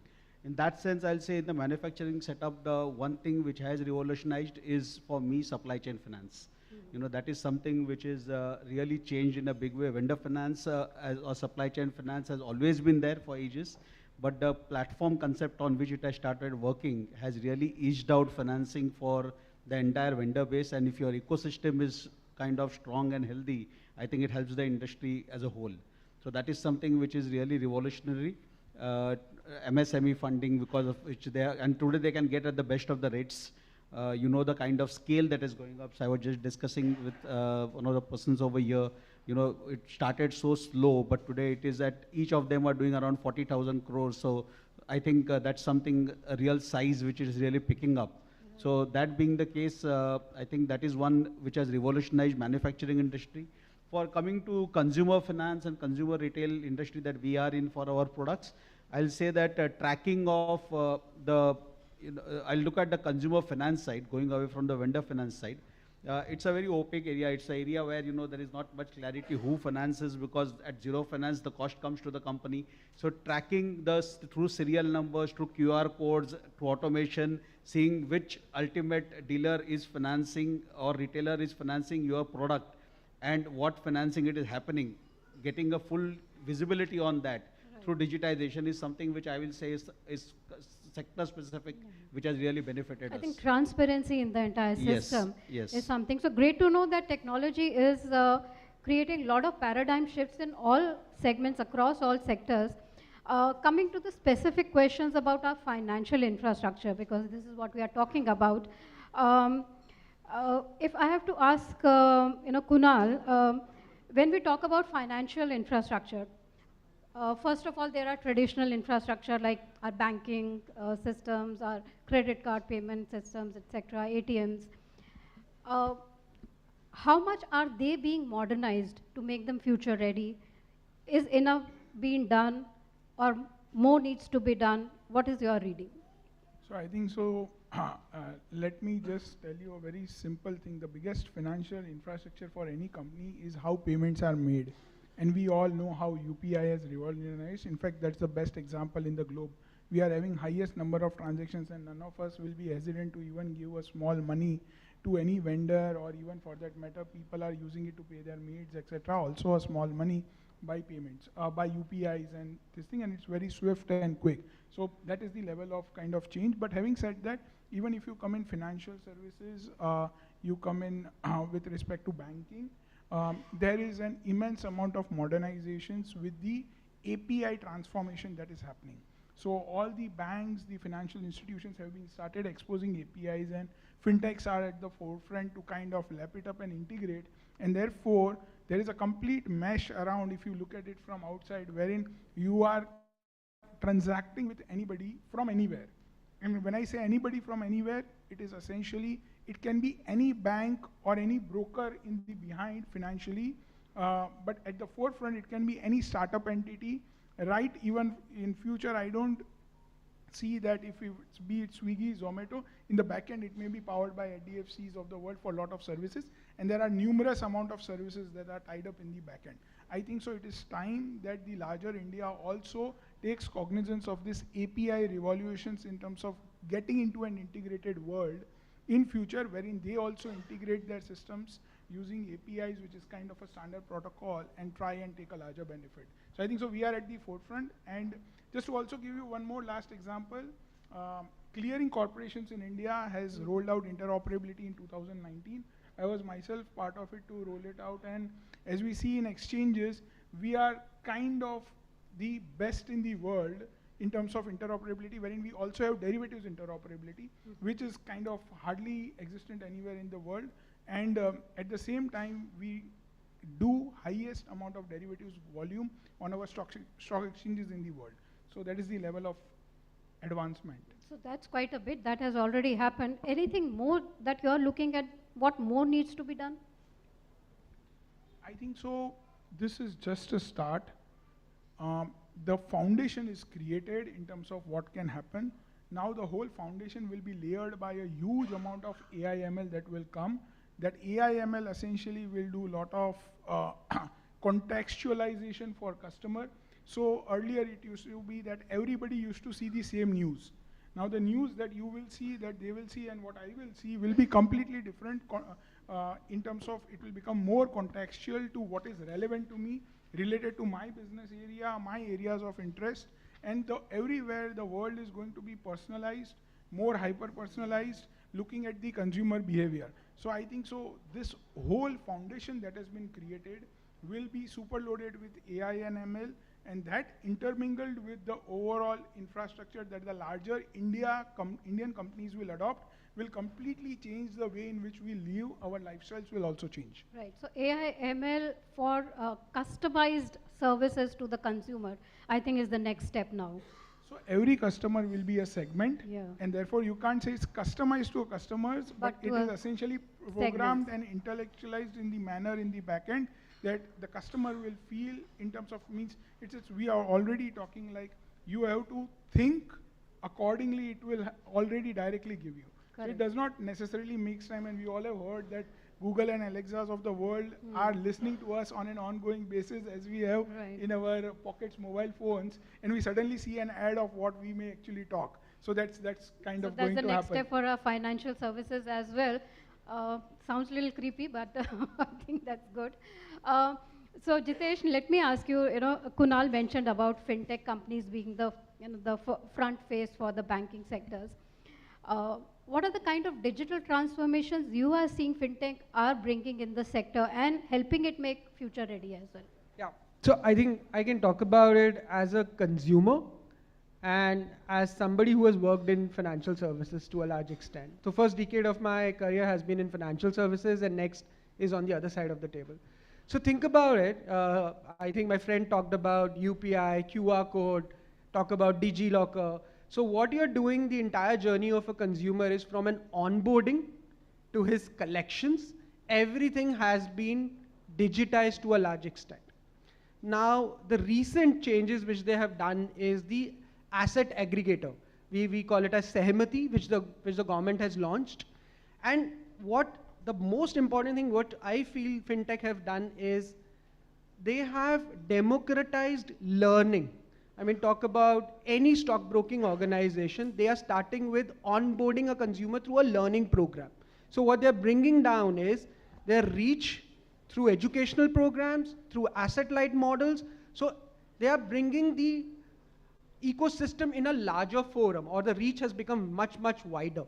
And I recently opened a broking account, and it was opened within 10 minutes. There was no manual touch point. Everything was digitized, and I think I can wish it more. So if I have to trade next 1 hour, I think I'm already there on that. I think I agree. It has democratized the financial sector for everyone, and as you said, ease of doing, operations is become one of the biggest contribution of fintech companies. So the learning channels, whether you talk about Zerodha, Grow, or anybody, from your CRISIL rating to anybody, is probably a tutorial which is on YouTube now. I mean, whether if I have to do an option or a derivative training, I don't think so I need to contact somebody from a finance background. Okay, correct. Not so good news for finance professionals. But let me come to Nikhil now. Kunal touched upon how legacy systems are getting upgraded, how fintech is making a big contribution, as Jitesh said. Two technologies that have been often talked about in finance is blockchain and cloud-based systems. Our earlier panel was also talking about it. According to you, what are the benefits and challenges of adopting these systems in our finance segment? See, I'll start with blockchain. Blockchain, I think, if I were to compare it, it may not be a good comparison, but it's something like Africa. It's remained a promise for a long time. That's the only. It's not kind of coming to its potential. It has a huge potential, is what I will say. But somehow, I did my first POC on a blockchain in 2016.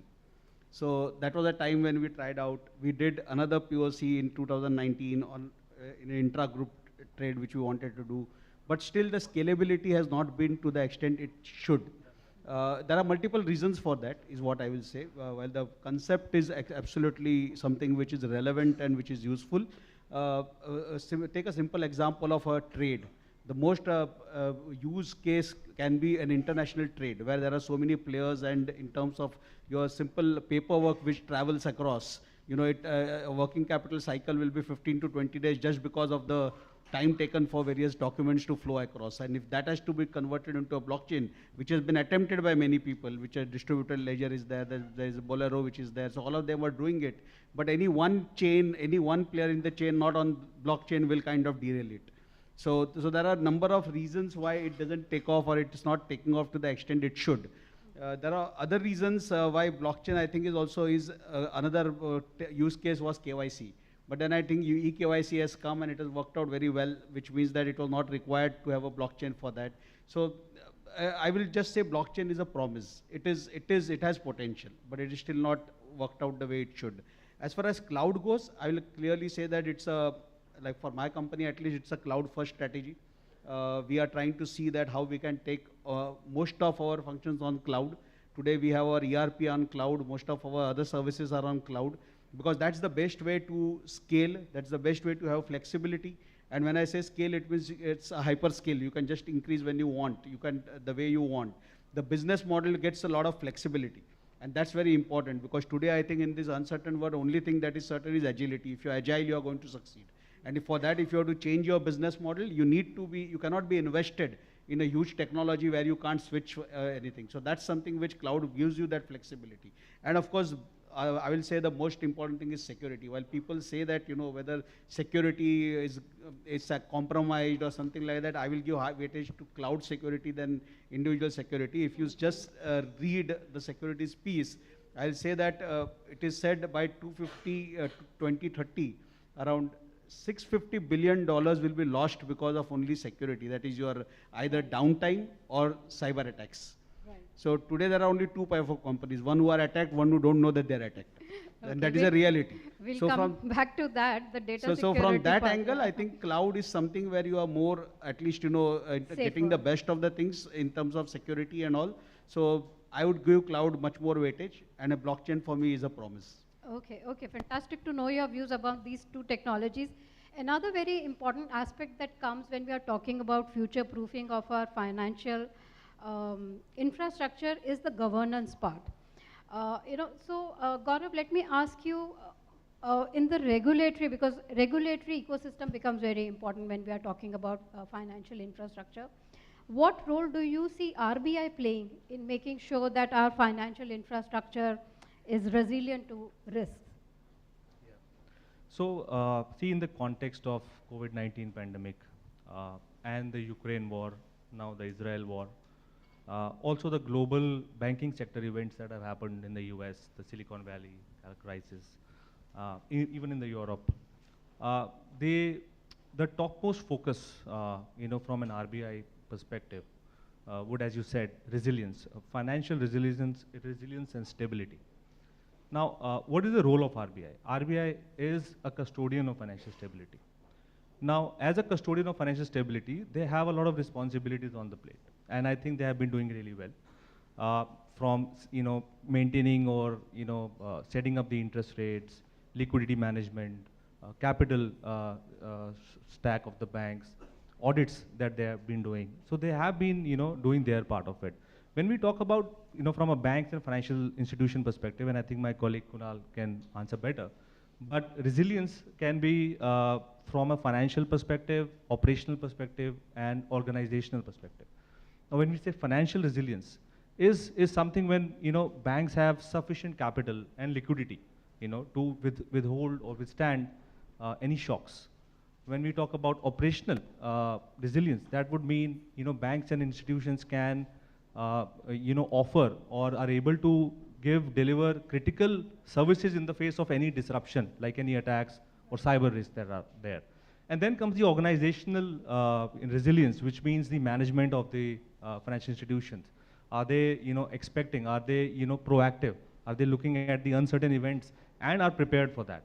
So I think these three, financial, operational, and organizational resilience, is quite important for banks and financial institutions, and RBI is doing their part of it. Even in the new wakes like the the digital lending space, fintech space, where there are a lot of fintechs coming and loan apps giving peer-to-peer sort of lending.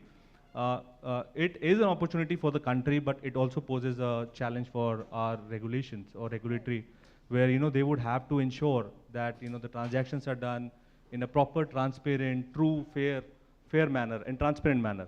So that's where I think the last year they came up with regulations on digital lending in September. That's right. And I think they have to be future ready and keep watching these emerging trends and be prepared with regulations, so that their sole aim is consumer protection and fair practices. Right, right.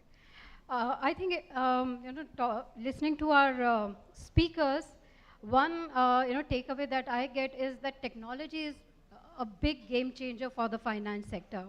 Whether it is our traditional financial infrastructure, which is getting modernized to make it future ready, as Kunal said, whether it is the fintech companies which are bringing in digital transformation and creating awareness among the consumer, as Jitesh spoke about, and also the promising technologies that Nikhil spoke about, that blockchain and cloud is something which is, gets big thumbs up from our speakers in terms of security, data security, and RBI, the role of RBI to make sure that there are no over-ambitious growth approach of companies at the cost of risk management.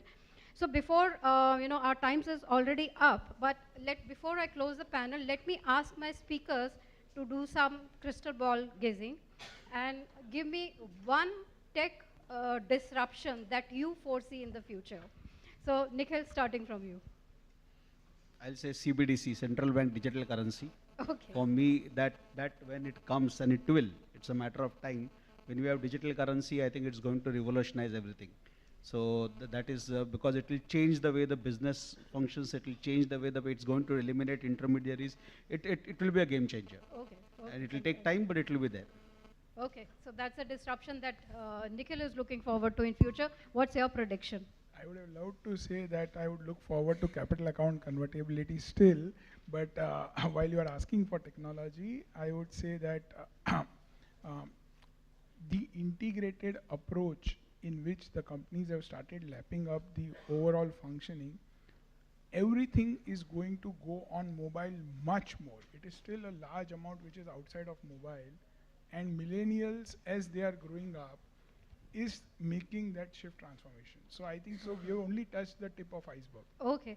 Yeah, in fact, India has one of the youngest population, and I think the highest smartphone penetration in the country. So that is what we will see in the future. Jitesh, what's Yeah, your I think focus? I'll speak on behalf of a CFO. No regulatory compliance. I think the entire data should be there in the ecosystem. They have left no corner for an individual salaried guy. Hopefully they will leave no corner for a business guy as well. Okay, no regulatory landscape. Yeah, we all dream of that.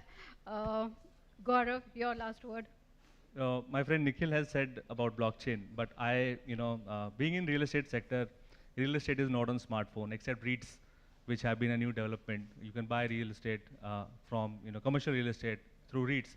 But what I'm looking forward is something like a blockchain around real estate, so that we tokenize the asset. Contracts are transparent. There is trust. It's already title. happening in Dubai. They have.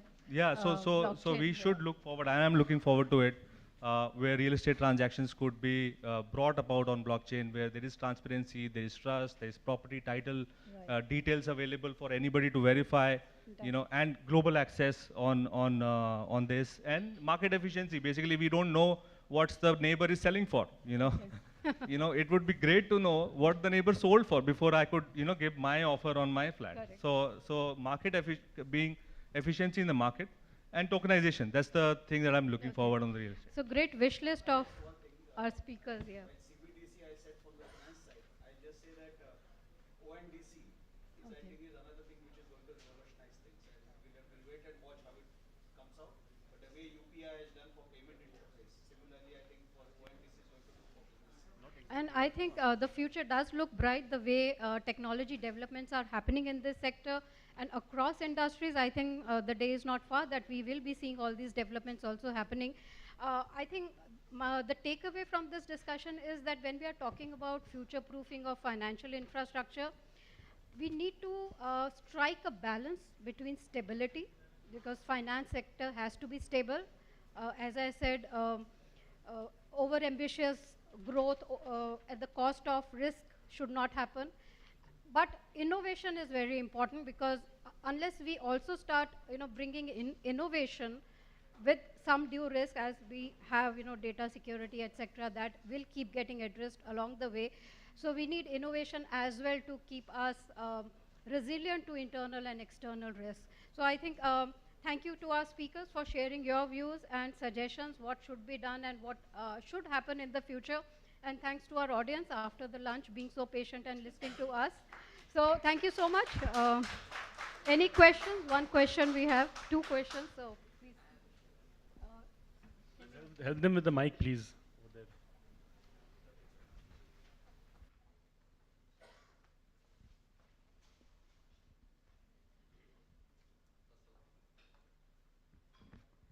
Hello. First of all, I congratulate all the panelists for this wonderful discussion, and especially Sapna for anchoring all this. So my question is for Gaurav. And something interesting was talking about real estate, because everybody else have an edge over technology and real estate is lagging far behind. But I would just want to ask, how about metaverse doing all the sales of real estate? How do you see it as a future prospect? Then everything will be clear and transparent. Good question. So see, first to tell you about technology, I would not say that real estate is lacking in terms of technology, because when I mentioned digital twin, that's the back end of it. But front end, in the way or the experience that now can buy property, through VRs and through technology, where you could view the inside of your house, and even drone views. You can see the view from your balcony. That was not there, in earlier. So metaverse, as long as you can't, I've heard people can buy real estate in metaverse. So as long as I know how to buy land and build, houses there, that could be one part of it. But taking that experience of virtual digital is important. Real estate for the longest time have been a location sort of a game, right? It's now become a location, a product, and an experience sort of a game. So metaverse can give that experience without going there. So Yeah. So for now also, I think even I would say there are certain because of the digital world, there are certain things that you need to go and feel and experience. Obviously. Right? While I completely agree that you can sit at your home and visualize your house and how it's going to look, but as long as you can go, you can touch, you can feel, that's the house actually, or real estate depends basically on. So that comfort or that reality, because what is the sample flat right now, right? You can have a sample in your digital. Still people come because they would like to touch, they would like to experience, they would like to stand within and see it as a reality. Obviously. Because real estate is a dream, right? New houses are a dream. As long as you can see it as real as possible is what it is. Yeah, for Indians, real estate still remains touch and feel kind of. The whole family has to go, the wife has to go. But when you talked about metaverse, there is already happening in metaverse near Ventao Island. Architect James Law has created that entire thing where you can buy a physical property as well as the property in metaverse. You can do that. See, as far as this touch and feel and experience kind of thing is concerned, I'm a doctor. So earlier, the doctor-patient relationship was only physical. Doctor has to be there, patient has to be there. Now it is completely digital, online consultation as well. Yeah. Probably real estate is going towards that as well. Okay, great, great. So I think Thank I've been told that we do not have Thank more you. time. One question, we'll just, a quick question if we can have.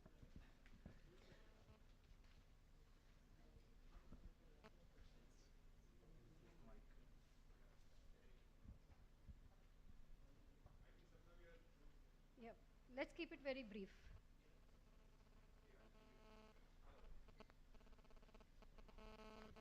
Hello. Hello. So my question is to Nikhil. Hi, Nikhil. You spoke about supply chain vendor financing. One of the biggest challenges during COVID times was the business continuity of the vendor. The business continuity, is he going to exist or is he going to exist? Or is he going to exit? You know? So, hello. So that was one of the biggest challenges during the COVID times. As a learning of that period, have you put any matrix check in place, or is it still that you have multiple backups for a given requirement and lay your eggs in multiple baskets? I think you can connect offline with Nikhil. He's right here with you. Oh, So okay, you can, okay. And let me thank our speakers right now for sharing their time and views with us on this very important topic. Thank you so much. मुझे कहा गया था कि lunch के बाद you all are going to be clapping even louder. The hotel people guaranteed that to me. Can you please do justice to their statement? Thank you so much. Love it. Can we please have a group photograph? Dada, please.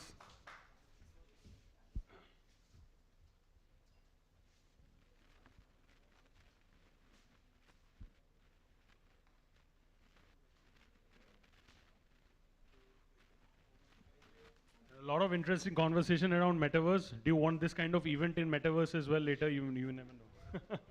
Would be a lot of fun. All right, we'll quickly give them some time to set up the next panel before we move forward to the next one.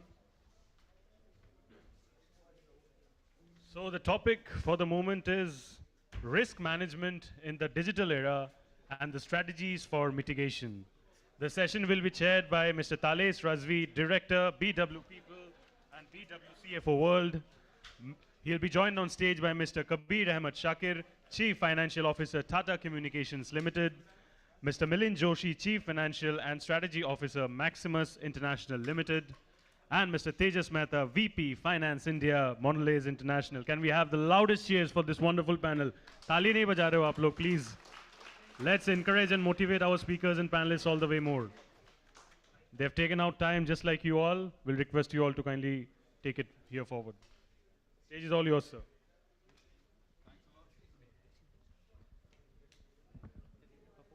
Hi, can you hear me?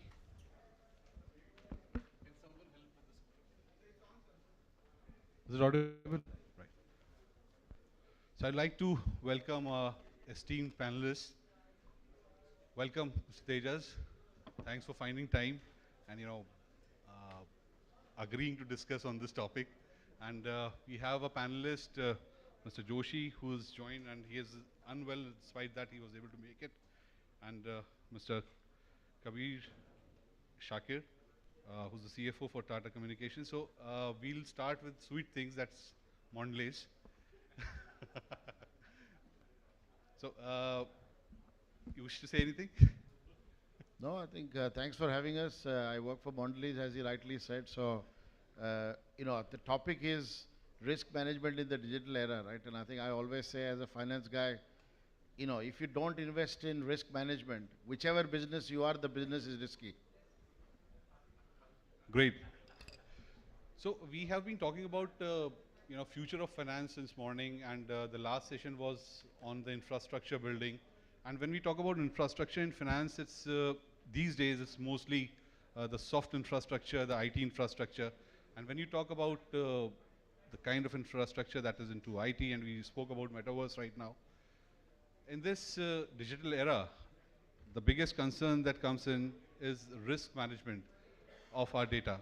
I would request the people to come and take the seats. Moksha, can you help us out? Please, sir, take a seat.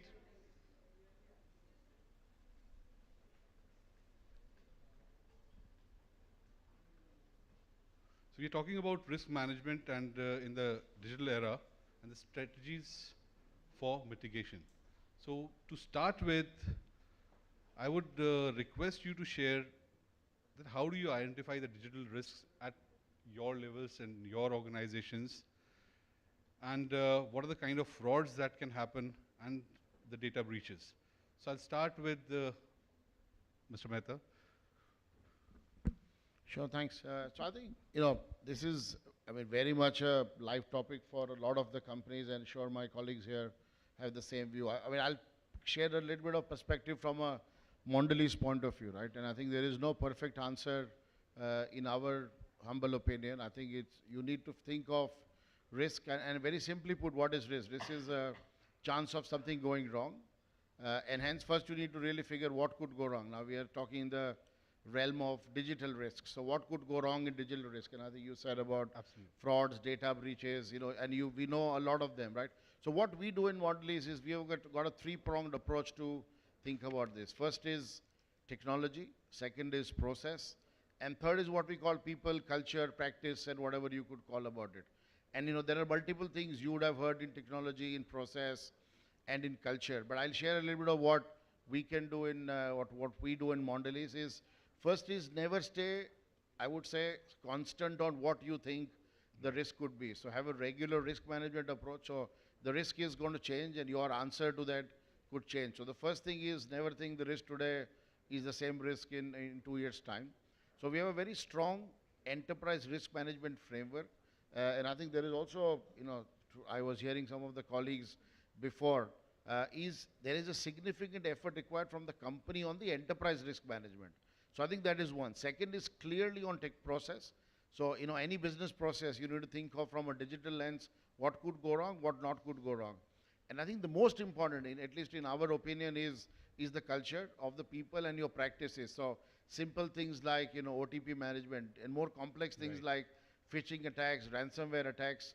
And as a company, we have a lot of drills, right? And we think of security in a building. The only day I don't go to office is when I have the security drill. But I think we try to avoid that happening when you are doing that digital drill. So we have constant phishing emails. Our CEO will send an email with the wrong address saying, oh, make the payment, or a guy will send. So those kind of drills, we have seen a lot of benefit. And I would say the most underlying thing of all of this is constantly think of what could go wrong. You will never have all the answers, but I think there is a lot of people outside today who are willing to help. I think we spoke a little bit in the past of people spoke about cloud and all of that. So there are a lot of people facing the same issues. So use external discussions and learn from those organizations. So that's something what we do in Mondelez, or the sweet things as you call it. Yeah. So this actually happens that you get phishing mails for the large corporates as well. And do they end up paying that? So I put this question to Milind. Milind, you come from a different background. Is it as sweet as him? But it is as smooth as smooth. Because Okay, I'm coming from the lubricant. So you can share your experiences with respect to the strategies and identifying the risk and mitigation. Sure. So on a positive note, I'll share one of my experience in my earlier stint. One of my boss used to tell me whenever I was with the one of the big four.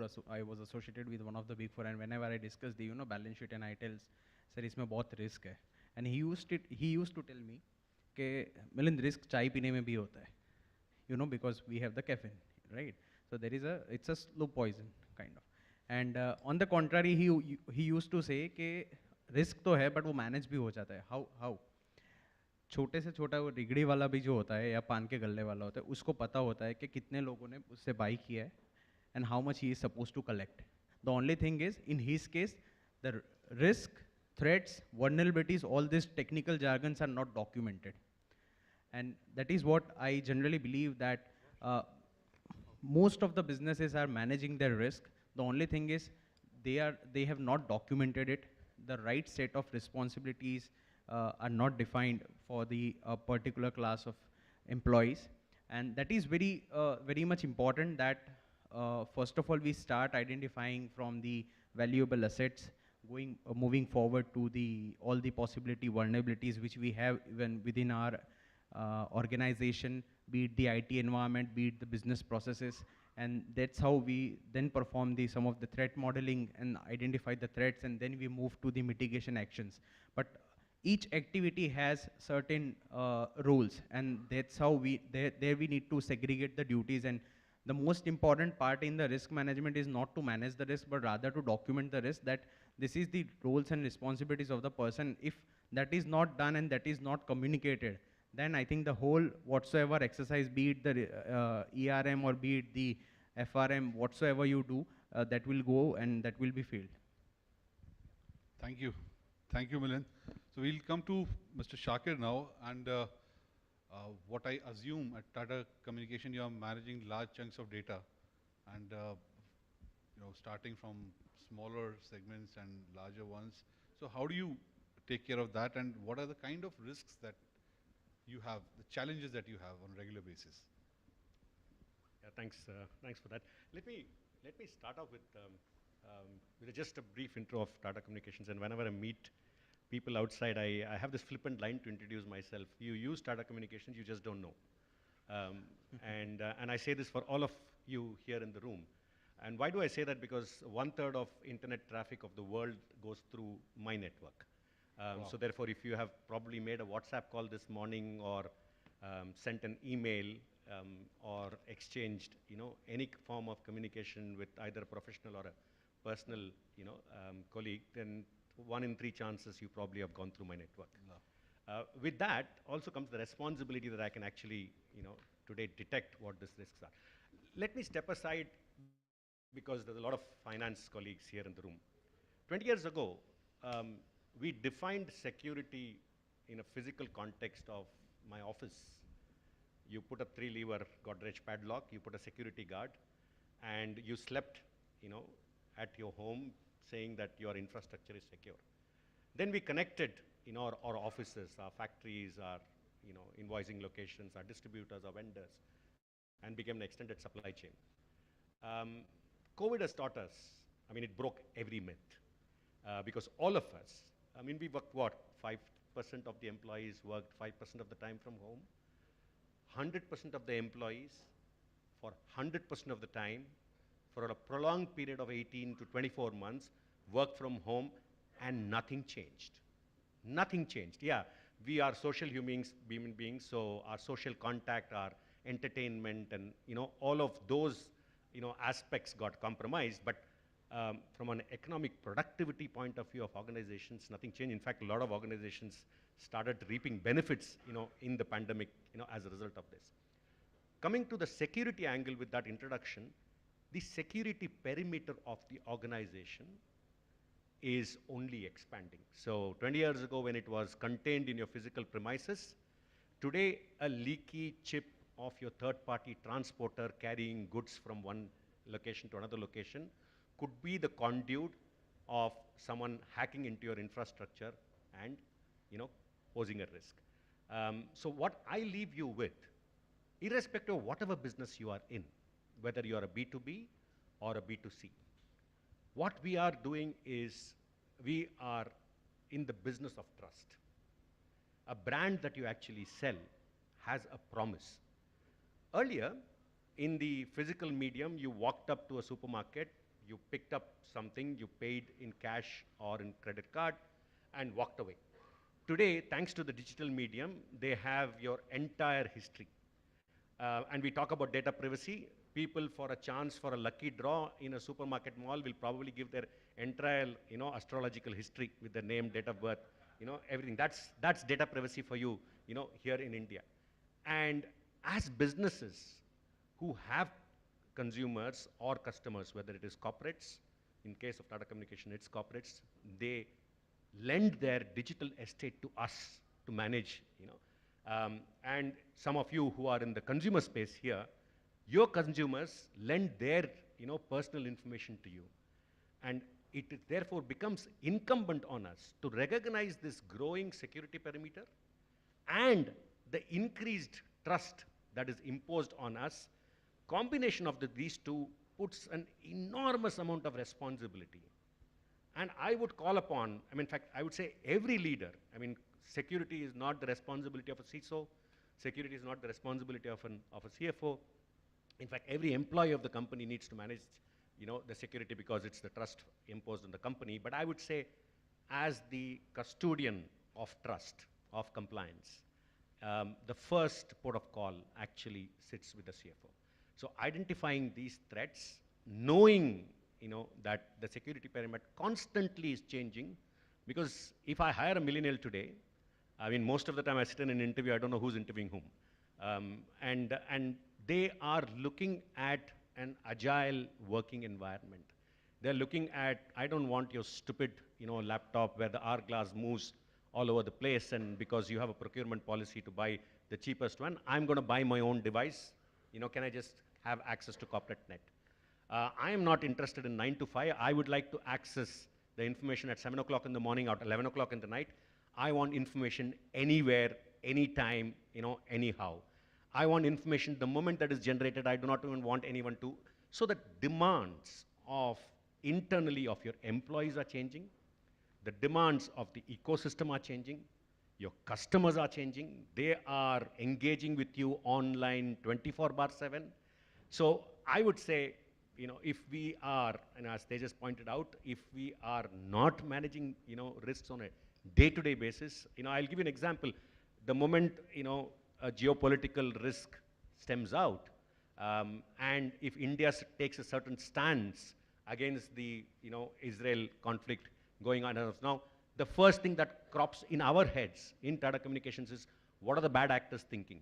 What are the kind of phishing attacks? What are the things that will come and hit our... So we have doubled up our resources to protect, our customers as a result of this. So every morning when we wake up, it's automatically become part of our DNA to look at the risks in the world, whether it is changing consumer behaviors or, geopolitical climate and so on and so forth. So yeah, that would be a good introduction to bring you all up to speed. I thought there was a little slumber in the room, so let me wake people up with this. So with this, we'll do one thing, that we'll talk a little about AI analytics and how in the real life the risk assessments are being done. And how do you predict that? So what I would do is I'd club the two things, which is the collaborative approach within the organizations with CFOs, CIOs, and CISOs, and for risk governance, and clubbing it with the AI and real-time analytics. So I would start again with Mr. Mehta. Well, again, this topic of AI, I don't think I'm equipped to answer, so please bear with me. So you can talk about the collaboration. I think that's... No, I'll talk about AI as well, but try not to judge me on that. That's all I would say, right? I think there's a lot of opportunity out there clearly, right? And I think I was trying to think in my mind when I was listening to my colleague here. I think the word digital and risk management, I think, is a double-edged coin actually, because honestly, the ability to manage risk today with the data and digital tools we have is actually far better than what it was 20 years ago. So I think with the risk that we are seeing on digital, I think we are forgetting that we were not able, I could not tell today what is already going wrong in my factory today just by looking at the dashboard. I had to wait for the month to close or the quarter to close and see what is happening out there. So I think while we are all worried about the risk, I think what we shouldn't miss is use the opportunity to manage the risk better. And I think in that field, I think what AI has done is phenomenal. So at least in our companies, there are two areas where I can think of where AI is significantly helping. One is in the area of safety at our plant. So we have something called as an ITF, or an integrated digital factory. I think the colleague before talked about digital twin. It's a little bit like that. So while the line is operating, there is a digital twin which is constantly monitoring security risks. And it uses past data and I think artificial intelligence to throw out what could be security risks. So I think this is something that we have seen in the food industry across many places. And I think Talis asked about collaboration across CSOs and CIOs. I think this is far beyond. And I totally agree with my colleague who said risk management is every leader's, every function leader's responsibility. Because honestly, without a CIO and a CFO, it will not move too much forward.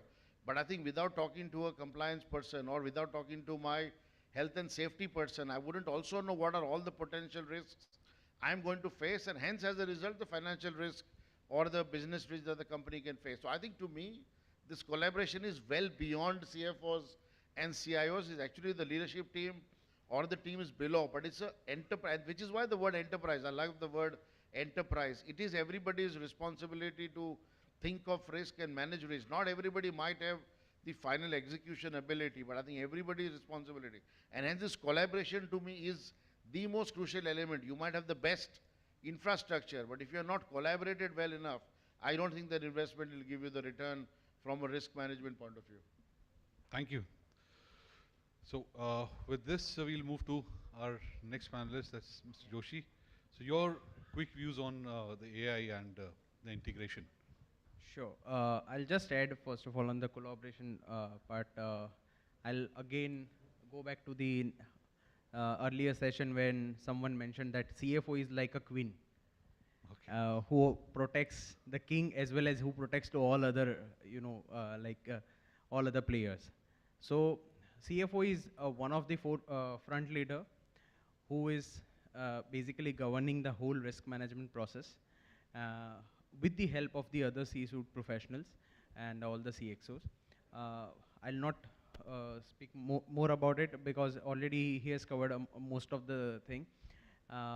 Coming to AI and analytics, in terms of risk management, already we have seen the predictive analysis, the way in some of the softwares, the IBM has already came up with the risk management software where based on the past data, you will predict the potential risk. That is already there. Even you can train, because using the machine languages, you can train even the AI as well, where they will see that, okay, during the last 10 years, how many breakdowns you had in your operations. And accordingly, it will predict that when you need to do the breakdown maintenance or the regular maintenance. So all these things which we used to do the manual mathematics, that is already been taken care. But I always say that AI has a certain limitations. Even if today, if you go and write in the chat GPT 3.5, you will write that, give me the industry outlook for 2024. It will tell you the one simple answer that I won't be able to do it because I have the database till September 21, right? So even AI also need a past, or it need a base, and based on that only it will give you. So basically AI will give you the risk, it will give you the mitigation strategy, but ultimately the decision is, again, it will come to the on the table of either the CFO or maybe the chief risk officer or maybe the respective front functional leaders. So AI will not take the whole job of us. The only thing, it will basically expedite the whole process, and it will give the one additional edge. What he rightly said, it will give one additional edge to the entire risk management process. But the decision making will always lies on the table of the respective functional heads. Right. Thank you, Milind. So Mr. Shakir, your quick views on this. No, just in collaboration, just a simple word. I mean, any diverse perspective from different vantage point always enriches the conversation. So I'll stop with that. And on AI, let me give you a very interesting, not a rocket science, because this you probably know it. Let me tell you, the threat, is caused by the bad actors. They use AI. So that's probably compelling enough for you to, if you're even, deliberating whether I should or I should not, the simple answer is there is so much of quantitative and qualitative information that is going on in an organization that it becomes humanly impossible for you to synthesize, and get the risks out of it through the normal process. I don't want to throw jargons here, but if you actually, if you know what a 0 day is, and I'll give you a quick 10-second definition. 0 day is nothing but the definition of an undiscovered, vulnerability in a piece of software which the even developer does not know. So the time taken between a 0 day occurrence to the potential, threat activated by a bad actor is reducing, considerably. You see that after every attack, that has come through. There is no way our existing systems and processes can keep pace, with this shortening, time cycle. And therefore, I would urge, I think somebody's in one of the other discussions that I was always asked this question, will AI replace human beings? And I give an answer saying no. Human beings who know AI and use AI will replace human beings who don't use AI, right? So that same thing applies here in risk management as well. Please use that proactively and start embedding that, right now. Wonderful. So when it's been a, most talked about thing that is AI going to replace humans? And I always say, write the technology, why you have to compete with it. That's one thing. I'll just share one incident. Yeah. Recently, I was in the CA conference, and there was a student as well. CA student was there, so he was asking actually. Means I took the session on the AI and analytics, and then I asked him that, boss, अभी तेरा काम तो सारा AI कर लेगा, तू क्या करेगा? And he was like के मैं AI को train करूँगा. This was his answer. That he is coming for the training and he will train to the AI. So the whole scenario, what he has rightly said, all those who will not use AI, AI will replace them. So we'll come to the last question of this, and we'll have a quick round, rapid fire kind of thing. That how do you communicate the risk to the stakeholders? Because that's a risk, and how do you manage them in case something happens due to the data breach or any cyber threat that you have? So I'll start this way with Mr. Shakir now. Okay, look, any strategy has this triangle. The triangle of growth, profit, and risk. Quite often we as CFOs spend enormous time on the growth and profit axis. Probably a lot more on the profit and little less on the growth. We are probably guided by our sales and marketing colleagues. And very little, on risk, because sometimes the board doesn't even want to listen to it, and there is a risk management committee which actually, looks at that perspective. I would urge all of you to give that equal weightage to growth, profit, and risk, because these three vectors need to be optimized in an organization. And if they are not optimized and they are not balanced, then you can, maximize growth, maximize profit. But by definition, when you pull those two axes, you end up suboptimizing the third axis. So bringing that optimality in the entire thing becomes extremely important. And we are lucky. We are lucky, as Tejas actually mentioned. There was piles and piles of data earlier on that we could not process. Today, we can have the cake and eat it too. We can maximize growth, we can maximize profit, and we can minimize risks and even eliminate risks, because I don't need to do sampling, anymore. I can do 100% testing because I have, enough computing power that can do that for me. I can take the help of AI to find the outliers and eliminate them even before they occur. So bringing this to the forefront and thinking that risk is a very dry topic and I'm going to put people to sleep, then probably you're not doing justice, because when that occurs, and I asked this question, there was a 15-year-old kid sitting from the comfort of a sofa in Ireland who hacked into the, TalkTalk's database of 3 million customers, and, and it was all available online. So what happens to the reputation of the company? What happens to their valuation, to their stock price when one such, incident happens? So I would say, please put risk at the core of, of your strategy thinking. Thank you. Quick remarks, Mr. Mehta. No, I think I think your question is how do you communicate risks, right? And I think first time in a US multinational and a large corporation. So I think lucky to say that risk is always a topic at the forefront of a lot of senior stakeholders. But I think if you look at kind of deep down, right, I think people are always thinking of risk, and I like the example he mentioned at the start of the tea wala. I'm sure he's thinking his risk as well, maybe not in a SOX form and not in that, ERM. But I think to me, the most effective way to communicate risk is show what happens when you don't manage the risk, right? So if it's an example of growth profit triangle, if you don't manage the risk, what could happen to the growth or the profit? If you're talking about cash, if you're talking about reputation, if you're talking about health and safety. So every vector, if you can switch to say, if you don't manage the risk, this is what could happen. I've always seen people getting awakened, with that. So if I say my brand reputation at risk, everybody in the room has eyes wide open, as opposed to saying, oh, we have to do a brand assessment risk. Nobody wants to look at that. But my brand will not grow. Then, oh, yes, let's start doing from tomorrow.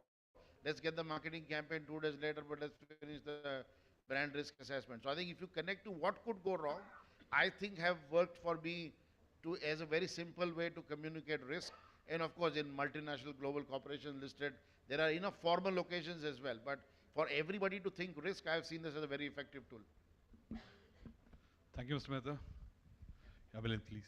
Yeah, so what I said earlier, I'll end that introductory remark. I said in the introductory remark that the most important thing in the risk management is the documentation. So documentation is like antivirus. Risk is the virus, documented risk management entire framework, that is the antivirus, but the key is communication. You need to inform each and every employee that what is their role and when to do what job. A simple example, as a part of a data protection, the three objectives, CIA, confidentiality, integrity, and availability. For availability, we are taking the backups, but we have taken the daily backup scheduling. But many times in many organizations, it has not been checked whether these backups are taken every day or not. You might be checking it on the weekly basis, monthly basis, or the fortnightly basis, right? But it is not been, and when any catastrophic event happens, and at that point of time you see that, okay, since last 1 month, the daily backup system has been, that has been discontinued. And just because of the one simple reason that someone has switch off the main server or maybe the mainstream. A very simple thing. So these things needs to be communicated, and employees needs to be trained, and they should be made enable with the trainings and the respective tools which they need. With this, I think we are already time up. So Thank you, Milind. Thanks for the insights, and thank you, Mr. Mehta. Thank you, Mr. Shakir. And we request you to engage with us on BW CFO World. And as we discussed, we are doing a lot of content, and we can do a lot of content together. And thanks once again for sharing your views. Thanks a lot. Thank you so much. Loud round of cheers, ladies and gentlemen, for this wonderful session. Can we please have a group photograph as well?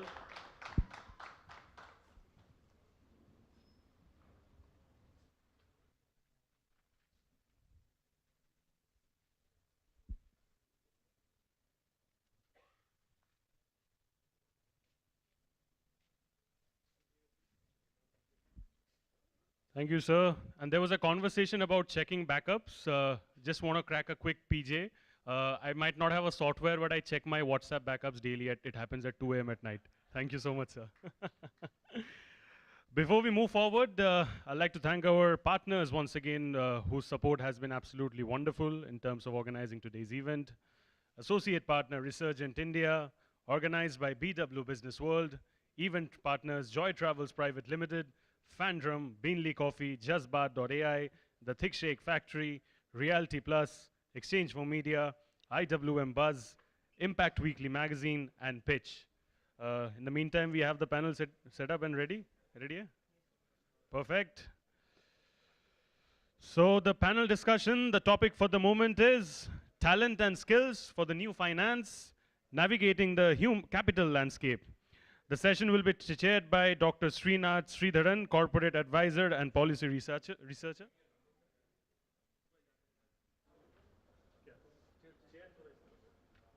All right, so I'll repeat once again. The topic for the moment is talent and skills for the new finance, navigating the human capital landscape.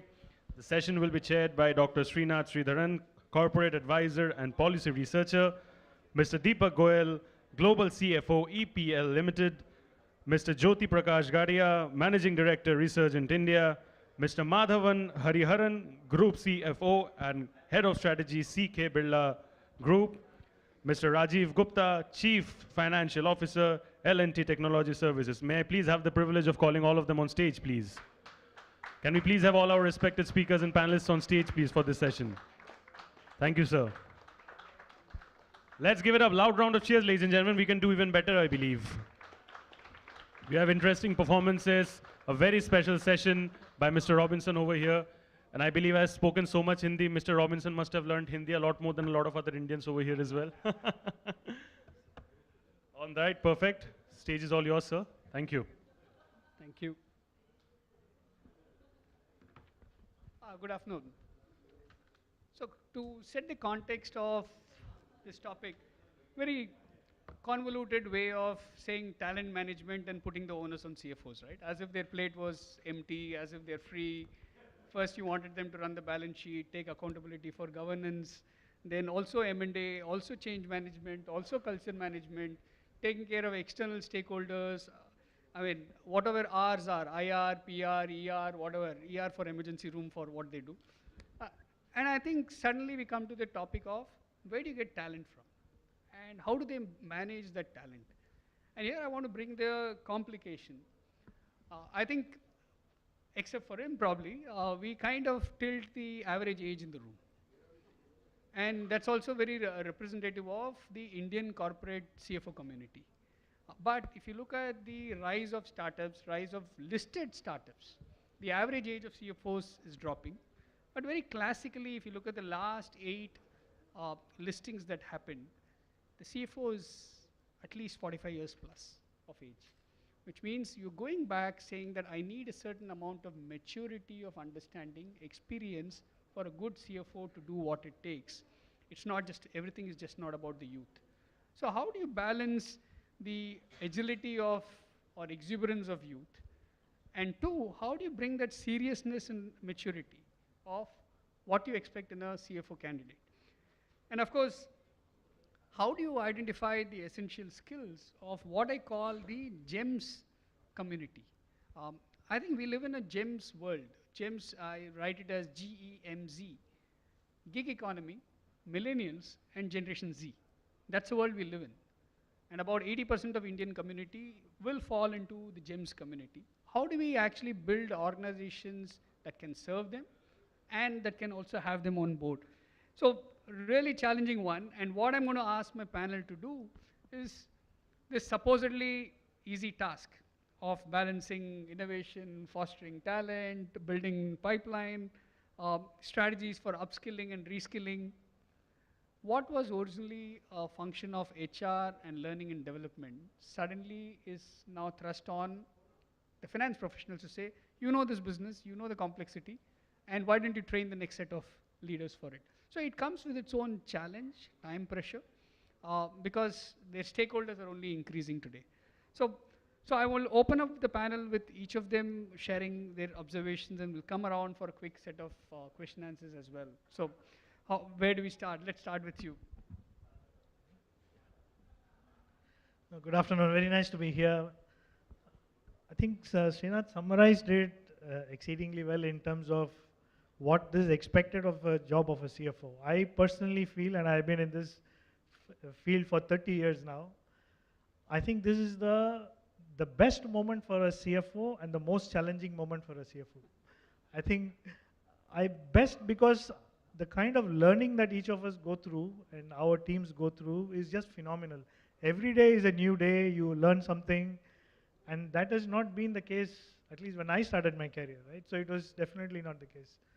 The most challenging because of all the expectations that you mentioned, right? So a lot of expectations out there. Now, we are a group of $3 billion. We have 10 different businesses, and we have CFOs and boards across all these businesses as well. The one thing I simplify to all my team members is all to the boards as well to say that you are paid and hired only to do primarily 2 things, right? One, to grow the business. Second is to build resilience. Everybody understands growth, right? That is the easier part. Everybody wants to grow, create value. That part of it is clear. When it comes to resilience, I think that becomes a really difficult. The next question that comes up is, now what do you mean by resilience? What skills do I have to build to bring resilience to my business? So given the uncertainties that we have in the world today, I think resilience is absolutely, everybody will agree, is an important element in the growth. I have been personally part of businesses which have grown phenomenally, and after 5 years you turn around and you see so many holes, you write off stuff, you do all of those things, right? So building those things in a good way with good foundation is important.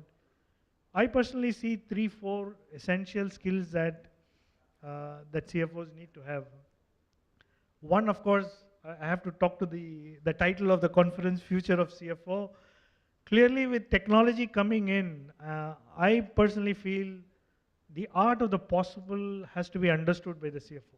Art of the possible in terms of how do you use technology, how do you aspire, how do you set your aspirations for you and the rest of the business. I think it's very important to understand what technology can do to you as a business, right?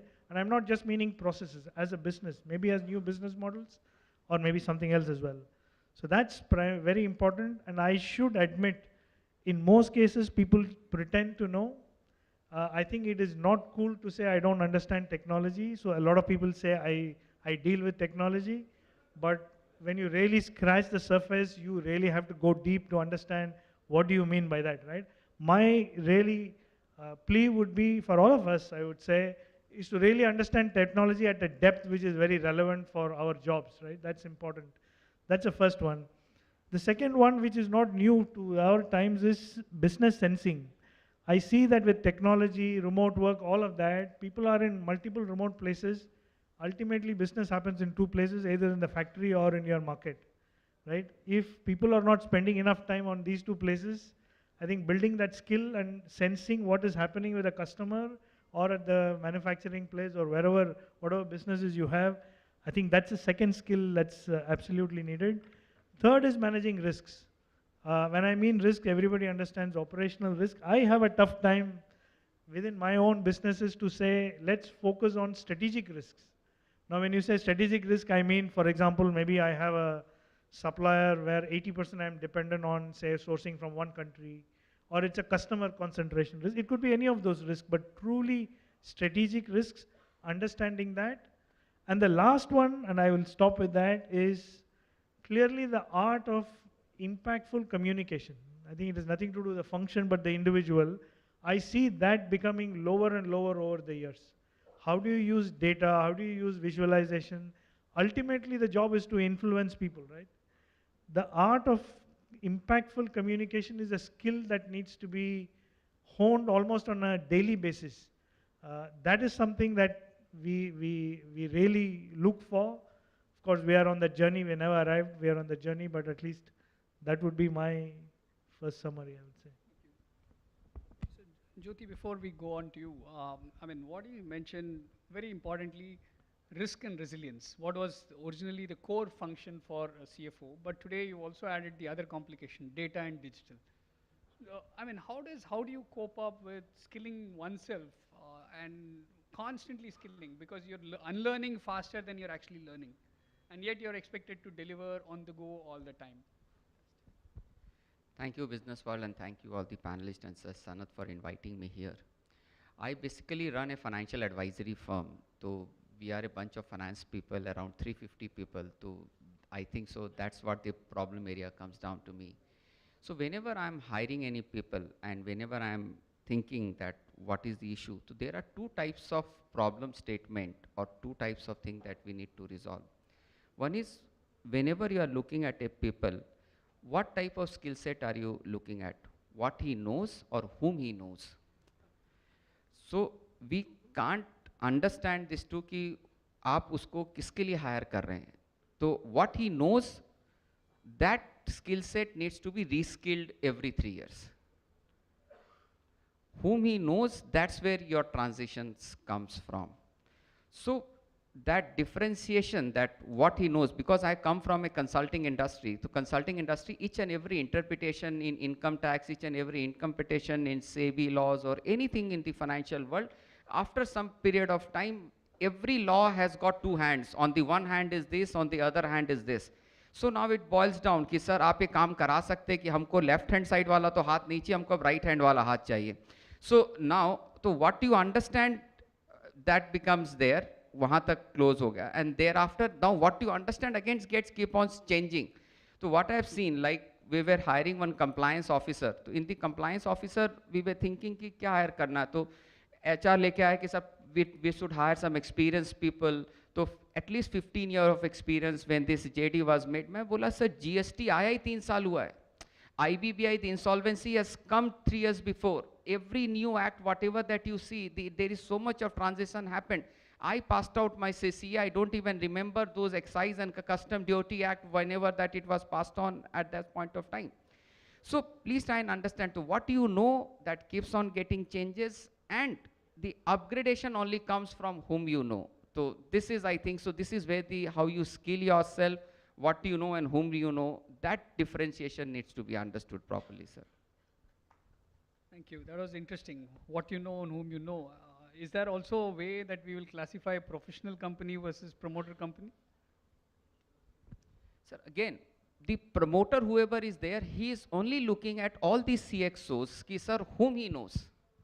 I have never understood any promoter that he exactly come and tell you कि sir मेरे को income tax का refund ला दीजिए. उसको कोई मतलब नहीं है कि आप कौन सा एक्ट का इंटरप्रिटेशन करके how do you interpret that act and how do you get that refund done. He only understand whether that income tax refund has come or not. He will only understand whether the company valuation has achieved 5,000 crore or not. So he is only concentrated only on one line objective that he gives to you. So that's whether it is a promoter driven company or whoever are the CXOs, they are only concerned with that. What do you understand and how do you achieve that one liner? That's whom do you know and what do you know. Again, that difference comes. Thank you. So Rajiv, I'm going to come to you. One of the challenge today and what we aim to cover is the concept of diversity and inclusion. And your entity has both of these and you work with global clients as well. While we are on the topic of diversity and inclusion, I must make an apology on behalf of all of us because we actually break the diversity code, right? I mean, there's no diversity. We are a manel. We are doing man speaking here. So I think that's also the challenge and nature of these panels. Today, if you are a global entity, the lens with which you are watched, not for your output, not for your services, but also for your workforce, the way you have governance structures, also forces you to kind of employ or change your employment strategy very, very differently. Thank you, and pleasure to be here talking to all of you. Good evening to all of you folks here. So to me, diversity and inclusion, right? And before I answer to the question, I'll step back, right? I agree to a lot of points that Madhvan talked about, right? Which is the CFO's role has gone through a plethora of change in the last maybe 5 years or even beyond that, right? To think of, I'll just take 2 examples. ESG, right? I mean, about 5 years ago, as CFOs, probably we were grappling with what is governance, and suddenly you have environment and social. Of course, we had CSR, and a lot of us used to have, the spend of 2% on different projects, and suddenly you're into impact analysis and so on and so forth, right? I will not get into the technical terms, but you're having to completely decipher ESG. And within that ESG is diversity and inclusion as well, right? Some of you may know. Now, to understand what is going on and suddenly know that a business person comes to you and say, hey Rajiv, I've got a supplier or a customer who doesn't want to work with us because you're not listed on so-and-so platform. I don't know how many of you know EcoVadis. And trust me, when that business person is having a conversation with me, I'm grappling with the fact saying, okay, what is EcoVadis? And suddenly I have to have my ESG head go and research on EcoVadis, and I do an entire program, right?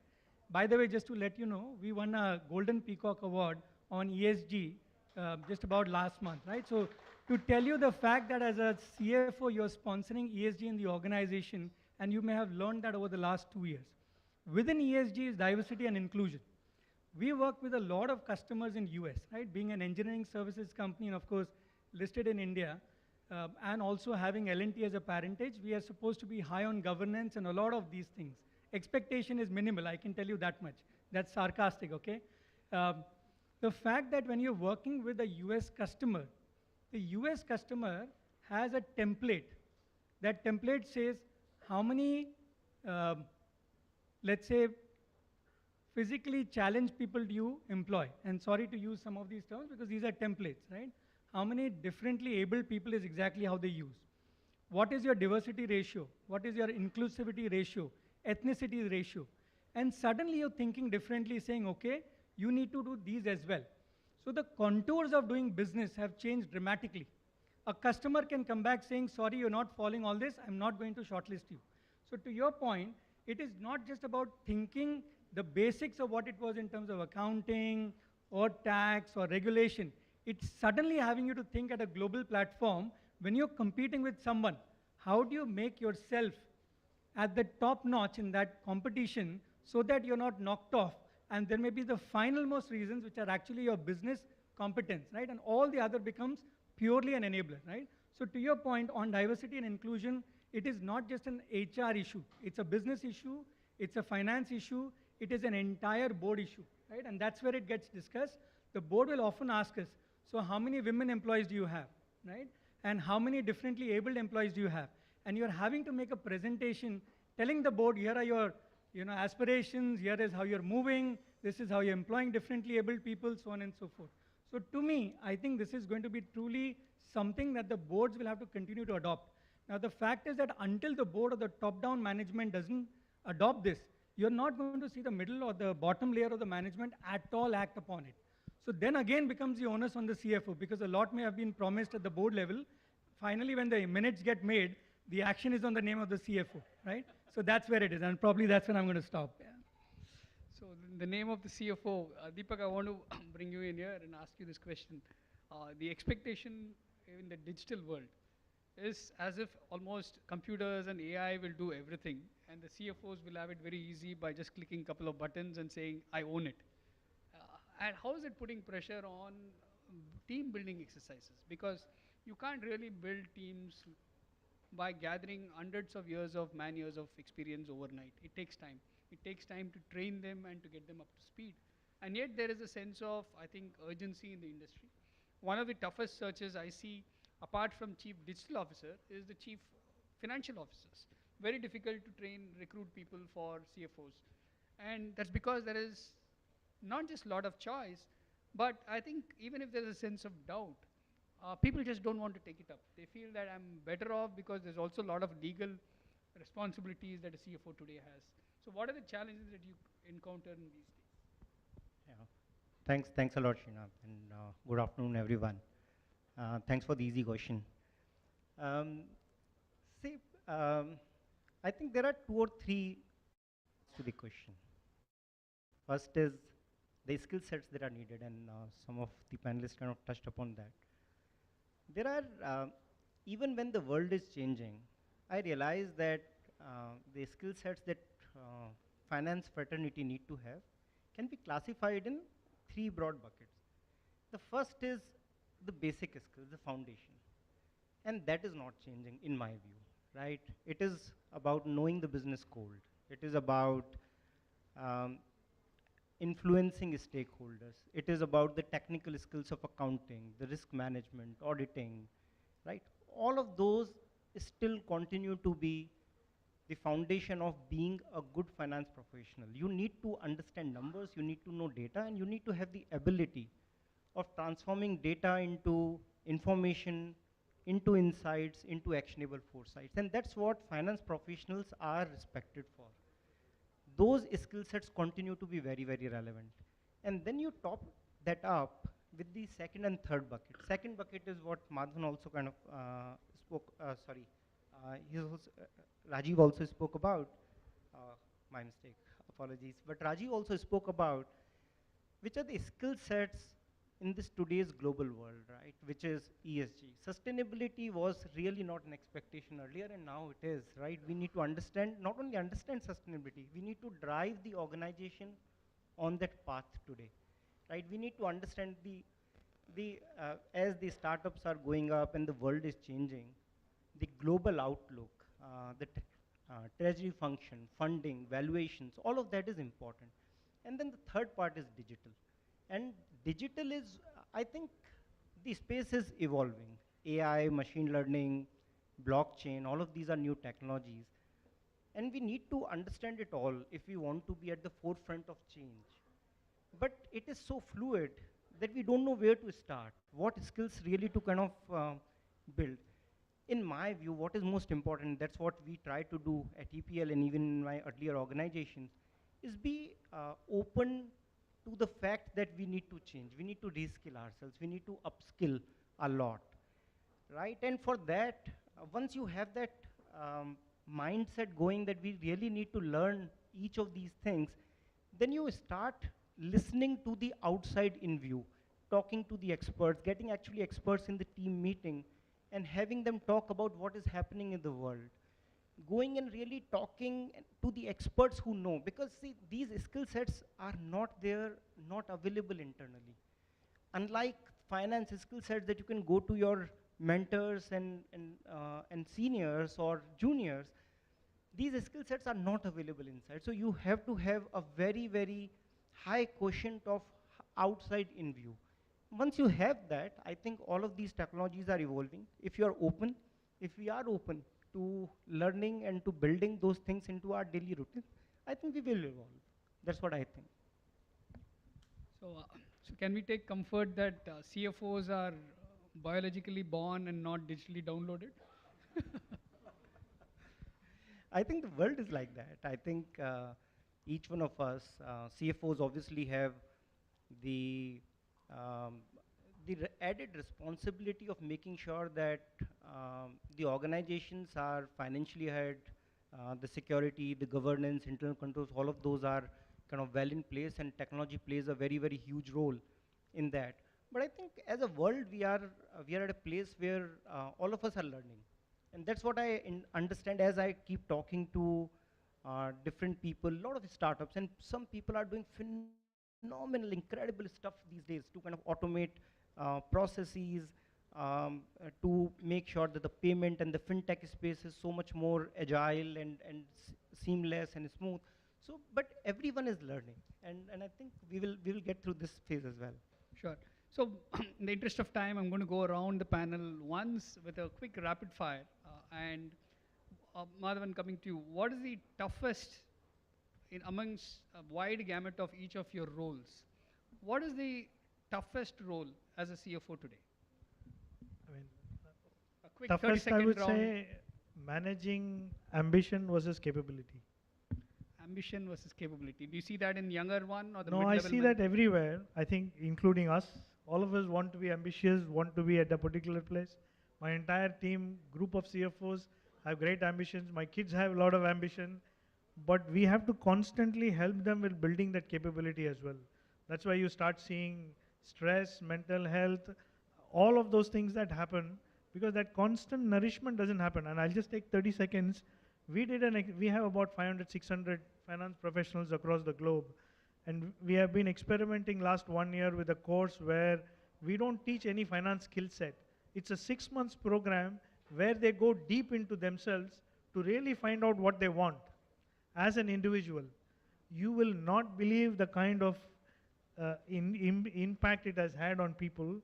It helps them significantly to choose what they want to do, right? And some of them have said, I don't want to be in finance, I think I'm the wrong job, which is fine, right? As well, you find your calling. I sincerely feel managing ambition, which we should not reduce. I think the opportunity is out there, but help build people capabilities to meet their ambition, I think is the toughest, at least from my point of view. In my organization, I personally see there is one peculiar problem. Data is with the down the level people. We have interacted with the client, we have interacted with the regulator. The data is with the down the level people. Decision making is with the top level people.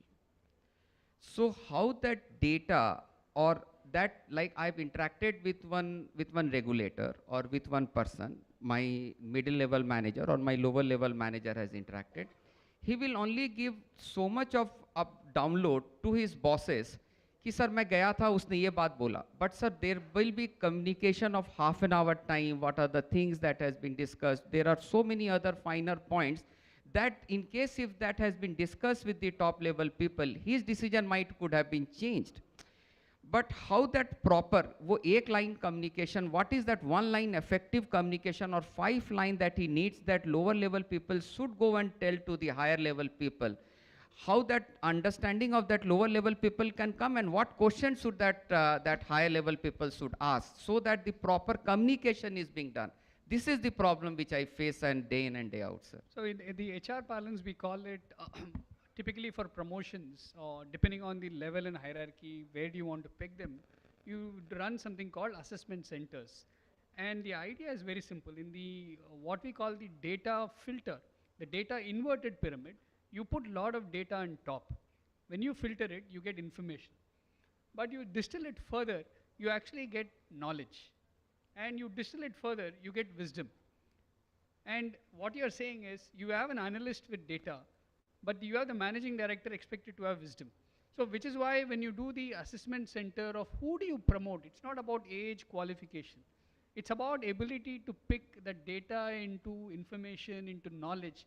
I think that's the biggest challenge that we have in the knowledge world today. The conventional hierarchy fail because nobody cares. I mean, I don't want to be promoted every 3 years. Today, everybody wants to be promoted every year, so you rise to the level of incompetence very quickly. So we'll have to change that game. And I think it boils down to the ambition versus capability set. So one tough problem, 30 seconds. We are already there waving hands. Yeah. Yeah. See, I think the discussion that we are having in this panel is actually a very, very difficult thing to manage. How to manage talent in today's world where the generational gap is probably highest ever, right? And while delivering to the very differently evolving need of the organizations in this evolving world. For our success, for everyone's success, the team is the most important, right? So whether it's the first-time manager, manager of managers, or leaders, the team is the most important, and that divide, as the new generation is coming in, is kind of increasing. So learning what the expectations are, being flexible, and kind of managing a winning team, I think is a fairly interesting challenge to have.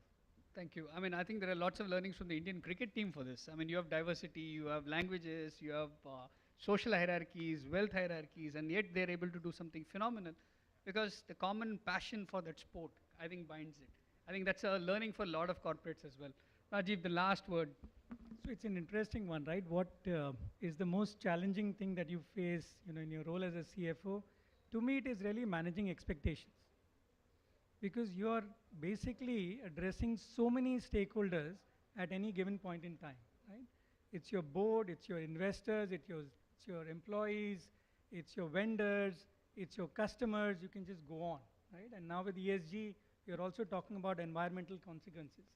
There are a lot of these expectations, and trust me, you're no superhuman to solve everyone's problem.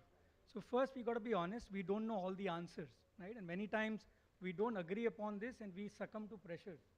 You got to be honest, and you got to have the courage in your back to say no to what you can't do or what you don't know, right? The second truly is that in managing all of these expectations, you need to build grounds up strong values and cultures within the organization. If the bottom layer of your team is not comfortable or confident that the decisions that you make are in the best interest, they will also start to follow you, right? So it has to be bottom up in terms of building the values and the culture, because at the end of the day, when you go up, you will see that all the expectations will only get met if you have the right culture and the values, right? Last but not the least, you may fail, and you have to be honest, right? When you fail, you will have to turn back and say so, that look, I could not meet so-and-so expectation. I'll give an example. Often everyone, let's say an investor is expecting some growth, and you go and make certain guidance and promises around what you expect the year to be. Fact is, if, like the geopolitical situation you're facing, you don't know what's going to happen in the year, right? You come back and you have to cut a guidance. The investor is having an honest chat saying, basis what you mentioned, I invested in the company. Tell me, what do I do? How do I go back to my own investors, right, who believed in me? Fact is, you're having to stitch all of this together and still come back with something that's a resilient story, and I think that's a fabulous job that we as CFOs do. Thank you. Thank you. So that's a quick wrap, risk, resilience, and reward. I mean, the blend of these makes a CEO's life interesting, complicated, and exciting from outside. Thank you for being wonderful panelists. Thank you.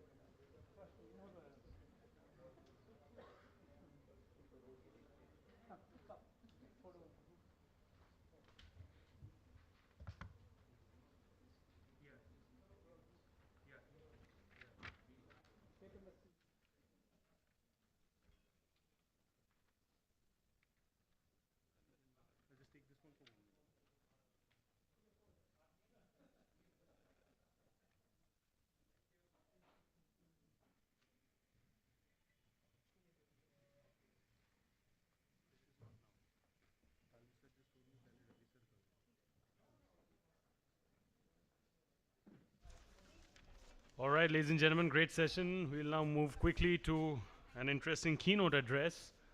I'll quickly give them the time.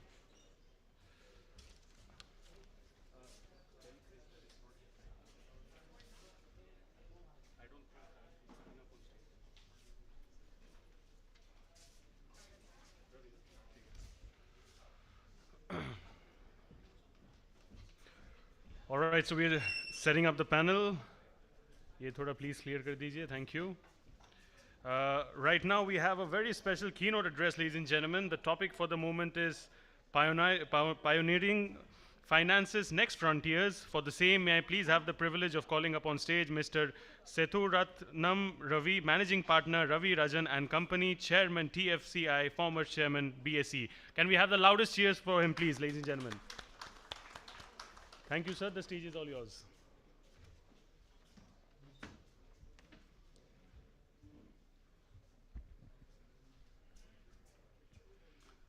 So, good evening to everybody. Thank you for inviting me to be here.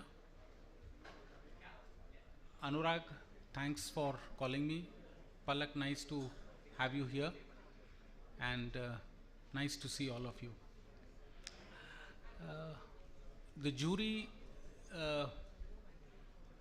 as I was chairing it, so just to let everybody know the process, it was a good panel, lot of interaction.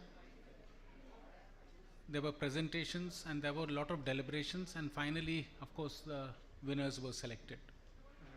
So this process itself was a learning curve for all of us, because actually we come to know new facets of the CFO world and the young under 40 CFOs. But coming to CFOs, first of all, I would like to say that they are the fulcrum of any company. The CEO may think that he is running the business model, the MD may think whatever, but the CFO is the fulcrum, because in today's most important aspect is compliance, regulatory compliance, and multiple regulators across. You can have many regulators in one company, and with multiplicity of regulations, the biggest challenge is for the CFO is to see that compliance happens. Mostly the CEOs and CFOs have very differing views, because one is intending to grow the business and the CFO is the person who is showing regulations, compliance, etc. So there is always this I have noticed it over a period of time, that there is a very strange conflict between two agendas which are different. One to grow and at breakneck speed if possible, and other to actually put in compliances, put regulations, do governance, do board management, do shareholders management, etc., etc. So I think the CFO plays a very important role. I won't name the companies, but if you look at, you can go into the social media and just see the list of CFOs who have had problems with the regulators, principally because the CEOs or the promoters always felt that growth is the only path, whereas they gave little importance to governance and compliance. And that is the challenge in today's context. How does a CFO regulate the company and also ensure growth? And that is why when we select a CFO, it is important for any award or for any achievement, it is important to know how much they have contributed towards the bottom line and the top line, and how much towards making this company successful while making it totally compliant. So this is the role of a CFO. And if you look at various reports, I don't want to name companies, but the CFOs, if you look at all the SFIO cases and all, and multiple fraud in multiple cases, the first person, the promoter will say, no, I didn't know anything, only the CFO knew everything. This is there, you can just Google any company. You'll find a universal practice of telling, oh, I didn't know anything, it was the CFO who knew everything. So this, putting the blame on the CFO, there is a board, there is a CEO, there is an MD, there are a set of promoters, there are auditors and everybody. So and still you come and say the CFO is the person who is responsible for all this because he was in law responsible for compliance. So that is where the CFO stands in today's context, and that is why all CFOs must ring fence themselves. And that is the key. And how do they ring fence themselves? It's not mere tick in the boxes, let me tell you clearly. You have to go beyond the tick in the boxes and see the spirit of the law and the regulations. And this is where a proficient CFO will play a very important role in guiding the company, telling them the risk factors and telling them these are the challenges that are ahead of them, and then bringing the business to be aligned with the risks. And that is the key in my view. And if you look at all the failures, including a lot of them in public domain where shareholders have disagreed, why have the shareholders disagreed? Because the promoters have thought that the shareholder money is their income. They are not accountable to them. And it is the CFO who has to show the promoter or this MD and etc. to just tell them that, see, this is a money that has to go back, there has to be a return that has to go, they have to get multiple of whatever they have invested. And that is why the CFO becomes not only the caretaker of the company, but also the stakeholders, the board and everybody. This is a general accepted practice. A good CFO can bring a lot of things to the table. You would have seen very recently few top CFOs leaving one company and going to another. And why did that happen? They were not happy here because maybe there were not too much governance, but why did they go back? Why does the promoter want the same set of CFOs, etc., etc. So why does it happen? Because the CFO, the comfort level with the promoter has with the CFO should be that he or she is not a person who is a deal breaker or a person who just stops the growth or retards growth, but a person who promotes growth considering all the risk factors. And this is, in my view, the most important role of a CFO. And this is what, as a chartered accountant, as an auditor of many companies, I feel the CFO plays a very important role, because the auditors also sort of align with them, they meet them, they do the accounts. The board also gets together, and the CFO and the company secretary become the focal point for all the information that is carried, the compliance that is carried. So all that, the CFO, in my view, is a balance. And that is why when we judge people under 40, we see that qualities of how they can take these companies, whichever they represent, wherever they are, to the next level through good governance and yet not sacrificing on growth. And that is the key to the whole success of a CFO. Now let us just look at, keep the CFO aside.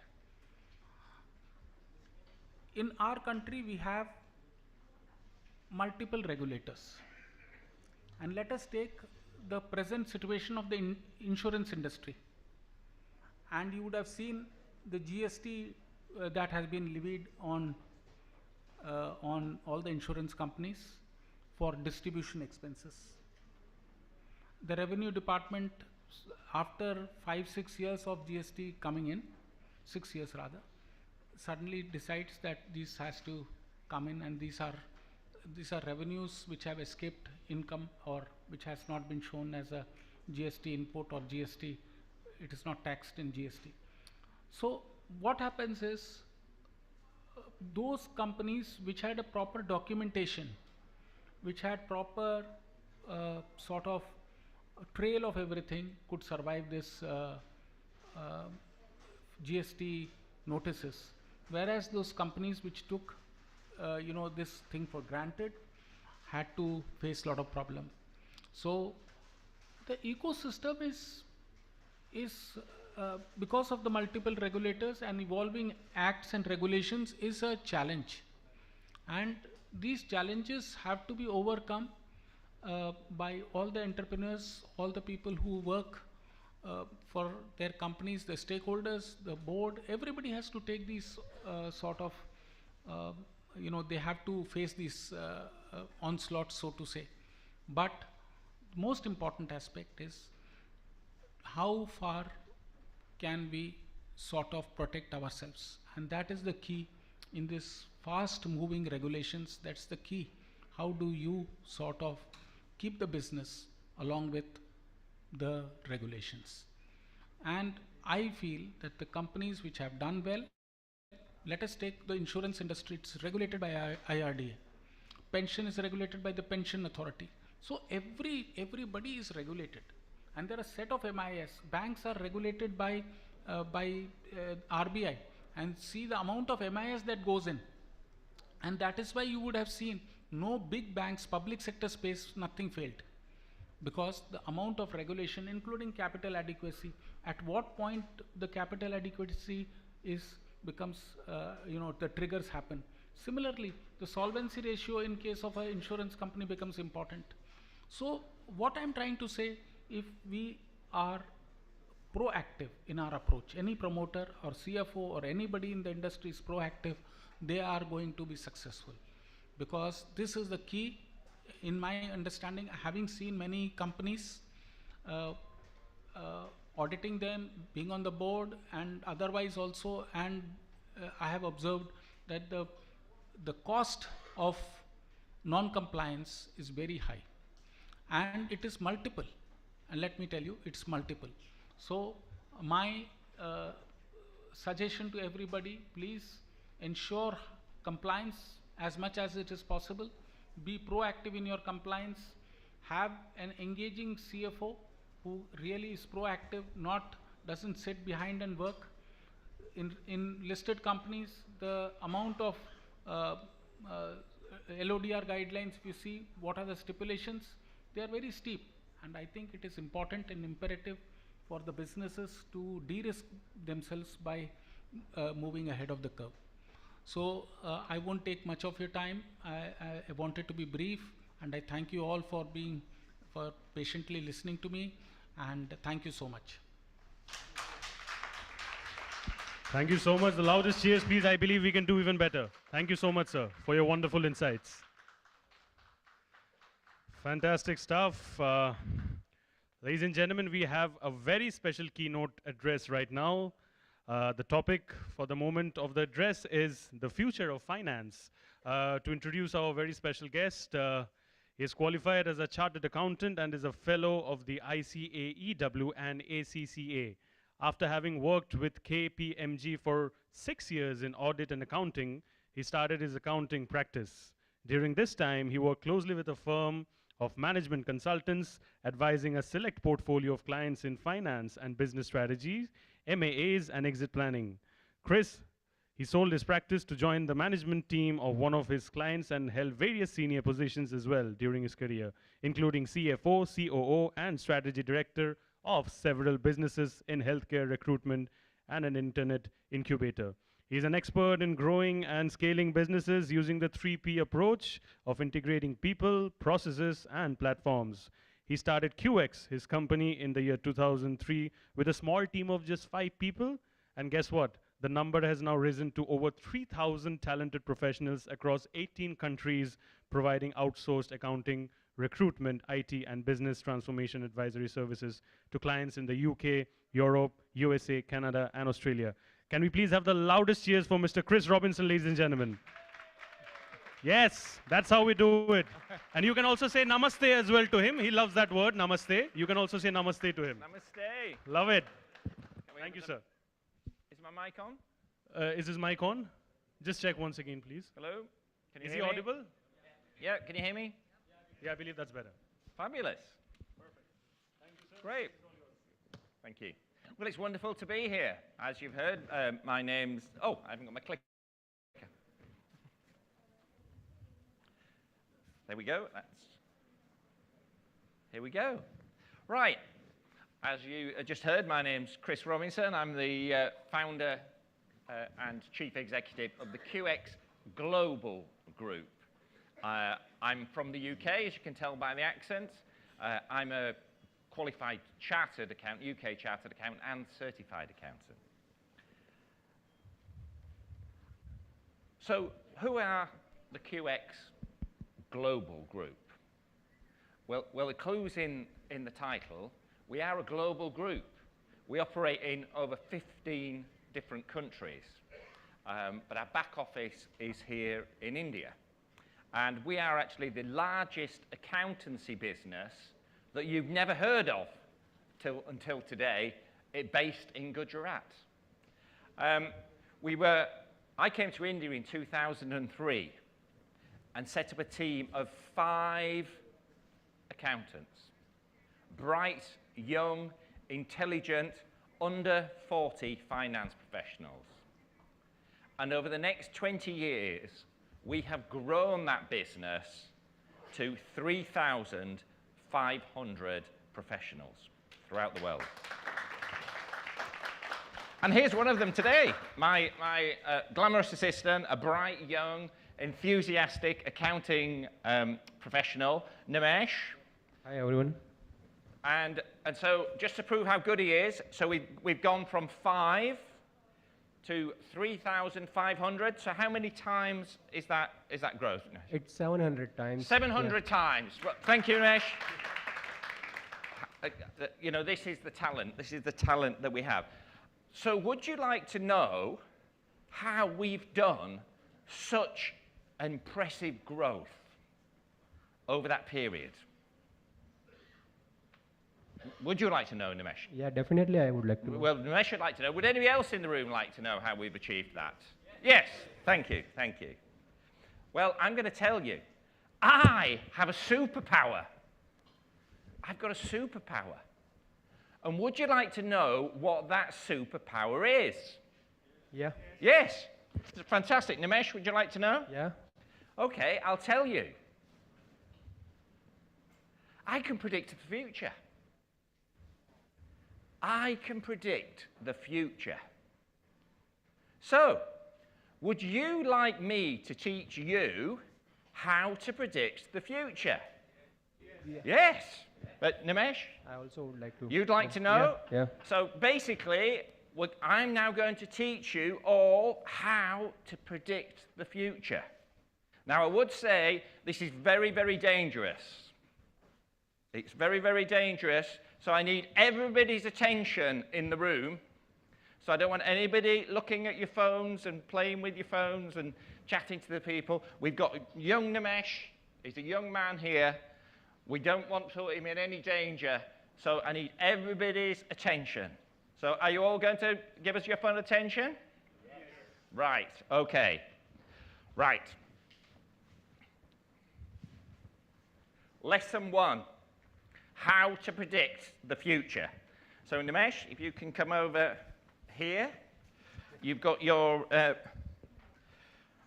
we've got a prediction device here. It's a stress ball. And if you can just check that, that is a normal, completely normal stress ball. Yeah? Nothing unusual about that at all? Yeah, it's normal ball, I will. Okay, and as you can see, I've got nothing on my sleeves. No, I didn't find anything. Okay, right. Well, if you go over to the prediction chart. Okay. Now, is everybody ready? Now, you can all play along. Obviously, for the proof of this, Nimesh is going to write down his prediction, and I'm not going to see it. But you can play in your heads. You can do, because you might say it might be a setup. You can play along in your heads with this prediction. Okay. Are you all ready? Yes. Everybody's ready. Right, okay. I'm holding the ball out. Okay. Are you ready, Nimesh? Yeah. So I'm going to let go of the ball. What is going to happen to the ball? Write it down. All think about it in your heads. What's going to happen to the ball? Hold it in your heads. Right, are you ready? Yeah. Wow. So what did you put? Show everybody what you put on there.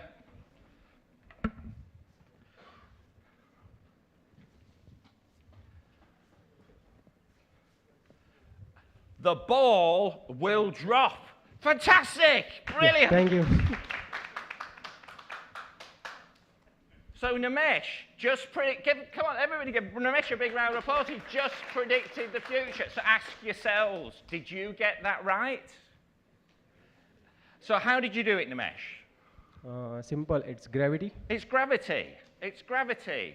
So what you did is you applied your knowledge to a series of events.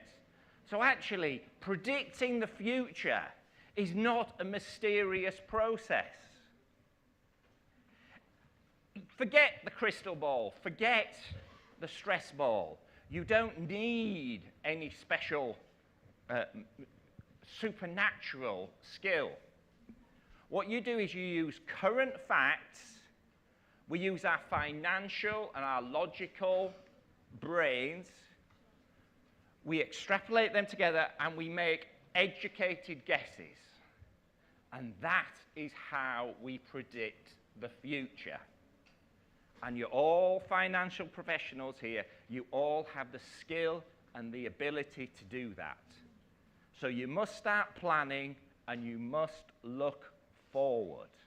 And you practice that, the better you get at it, and you keep practicing it, you're doing it on a regular basis. So that's your budgets, your financial plans, everything that you do. So, I promised you I was going to explain how we grew QX from 5 to 3,500 people. So what have we got to do first? What's our lesson? We've got to get facts. So let's go back in time now. We're going in our time machine, and we're going to go back to 2003, when I came to India and set up QX. And what were the facts that were around at that point in time? Well, I came from the UK, where we had a shortage of UK accountants. And I came to India and started talking to Indian chartered accountants, bright, young, intelligent, enthusiastic Indian chartered accountants. And I realized that we spoke the same language, accountancy. And I also realized there was lots of those in India, where we had a shortage in the UK. So I thought, what will happen if I come to India and train those Indian chartered accountants how to do UK accounting? Well, let's see what happened, because I did come to India and I lived here for 3 years and I trained those 5 accountants how to do UK accounting. So let's see what happened. Well, this has been our growth rate. We started with 5, we went to 250, and again, we planned each stage and we looked forward. We did a mission 1,000, and we've grown onto 3,500.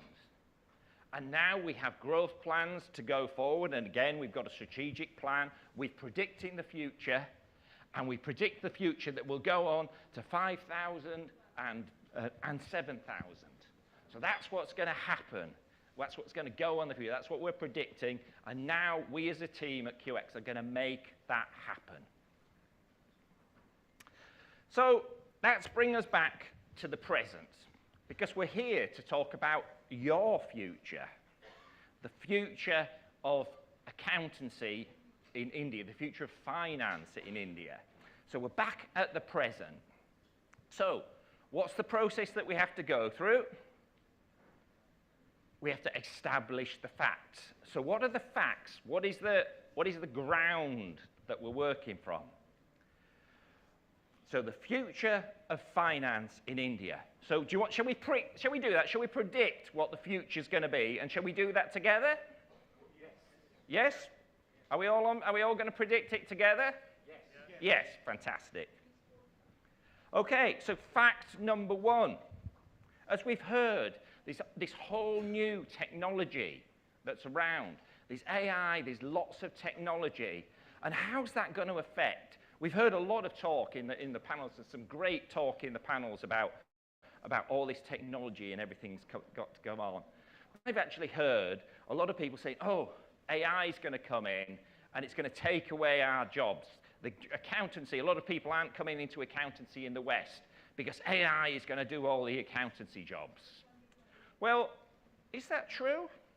Let's just test that hypothesis. And again, let's jump back in our time machine and let's go back in time and see how technology has affected accountancy over time. And we're going to go back in time and we're going to go back 5,000 years. 5,000 years. And we're going to go to Babylon, the dawn of human civilization. And I have here, and we've got a picture of it up here. Does anybody know what this is?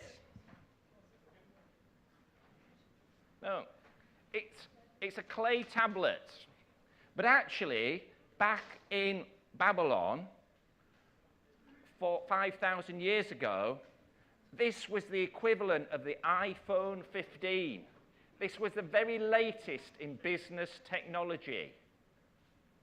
And actually what this is, and I'll translate it for you because I'm actually, as well as having a superpower, I'm fluent in ancient Babylonese.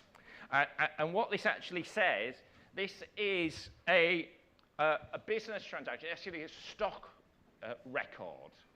And it actually says there's 23,000 bushels of wheat, and they have been put on loan for 37 months.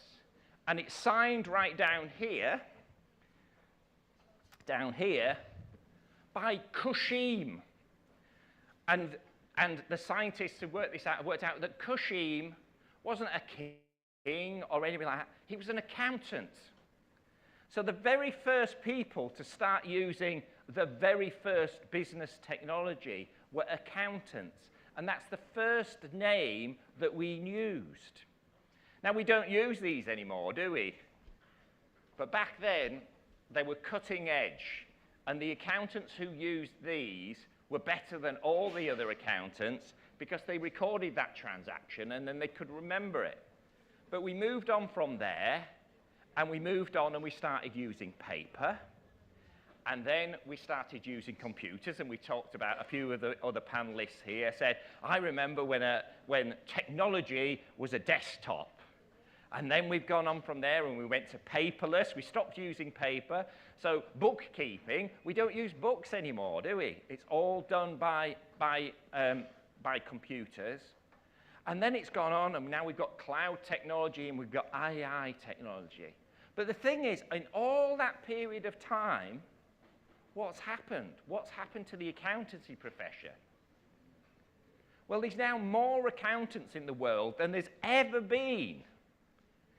There's more accountants now today than there's ever been in the entire history of the world, right back from 5,000 years ago. So it doesn't seem to stand up as a hypothesis, does it, that it's going to get rid of accountants? So I think the actual answer, and some people have said it here on the stage today, that AI won't take your job away, but your job will be taken by somebody who is using AI as a tool. And just like if you were the person who was still using clay tablets, you would be obsolete. So please, look into technology, look into AI, use it as much as possible. So let's have another fact. And again, it's been brought up today. We live in a post-COVID world. And and the pandemic didn't just affect India, it affected the whole world. It was a global pandemic.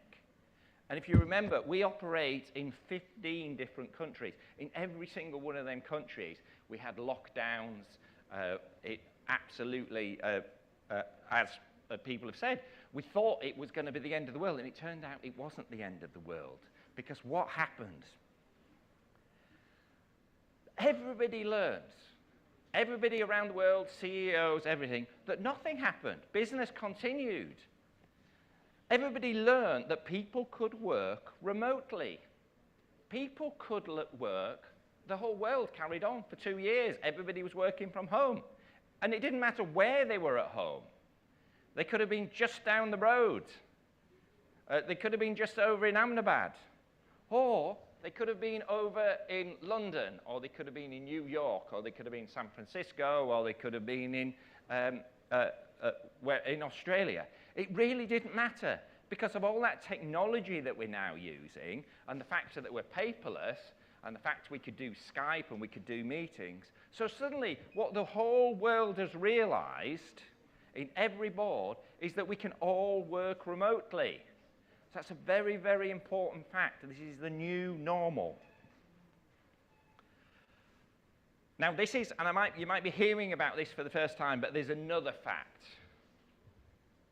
And this is quite an important thing for you to understand if you're going to be able to predict the future. In the West, and in the UK, the US, Europe, the demographic time bomb is going off. So what do I mean by the demographic time bomb? Well, basically, do you understand the term boomer? So these are all the different generations that are around. We've got the baby boomers. You can see the people who are going a little grey. We've got the Gen Zers. I'm right on the cusp here. We've got the Gen Zers, the Gen Xers. Then we've got the millennials, and we all know about millennials. And then we've got the new Gen Zers coming up. And these are the generations that are coming into the workforce. And the fact is, this is a picture from the West. And what's happening in the West, we've got this huge amount of baby boomers. Now, they're all retiring and going out. And we've got the Gen Xers. And a lot of them are retiring and taking early retirement because of post-COVID. And then we've got the millennials and the Gen Zers. They're the people who are coming in who've got their whole work lives ahead of them. And a lot of you people under 40, you're all down there. You're in the millennial group. But what do you notice about that?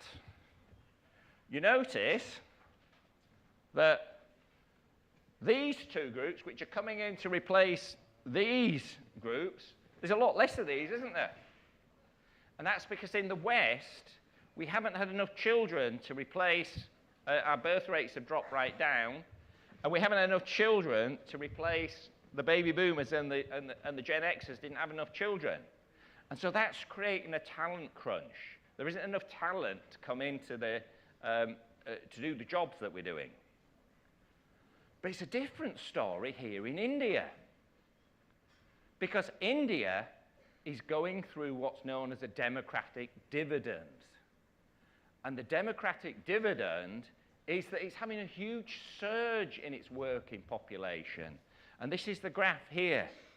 If you see, since 1990, it's gone up and it's peaking. Look how it's rising up here to 2030. A huge rise, and that's a huge surge of potential talent. And just for comparison, because our neighbour's and largest neighbour is China, look what's happening in China. They peaked back here. They're seeing a sharp decline going down here, and that's because of China's one-child policy. 2 children to 1 has halved. Now, that's been going on for 2 generations. So you've got 4 grandparents have only produced 1 child, so they quartered their generation. Huge problem that China has. It will slow down, as you see in India, but a far gentler curve. So let's just put those 2, because they're 2 big facts, and 2 big facts to get in your head. Let's just put this on a graph. And so we're just going through time here. We're catching up. So this is how each size, this is the size of the population. You see how India's growing, how China's growing, and then this is how populations are aging. Now watch how they age. Look at Europe. Look how it's aging here. Look how all of Europe now has aged by this date, 2023. Then the US is aging. So that's all those boomers and Gen Z.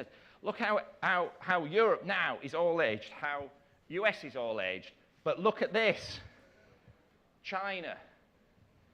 By 2040, China has got an aged workforce.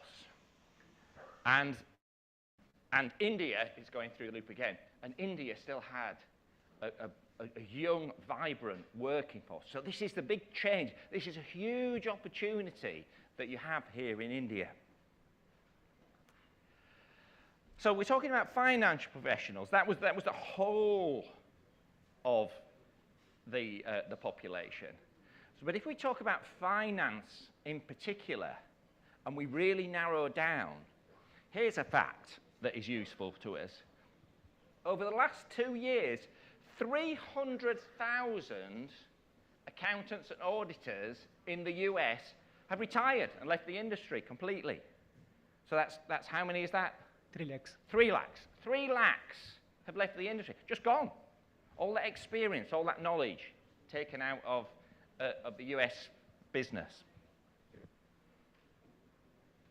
And at the same time, fewer accountants are taking the CPA exams. These are the US CPA exams. So look how this is going down. From its peak here, it's gone down here. It's actually dropped 38%.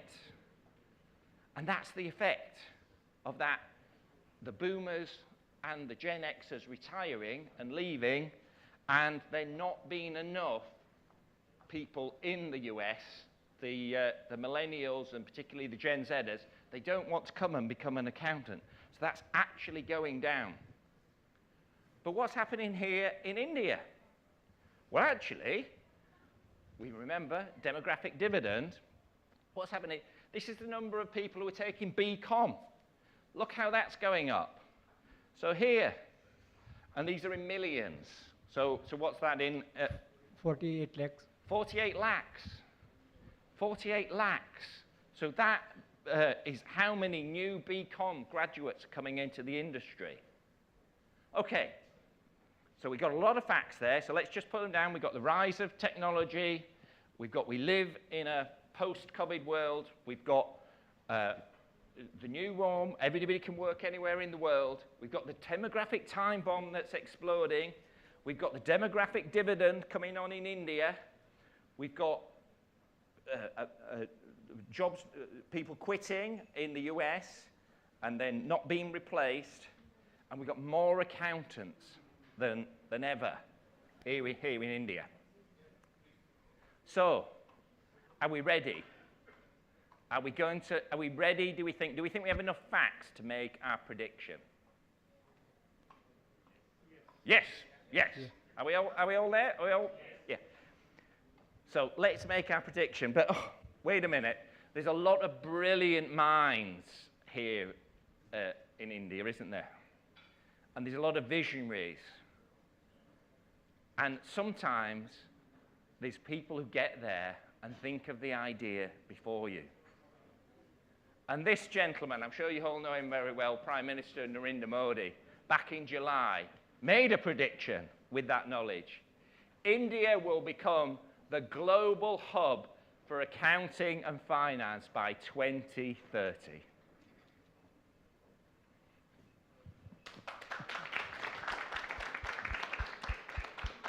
So, that is the future of finance in India. I'm Chris Robinson. Thank you very much.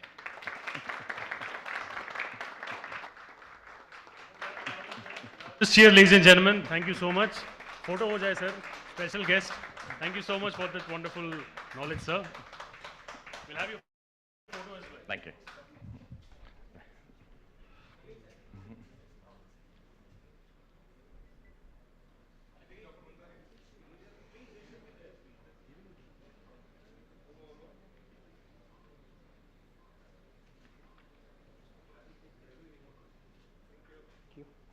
Thank you, Dinesh.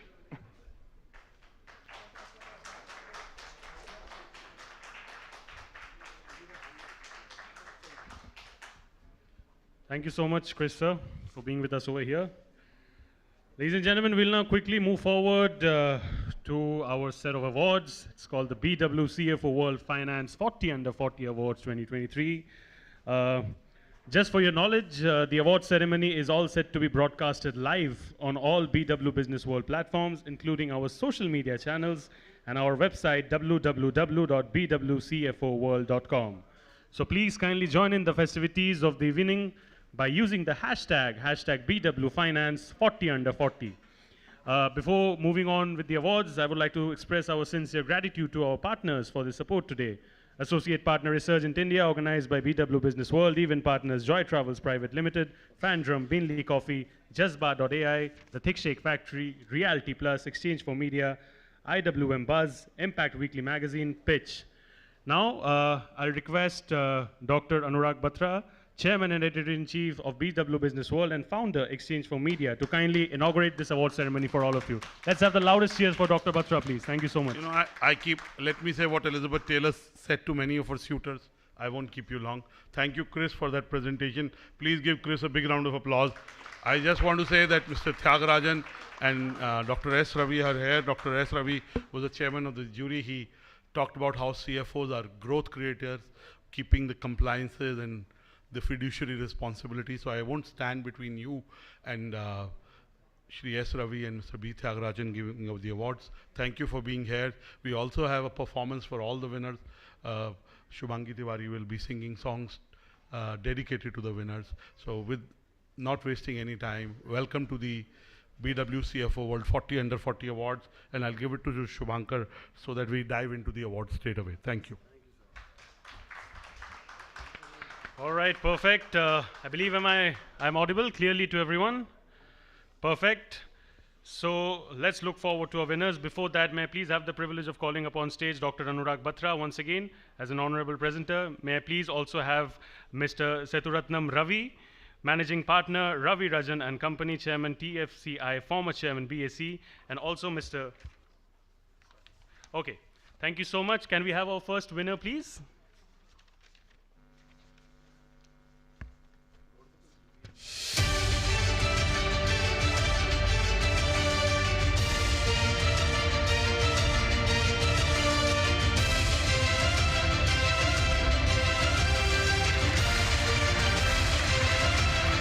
Let's give it up for Abha Pandey, ladies and gentlemen. The loudest cheers in the house for Abha Pandey. Congratulations, Abha Pandey.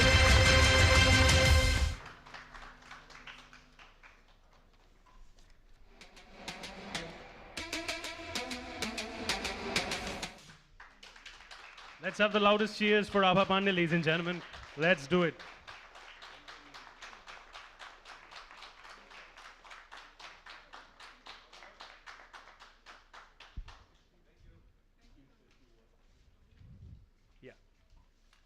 You want to use this? I'll hold it for you. So thanks a lot, Business World, for this opportunity, and thanks a lot for acknowledging all the effort that finance professional has been doing so far. During the day, we have heard a lot of things from our eminent guests and how finance is important for any business. So it's a great pleasure to be within this finance community. They're very, very learned professionals. Thanks a lot. That's all I have to say. Thank you so much. Congratulations once again. Thank you for inspiring people. All right, with that, we move forward to the next award, please. Can we have the next winner, please?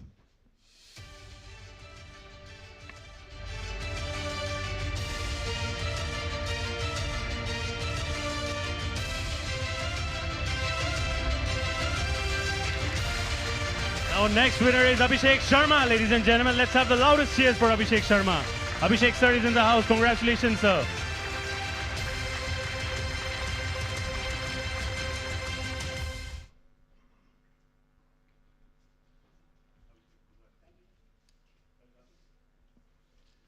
May the cheers keep coming. I think we can do a lot better, right? That's how we do it. Perfect.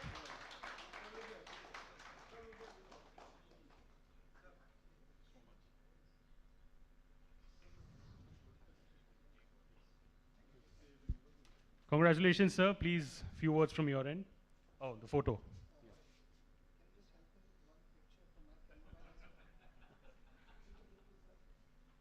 We all want that personalized touch, don't we?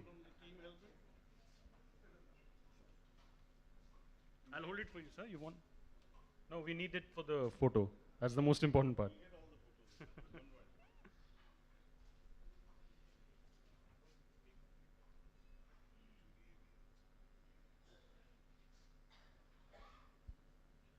Perfect. Picture perfect moment indeed. Wonderful. Thank you, sir. Some kind words from your end, please. I'll hold it for you. First and foremost, I would like to thank to the business world team as well as the jury and giving the opportunity to the entire finance community and giving a platform where the recognition can be given to the professionals. And this is the kind of a platform where we can all look at what kind of finance accounts team members can do. And when I heard the certain conversations by eminent speakers, I would feel that a CFO's roles is crucial and important, may not be in the cabin where MD and CEOs are there, but it is outside the cabin, and thanks for all the team members to recognize the same. Thank you once again. Thank you, sir. Congratulations. Love that smile on your face with the award. Thank you so much. I'll request all of you to kindly get seated. Thank you so much. Thank you, Ravi, sir, for joining us and being with us over here. It's a pleasure. Thank you so much, sir.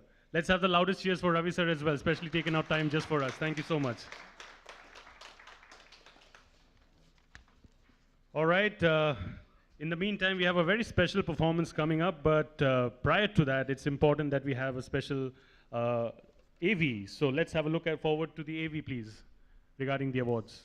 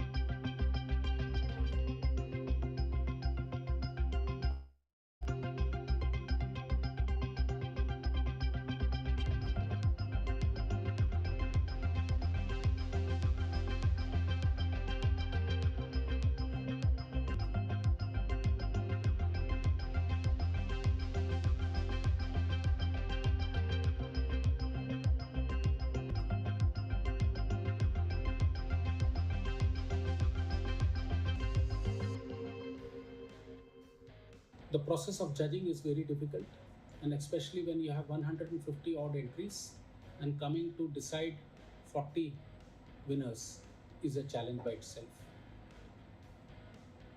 I must thank all my co-jury panel members who were very proactive in their contribution of selecting the winners. The process of selection had various criteria, including the presentation, the role of the person, the leadership quality that the person provided, and many other factors that went into finally deciding the winners. I must congratulate the winners for having achieved what they have. I would like to also state that there were some close calls and there were a lot of deliberations as we selected the winners. I wish all other people who have made an attempt all the best. Keep trying and let BW, which has been really a pioneer in this, improve ourselves in many ways and see that how we can have more people participate in this and we give more categories and more awards to people. Thank you so much. As a jury member of BW Business World 40 under 40 finance leaders, I have thoroughly enjoyed various presentations made by the participants. The process of selection was very democratic, objective, and transparent. The quality of application was extremely good, and I was very happy to learn about the achievements of young finance leaders. I congratulate all the winners of BW Business World 40 under 40 finance leaders. Thank you. I was one of the jury members for selecting the best financial professional out of 90 candidates. These are also shortlisted by Business World after going through all the applications purely based on merit. We were given around a 90 out of that. We had to select best 40s. I must say the process was absolutely based on merit, no pressure from anybody. We also gave enough opportunities, equal opportunities rather, to all the candidates to make their presentation. I'm congratulating hereby all the winners, and I must congratulate Business World for taking up such a nice initiative for awarding best financial professionals so that they can come up in their profession and they are encouraged. Thank you all. Congratulations to winners once again. It was pleasure to be part of the Business World CFO World Finance Under 40 Awards 2023. The applications this time were very, very good. We at the jury had a very tough time in selecting the best CFOs. And believe me, we could not find a single case where the rejection could be made outrightly. And with due diligence, with the interviews of the applicants, we were able to select the best CFOs. So my heartiest congratulations to all those who have won this Business World CFO Under 40 Awards. My special thanks to Dr. Anurag Batra, Chairman of Business World, who is organizing such events, such awards, which promote the literacy of the best CFOs in the world. Thank you, Anurag. Thank you, Business World, and thank you, participants. It was an honor for me to be part of the jury for BW CFO World Finance 40 Under 40 Awards. I've been on the other side last year and was the recipient of this award. And being on the other side as jury was a phenomenal experience. The quality of the applicants was excellent. It was very difficult for us jury members to actually, select those 40 people out of all the applications we received. So I congratulate all the winners for this award, and thank you BW for running this smooth process and having me there. First of all, I'd like to thank BW for organizing the Finance 40 Under 40 Awards 2023. It's very important that we recognize the finance community for all the hard work they do in terms of scaling their companies in today's Bani and VUCA world. The number of entries which we received this time were humongous, and I was pleasantly surprised by the sheer diversity of them. Whether it's gender, whether it's the number of industry, whether it's from small towns, big towns all over the country, that made us realize how important the finance community is. Congratulations to those who won, who came in the top 40, but also congratulations to those who couldn't make it because they were doing equally a good job. It's just that the sheer number of entries we received made the job of us as jury members very, very difficult. I'm honored to be a jury member for the Business World 40 Under 40. This has indeed been a great experience for me. I'm especially impressed with the rigor, the discipline, and the quality of the process that's been followed by BW to select the various candidates. Being a jury member has enabled me to see up close the talent and the abilities of the new generation leaders. The quality of the candidates, I must say, has been outstanding, and so were the conversations that we had with them. I also made great friends as a part of this jury process. All in all, I must say, it's been a fantastic experience for me, and I'm very thankful to Business World for giving me this opportunity. Thank you. I'd like to congratulate Anurag ji and the entire BW CFO team for organizing such an event and recognizing the best CFOs under 40. As a jury, the job was very tough because the quality of the candidates were almost equal. Nevertheless, the jury have been able to select the best candidates, and all the best to the winners, and those who haven't made it this year. I'm sure they would aspire to become an award recipient in the next year itself. Thank you very much and all the best.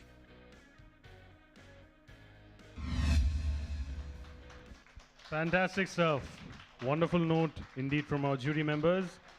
Well, a great day so far when it comes to, I believe, discussions, etc. We now have a special performance. Time for entertainment. Can you all show some energy, please, for our performer? Please, ladies and gentlemen. Yes, that's how we do it. Perfect. All right, our performer right now, she's really, really special. She's a singer, vocal coach, and voice restorer. She has sung for Bollywood movies as well as web series jingles for some major brands, and has performed both as a singer and a bassist in the UK, Russia, Hong Kong, and Malaysia. Let's give it up for Shubhangi Verma, ladies and gentlemen. Let's have the loudest cheers for Shubhangi Verma, ladies and gentlemen. Shubhangi Tiwari, I beg your pardon. I'm so sorry. Shubhangi Tiwari. Let's have the loudest cheers once again for Shubhangi Tiwari, ladies and gentlemen. Yeah.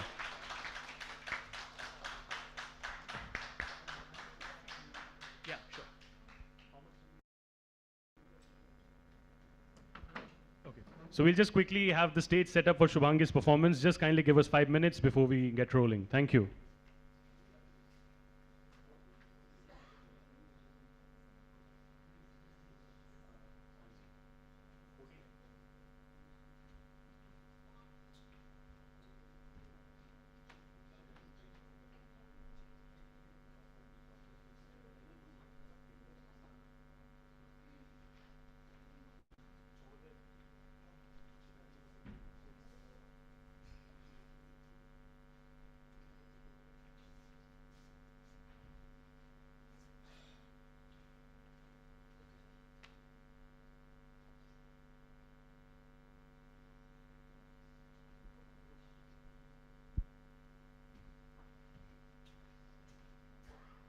Our artist today, she has taken a lot of efforts to prepare for today's performance. Can we please once again have the loudest cheers for Shubhangi, ladies and gentlemen.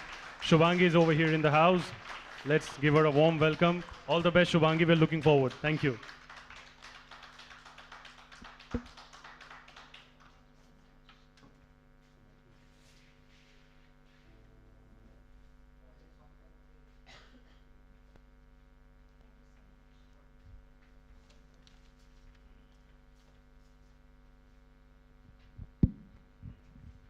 Thank you so much.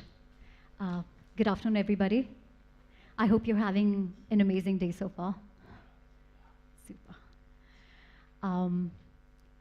So it's really an honor and privilege to be here today with you all. And I'd really like to thank Dr. Batra and Mr. Rizvi for inviting us here today.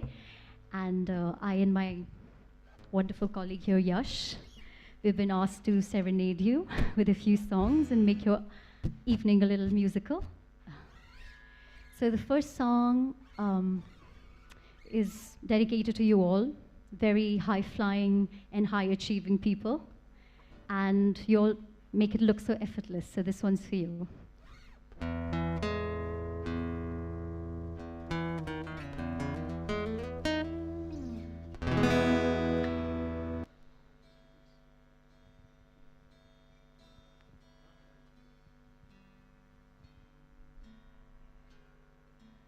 It's important to tune the instrument, so thank you.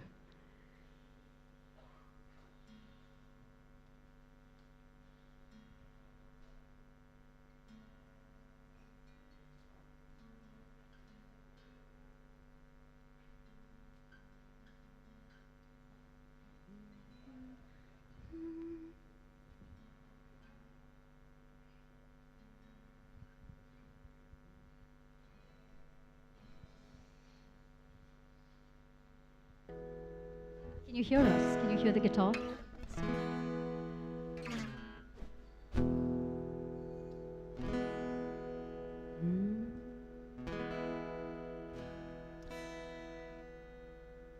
I used to think that I could not go on. Life was nothing but an awful song. But now I'm needing of true love. I'm waiting on the everlasting arms. If I can see it, then I can do it. If I just believe it, there's nothing to it. I believe I can fly. I believe I can touch the sky. Think about it every night and day. Spread my wings and fly away. I believe I can soar. I see me running through that open door.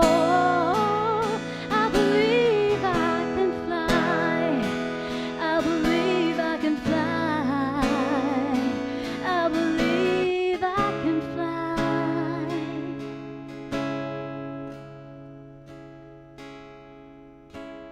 The average all the words are breaking down.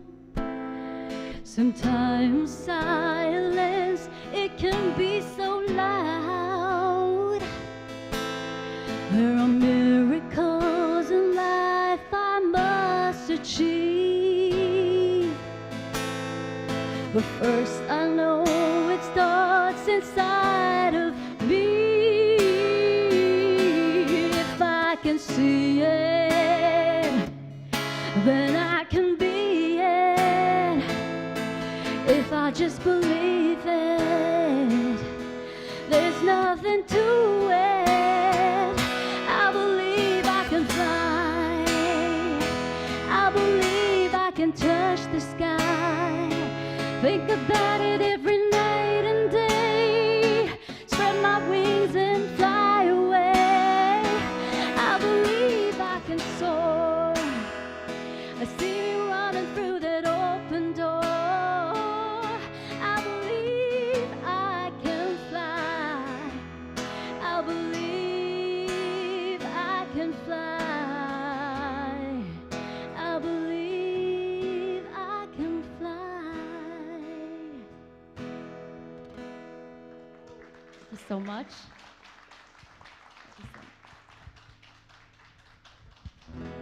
Thank you so much for that. So the next song today is actually a prayer to, for peace. There's some disturbing wars and killings and bombings going on in the world right now. And this is a prayer that things are more peaceful very, very soon, and good sense prevails, and love prevails. And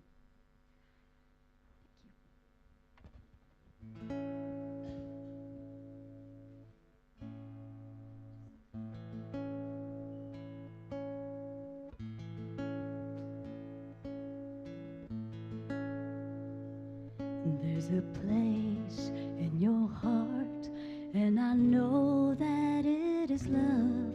In this place could be much brighter than tomorrow.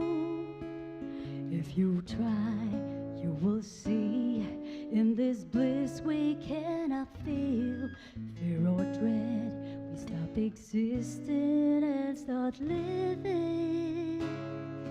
There are ways to get there if you care enough for the living.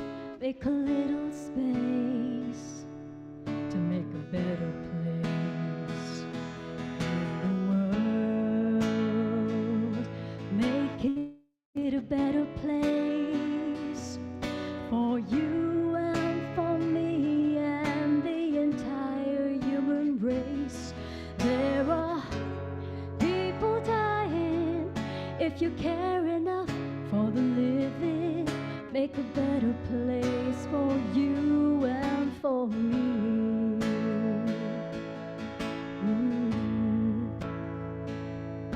If you want to know why, there's a love that cannot lie.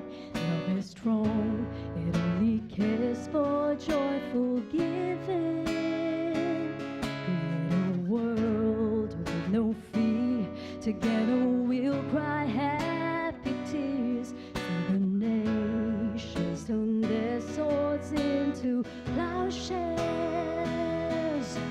We can really get there if we care enough for the living.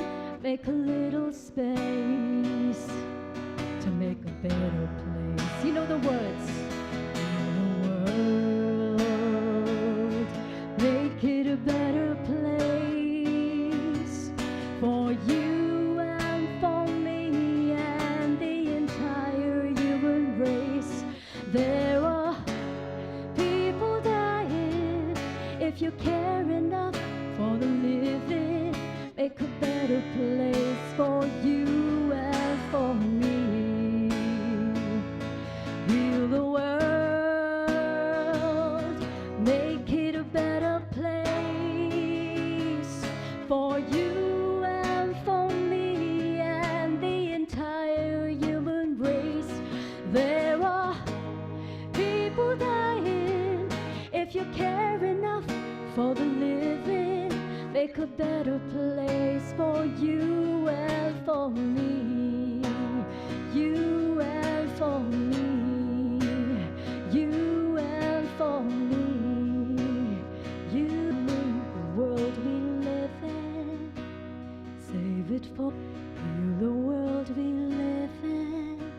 Save it for our children.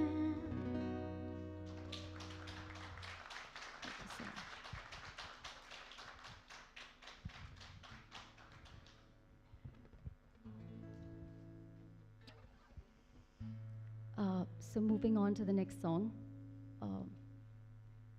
You know, I think, and you would agree with me, that love really is the most important thing, most important part of the human experience. And this is another song celebrating an aspect of love.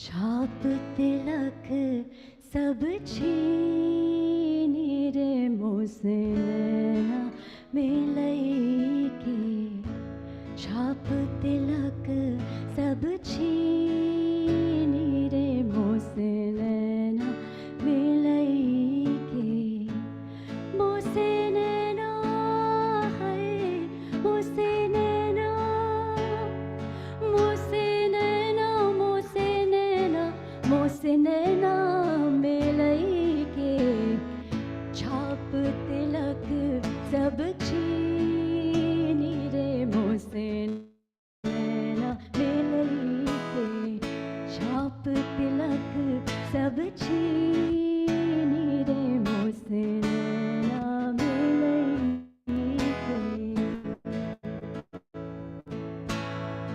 Khusro निजाम के भले भले जइए खुसरो निजाम के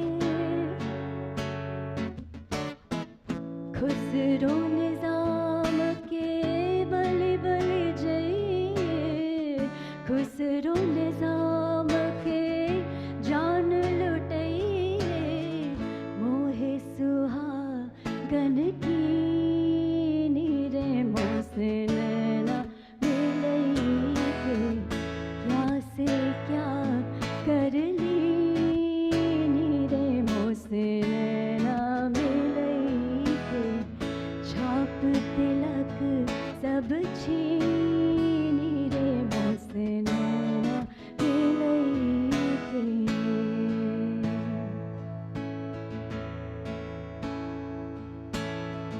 प्रेम भटिका मदवा पिलई के प्रेम भटिका प्रेम भटिका मदवा पिलई के रसवा पिलई के प्रेम भटिका रसवा पिलई के मतवाली कर ली नीरे मोसे नैना मिलई के छाप तिलक सब छीनी रे मोसे नैना मिलई के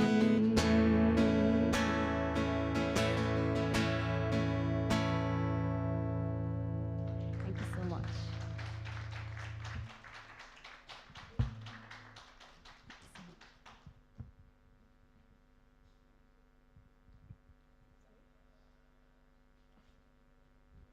All right. So I think we'll be back after a few more awards. All the best to the winners. Thanks. Let's have the loudest cheers, please, for Shubhangi. I think a lot of efforts into her performances. Well done, Shubhangi. Looking forward to seeing you again after a few awards.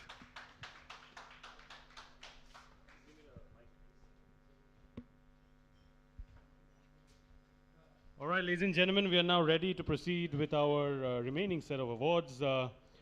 In order to kindly come as honorable presenters, may I please call upon stage Dr. Anurag Batra, Chairman and Editor-in-Chief, BW Business World, and Founder, Exchange for Media.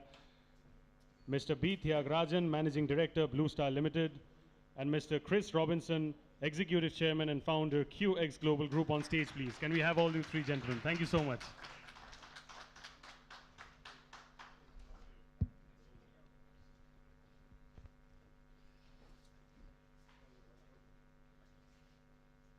Wonderful stuff. So let's resume with the awards, ladies and gentlemen.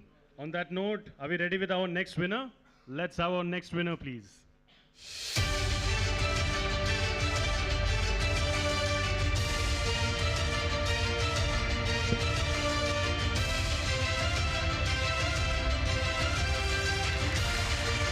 Ladies and gentlemen, the loudest cheers for Mr. Akash Gupta.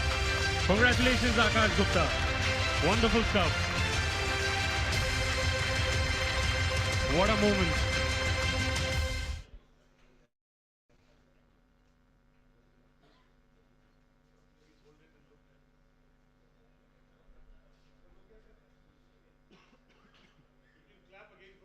Yes, please, let's keep the clap continuing.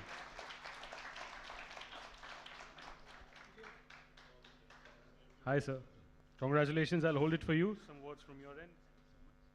Thank you, Business World team, for this platform, for encouraging finance professionals like us. I would like to thank my organization, HCL Tech, the leaders, the mentors, and the team there for always guiding me to the right path. And most importantly, my family and my wife for supporting me, for bearing with me so patiently despite the busy schedule that I keep. Thank you so much. And thanks for the lovely music. Thank you so much. Congratulations. Here's your award. Looking forward to some wonderful photos on social media as well. All right, loving the vibe. On that note, ladies and gentlemen, can we have our next winner, please?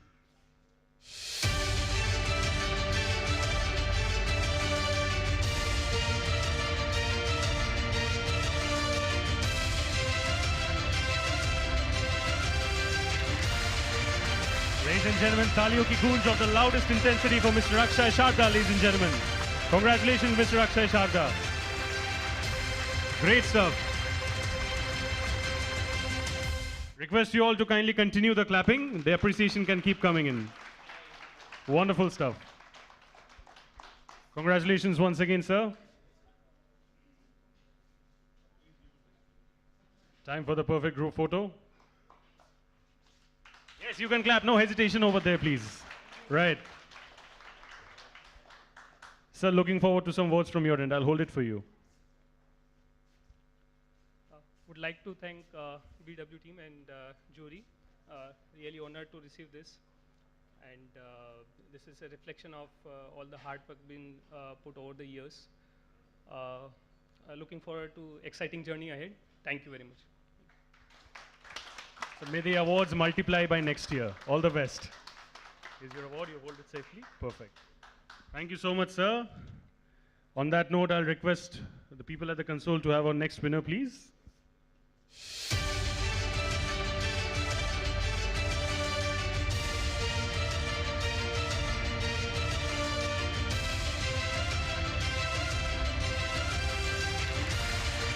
Let's have the loudest cheers for Mr. Amay Karambelkar, ladies and gentlemen. Congratulations, sir. Love that smile on your face when you come over here for the award. Please, we may continue with that. Let's not stop the tradition of clapping and appreciating.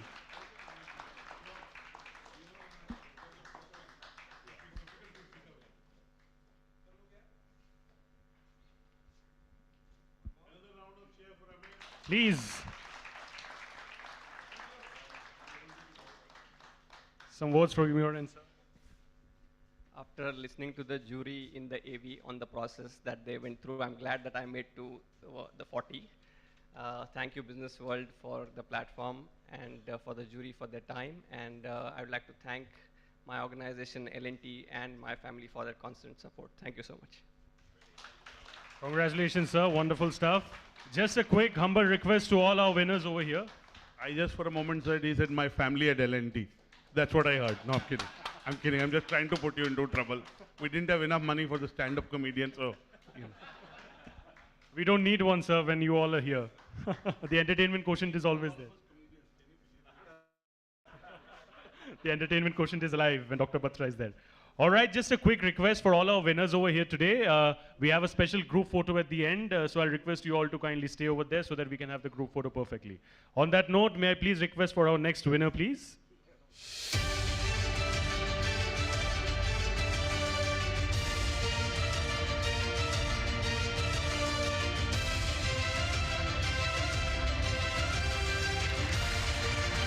Let's have the loudest cheers for Mr. Amit Malani, ladies and gentlemen. Congratulations, Amit sir. The hard work and efforts have bear fruit. Congratulations, sir. May the clapping please continue, ladies and gentlemen.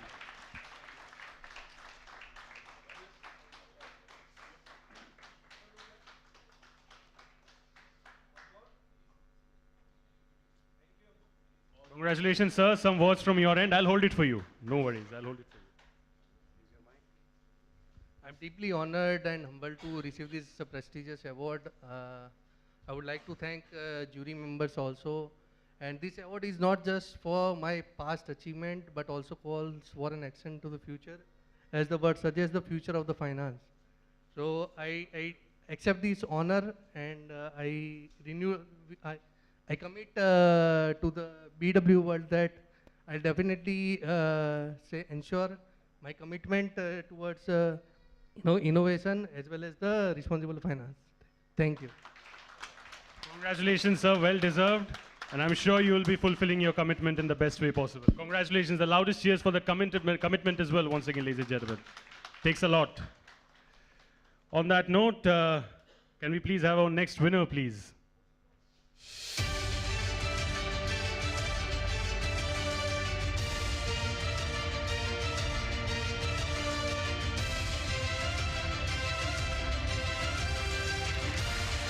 And the winner is Mr. Anil Suneja, ladies and gentlemen.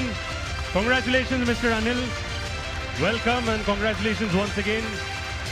Do we have Mr. Anil over here? Yes. Congratulations, sir. We need to continue clapping when he's coming on stage, please. That's how we do it, right? Congratulations, sir.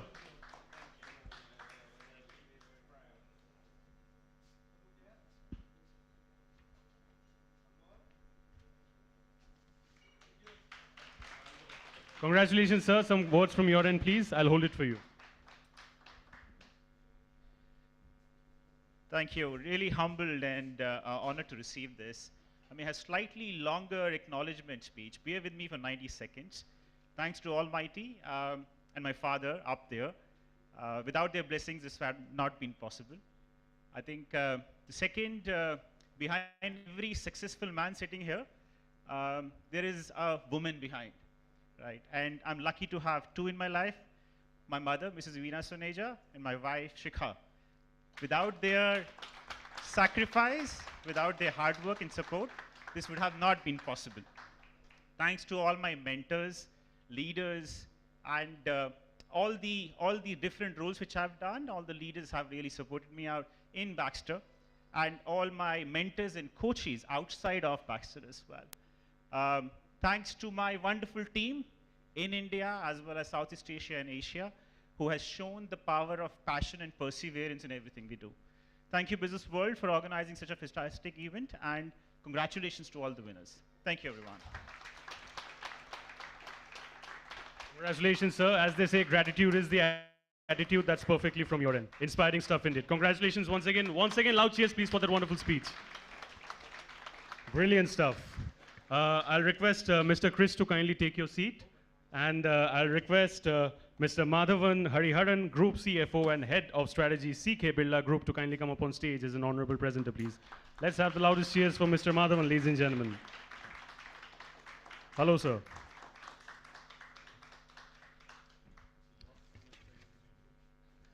All right, time to move forward to our next award, please.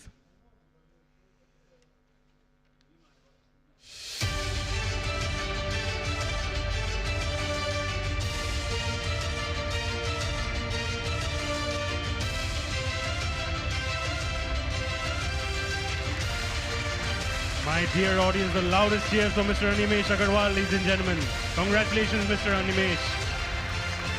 All the hard work has resulted into good stuff. Congratulations, sir. तालियां please बजाते रहे आप लोग. That's how we do it. That's how we motivate our winners for working so hard to achieve this.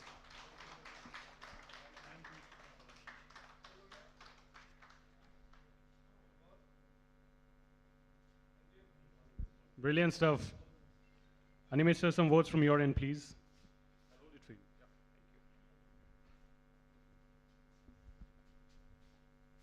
So first of all, thank you Business World for giving us a platform to showcase our contributions and achievements.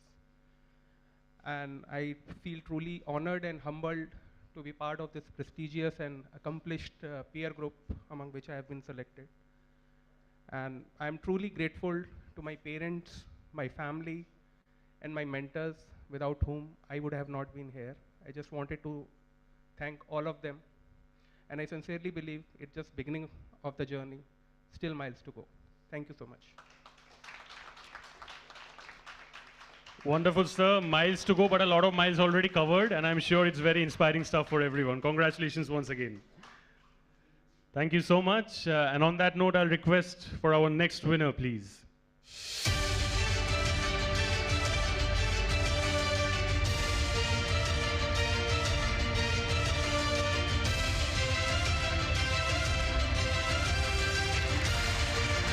Mr. Ankit Maheshwari के लिए जोर से ताली बजाइए, ladies and gentlemen. That's how we do it. Yes, it's right over here.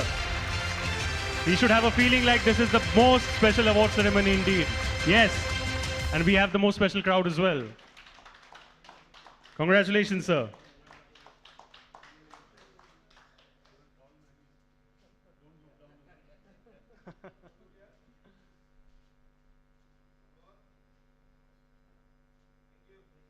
Great stuff, sir. Please, some words from your end. I'll hold it for you. Thank you, Business World team, for organizing this event, which is allowing us to share our experience and learn from finance peers.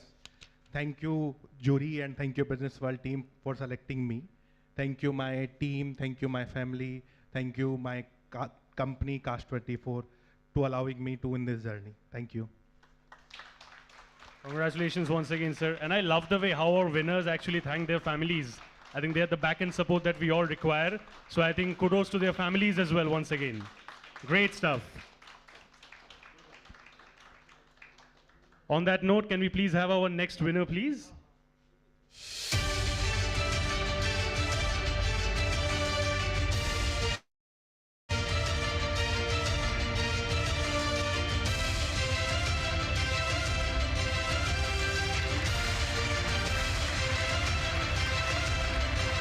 Let's give it up for Anushree Bafna, ladies and gentlemen, our first woman winner of today.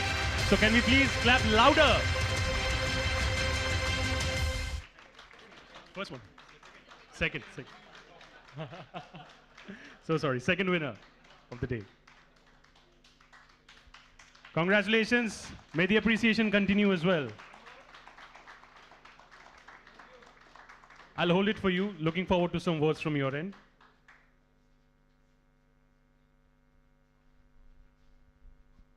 Thank you, Business World. Thank you, jury members. I think this is a wonderful platform for recognizing the professionals, especially in the field of finance. So thanks once again. I would like to extend my thanks to my family members, especially my baby, my husband, my mother. They have been my constant support system. And also would like to thank all my mentors, my leaders, my seniors, my team members, especially Sandeep and Rashmi ma'am. They have pushed me always to achieve for greater success and greater heights. My baby and my husband are there cheering for me right now.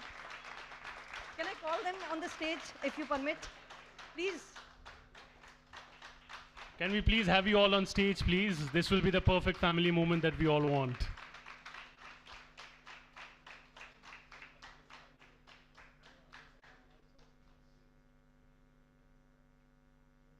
He's just 15 months, but he has been supporting my son, obviously.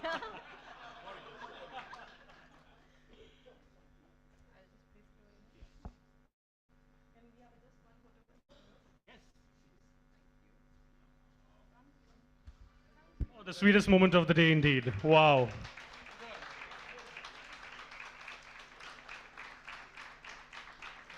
Must be such a proud son.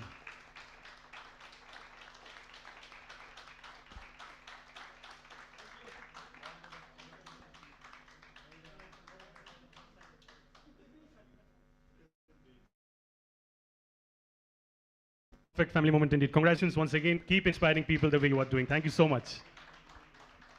All right, can we please have our next winner, please?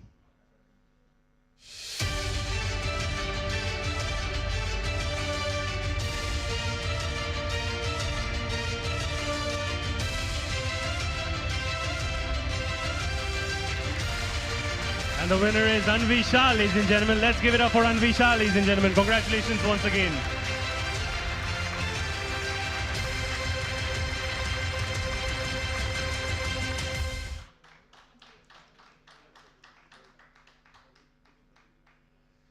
Yes, this is the moment when we need to clap. When the photograph is happening, right? That's when the best smile comes out. Thank you so much. I'll hold it for you. Some words from your end, please. So thanks Business World for this opportunity and the esteemed jury members for the recognition. It's really a humbling experience, but also motivates you to go further, put in more efforts, and obviously, innovate into this future for finance is what have been said. I would also like to thank my family, friends, team members, colleagues, and mentors, not only for the current organization, but also all my previous organizations who've actually put the air under the wings, as we just heard from the song, for me to fly into the sky. Thank you so much.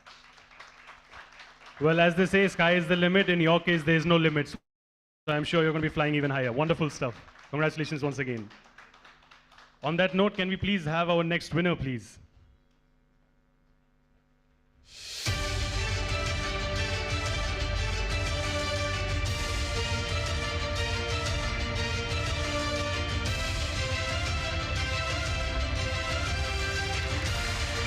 And our next proud winner is Arindam Sarkar, ladies and gentlemen. Let's give it up loudly for Arindam Sarkar. Congratulations, sir. And I request you all not to stop clapping at least till the photograph happens. Yes. We can do that when it comes to showing energy, can't we? Right.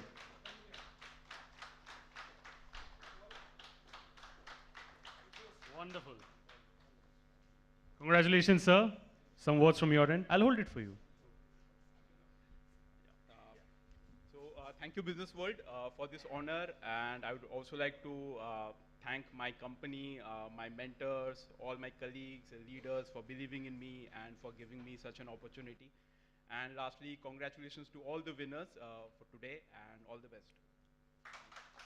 Perfect stuff, short and sweet. Thank you so much. I'll repeat once again, I'll request all our winners to kindly be there in the room so that we can have the perfect group photo at the end of the event. On that note, I'll request for our next winner, please.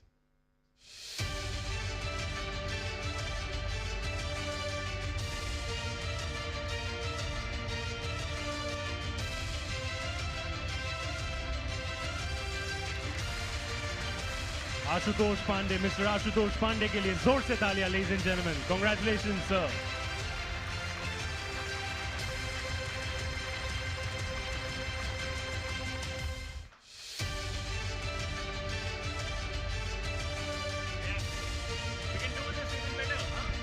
Yes. I love the energy over there as well when it comes to clapping.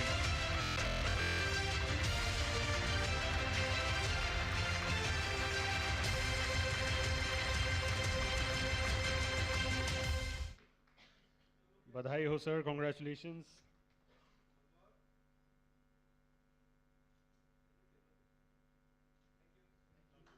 Looking forward to some words from your end, sir.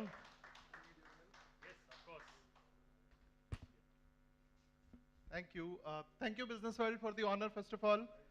I would like to take this opportunity to thank two special teams I've been proud of. One is my family, my wife Ayushi, my parents, my brothers, and everyone at home. And second, I would like to take this opportunity to the professional team I'm part of. our CFO, our leadership team for inculcating the behavior of constant learning, my mentor, Saket, Ronit, and last but not the least to the entire team, because this definitely would have not been possible without their support. So thanks a lot. Thank you, everyone. Congratulations, sir. May you keep inspiring the way you are doing. And I love that smile on your face. Can you please smile even more? We love that. Great stuff. On that note, I'll request you all to kindly have our next winner, please.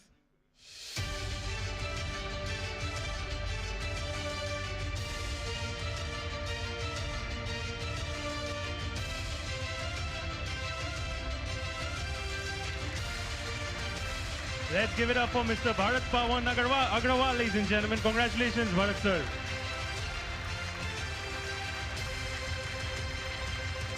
Yes, can we please continue clapping and appreciating?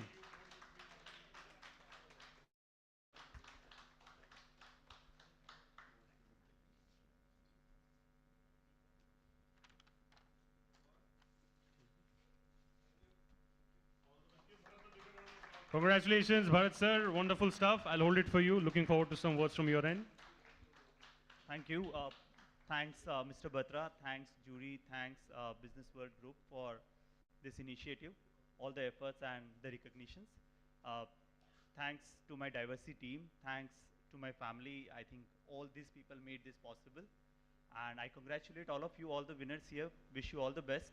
As I said in my session earlier, as a finance leader, we have a lot to do ahead in this time. So all the best. Thank you.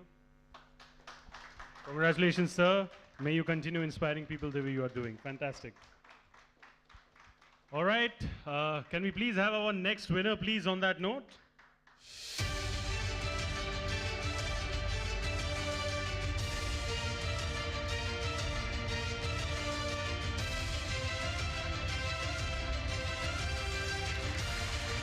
Ladies and gentlemen, let's give it up for Diptangshu Chatterjee.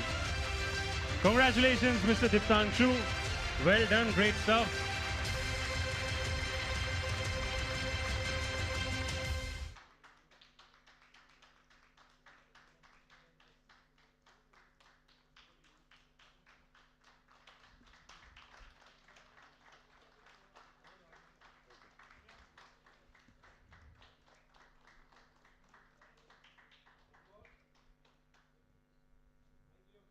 Congratulations, sir. Looking forward to some words from your end. I'll hold it for you.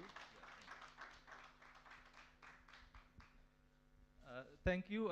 Thanks, Business World, for this platform. I'm really humbled and very much honored for this award. Obviously, it's an individual award for contribution in the field of finance, but it's obviously a team effort and teamwork. Without the team, nothing is possible. So, many thanks to our team, my HCL Technologies, finance leadership, CFO, and treasury team.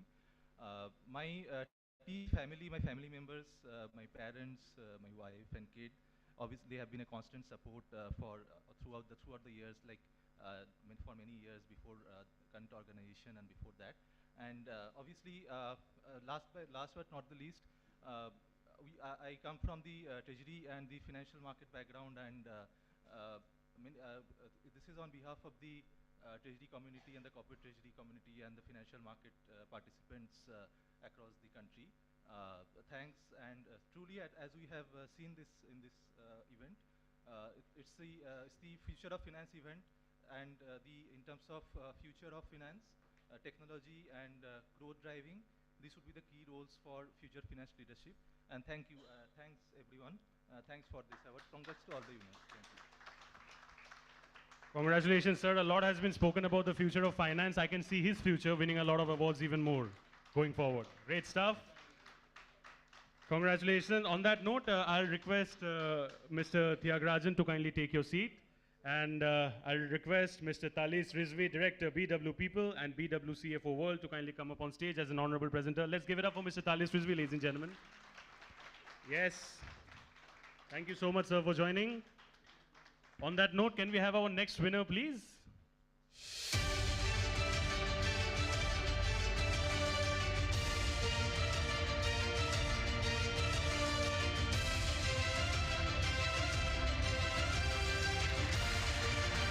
Congratulations, Mr. Gaurav Arora. Great stuff, inspiring stuff indeed. Let's give it up for Mr. Gaurav Arora, ladies and gentlemen.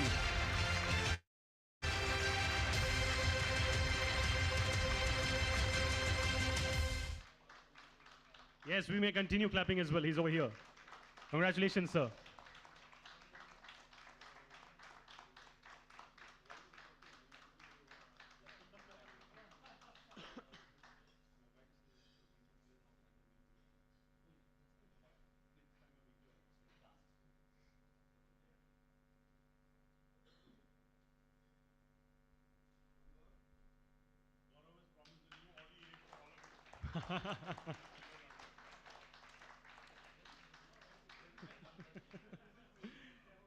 He's found himself in a fix with that joke. Congratulations, sir. Looking forward to some work. Thank you. All right, I'm eternally grateful for this particular award, especially by such prestigious forum. Thank you so much, and I think all of us as finance professionals, chasing deadlines, shuffling between big contracts, big numbers. I think we always miss on the crucial parts of life where our families, our teams, and our mentors support us. That's the story of everyone out here. So big shout out to everyone who has been part of my journey, for being there, missing birthdays to anniversaries, for the deadlines, for my family, and especially Kar Dekho family, when such a pragmatic organization gives you all the liberty to experiment, disrupt, and do the changes you ever want to do as a finance professional, which are very hardly accepted, amongst the finance world. So thank you so much, everyone, and many compliments to you, Anurag, for this. Congratulations, sir. You might have missed many birthdays and anniversaries in the process, but this is your time to celebrate with your family. Great stuff.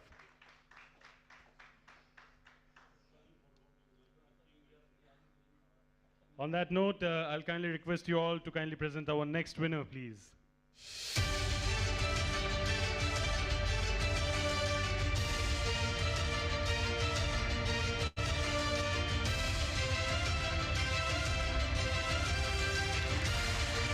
From one Gaurav to the other, it's time for Mr. Gaurav Malik to receive your appreciation and cheers, ladies and gentlemen. Let's give it up for Mr. Gaurav Malik. Congratulations, Gaurav, sir. This should not stop. Can we please continue that? Yes. This is a result of a lot of hard work and appreciation.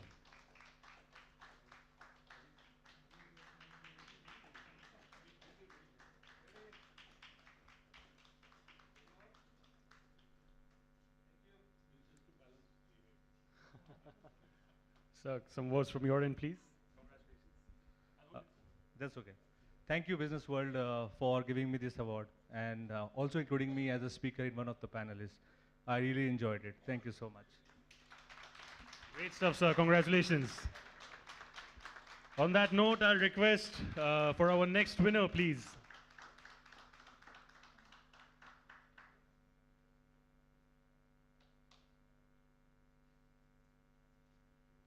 Can we have our next winner, please?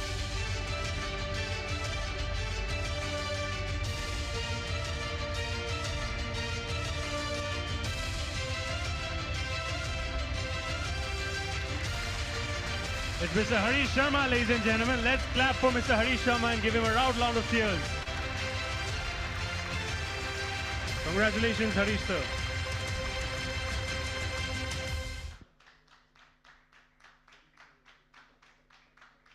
Now, we all talk about, winning and everything, but did you all see the swag with which he walked? I think that was fantastic. Yes.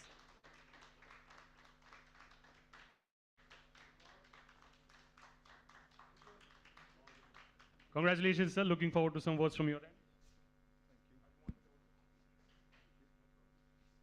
So thank you, BW team, for organizing this and awarding us, and we are honored with this award. And more importantly, I would like to thank the jury also to taking out time for the review of all the nominations what we did. Thank you for that. And also would like to thank my family, my friends, and most importantly, my wife, which has been my support system. And this award, I would say, gives me a good good feeling and vibe that the hard work which was done over the years has been paid off and inspires me to do well in future. Thank you so much. Congratulations, stuff. I'm sure it's going to happen, sir. Thank you so much. You know, one thing is for sure, family is always the back-end support. Come what may, anytime. On that note, can we please request for our next winner, please?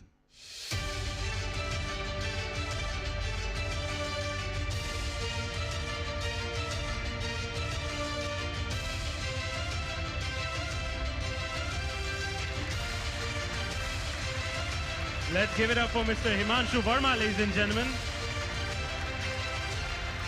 Congratulations, Himanshu, sir.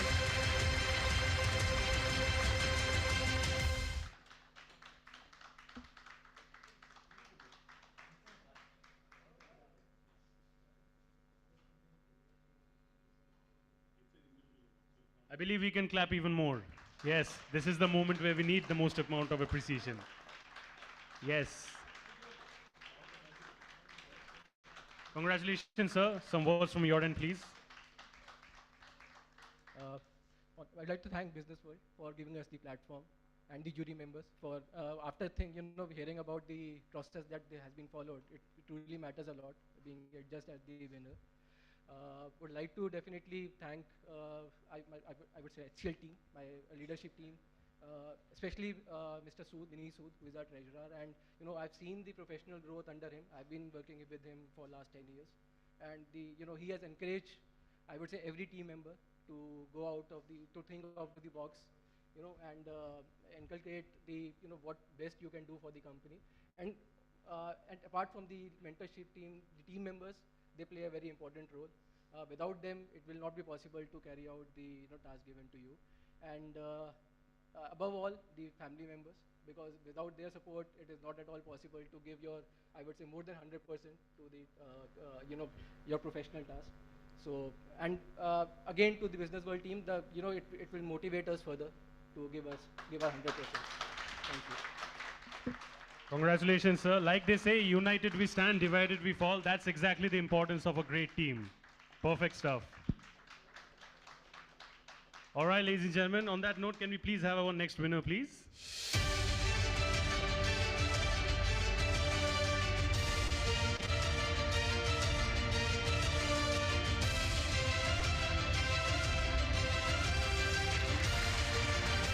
Let's have the loudest Taliyo ki goons for Jai Shri P, ladies and gentlemen. Jai Shri P on the house. Come on. Congratulations.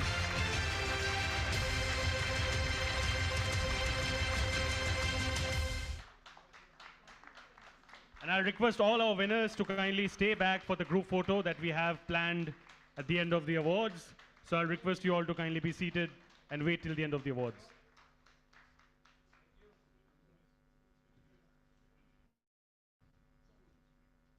Congratulations, ma'am. Some words from your end. Yeah. I would like to thank BF CFO Award for this and the jury members. I would like to dedicate this award to my family, right? The men in my family, I would say specifically, because D&I starts at home, right? You need men to basically support women to grow up to this ladder, right? And for me, it starts with my father, who is in heaven now, but he's been the backbone for me to stand here. And next is my husband, who's traveled from Chennai to basically witness this, me getting this award, and thanks to him. And my biggest cheerleader is my son. Back at home, I'm sure he must be jumping with full joy. And last but not the least, my company Cognizant, who believed in me and gave me an opportunity to kind of nominate and recognize me for this award. And the mentors and the leaders who have all been behind me. Thanks a lot for this opportunity. Congratulations, winners. Congratulations once again. I think this is exactly what we mean by equality, right? The men appreciating the women in their lives and the women, the men in their lives. Fantastic stuff. Congratulations once again. I'll request all our winners once again to kindly remain and wait till the end of the awards for the perfect group photo. And on that note, I'll request for our next winner, please.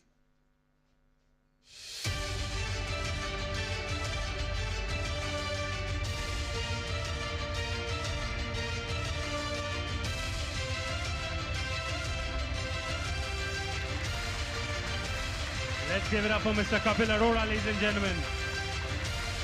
Congratulations, Kapil, sir.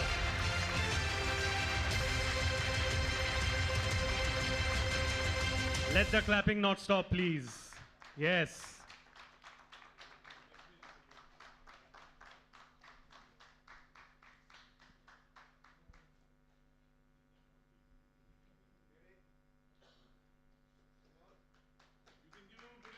Yes, please. Congratulations, sir. Some words from your end, please. I'll hold it for you. You want me to hold it? Big thanks to the organizer, the jury member, and each and everyone who was involved in whatever way in this entire process for this kind appreciation and the honor. And I would also like to extend a great thanks to my family, where I would include my present organization, Jindal Stainless Group, all my previous companies and my colleagues and even my family members, without whom it was not possible. Thank you so much. Thanks a ton. Congratulations, sir. Here's your award. May you keep inspiring people the way you have been so far. Wonderful stuff. On that note, can we please have our next winner, please?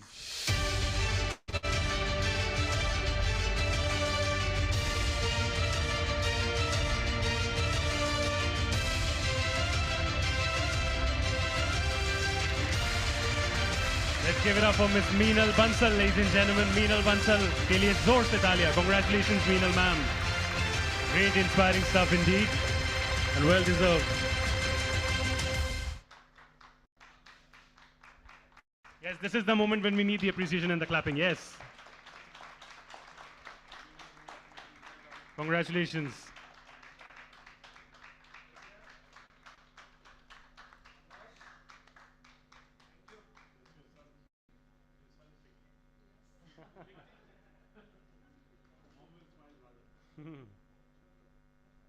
How sweet. You can come over here and click as well. You deserve to be on stage as well.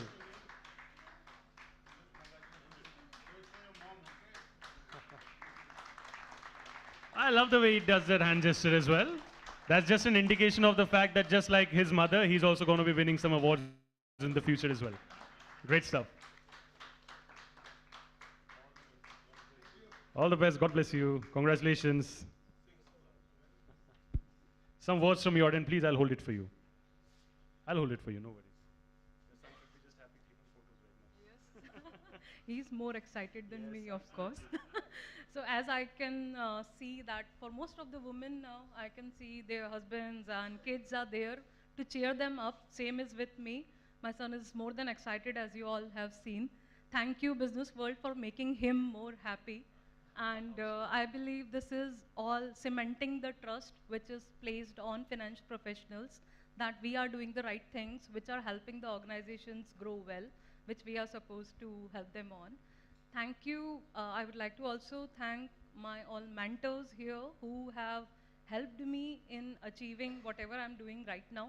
And of course, the family, my husband, and soon there will be another saying in India also, that behind every successful woman, there is a man who is holding camera behind for me. And they are well trained for taking the pictures, as you all can see. Thank you, Business World, again for giving the opportunity. Congratulations, Meenal ma'am. Great stuff. I'm sure your son is going to be inspired all the way more. 10 years. Uske baad aapko bhi milega award. Pakka, I'm sure. Congratulations. On that note, can we please have our next winner, please?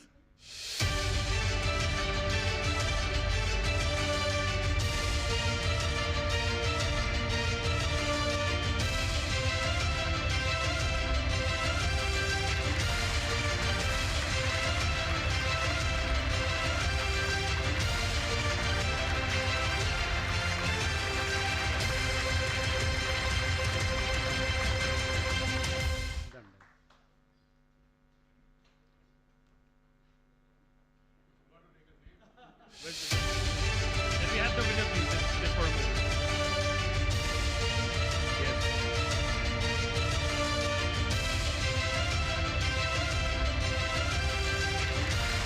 Yes, let's give it up for Nidhi Jalandas, ladies and gentlemen. Congratulations, the loudest cheers.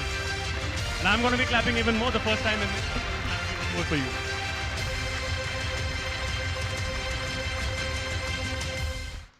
Congratulations, Nidhi ma'am.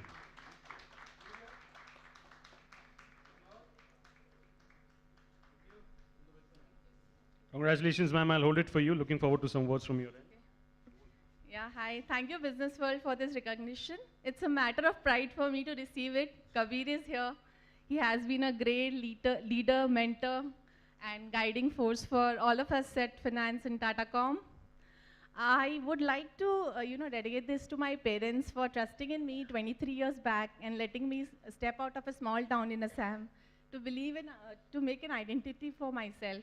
I owe it to my team at Tatacom, all my leaders throughout my journey here, Nishit, Arun, Kabir, and last but not the least, my biggest cheerleaders at home, my husband who is here today, and my son. Thank you so much. From Assam to Pan India, what a fantastic, inspiring journey. Great stuff. Loud cheers, please, once again. Can we please do that for her? Yes. Thank you so much. And on that note, may I please request for our next winner, please?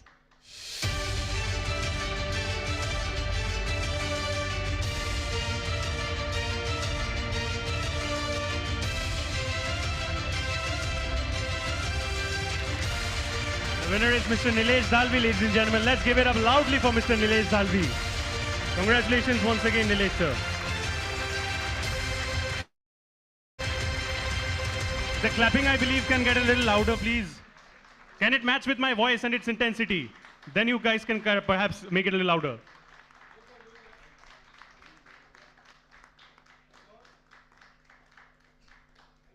Congratulations, Nilesh sir. I'll hold it for you. Please kindly say a few words for us.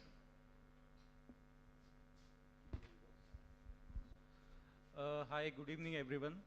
I'm humbled and honored by this award, and I would like to thank Business World for giving me this opportunity. I would like to thank the eminent jury members for recognizing my contribution towards my company. Last 15 years have been really a great learning experience for me, and all my colleagues and previous organizations have played a great role in shaping whatever I've done till date.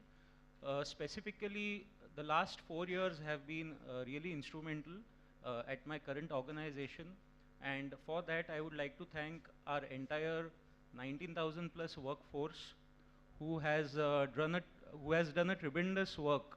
Despite the COVID crisis, we have been able to treble our business and profitability over last 4 years and create a lot of value for our shareholders.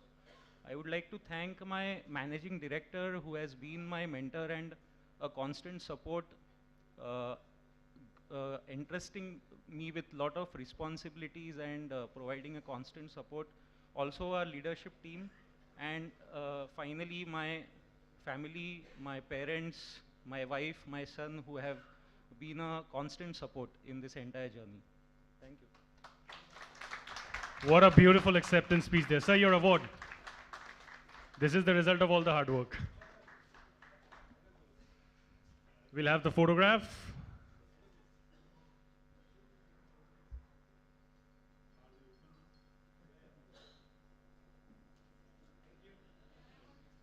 Great stuff. Ma'am wants one picture as well. Wow. Picture worth framing indeed. Congratulations, sir. On that note, I'll request our honorable presenters to kindly take their seats.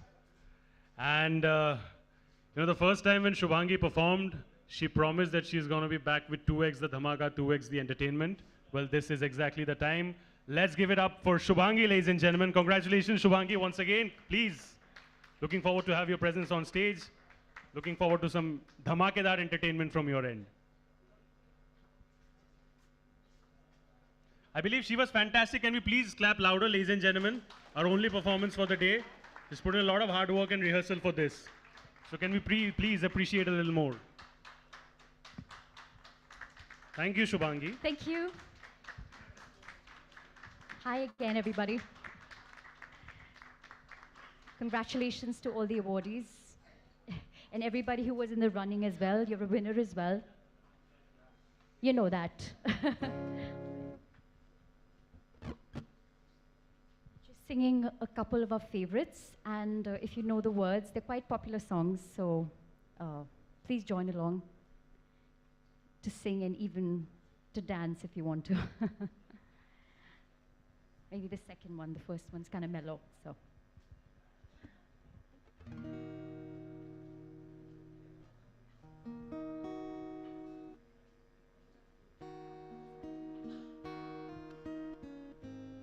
Yash and guitars, everybody.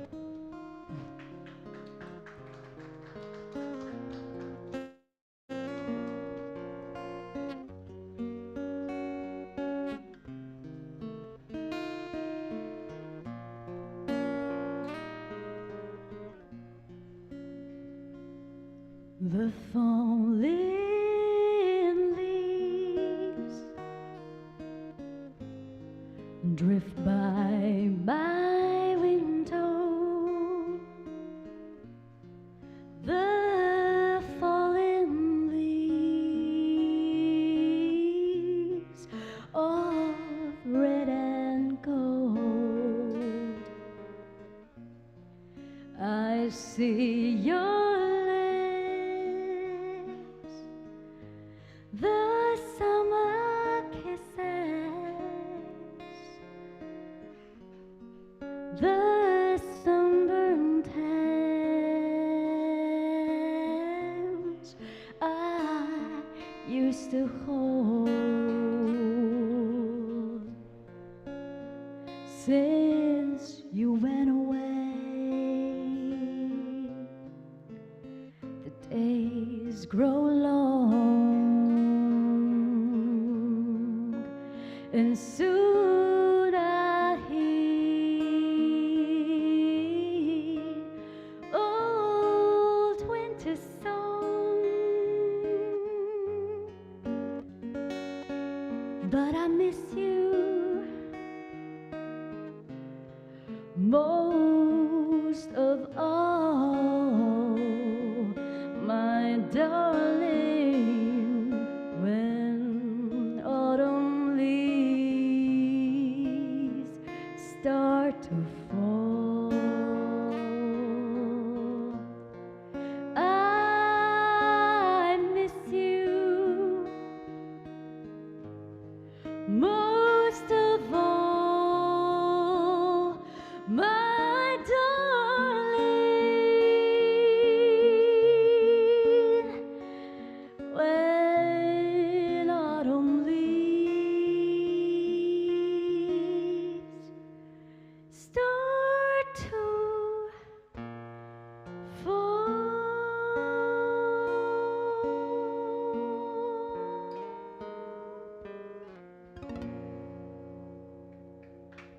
Thank you. Thank you so much. Okay, I think we serenaded you quite a lot, so we'd like to see you dance now. Have you heard of Pasuri? No? Yeah. Yeah, it's a really popular song.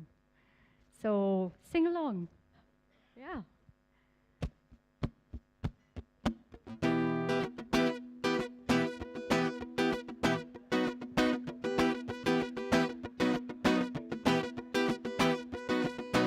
ਅਗਲਾਵਾ ਮਜਬੂਰੀ ਨੂੰ ਆਉਣ ਜਾਣ ਦੀ ਫਸੂੜੀ ਨੂੰ ਜ਼ਹਿਰ ਬਣੇ ਹਾਂ ਤੇਰੀ ਪੀ ਜਾਵਾਂ ਮੈਂ ਪੂਰੀ ਨੂੰ ਆਉਣਾ ਸੀ ਉਹ ਨਹੀਂ ਆਇਆ ਦਿਲ ਬਾਂਗ ਬਾਂਗ ਮੇਰਾ ਟਕਰਾਇਆ ਕਾਗਾ ਬੋਲ ਕੇ ਡਸ ਜਾਵਾਂ ਪਾਵਾਂ ਕਿਉਂ ਦੀ ਚੂਰੀ ਨੂੰ ਰਾਵਾਂ ਚ ਬਾਵਾਂ ਚ ਉਹਨੂੰ ਲੁਕਾਵਾ ਕੋਈ ਮੈਨੂੰ ਨਾ ਰੋਕੇ ਮੇਰੇ ਡੋਲ ਚ ਦਈਆਂ ਦੀ ਤੈਨੂੰ ਖਬਰ ਕਿਵੇਂ ਹੋਵੇ ਆ ਜਾਵੇ ਦਿਲ ਮੇਰਾ ਪੂਰਾ ਵੀ ਨਾ ਹੋਵੇ ਹਾਂ ਬਣੀਆਂ ਬਣਾਈਆਂ ਦੀ ਗੱਲਬਾਤ ਕਿਵੇਂ ਹੋਵੇ ਆ ਜਾਵੇ ਦਿਲ ਮੇਰਾ ਪੂਰਾ ਵੀ ਨਾ ਹੋਵੇ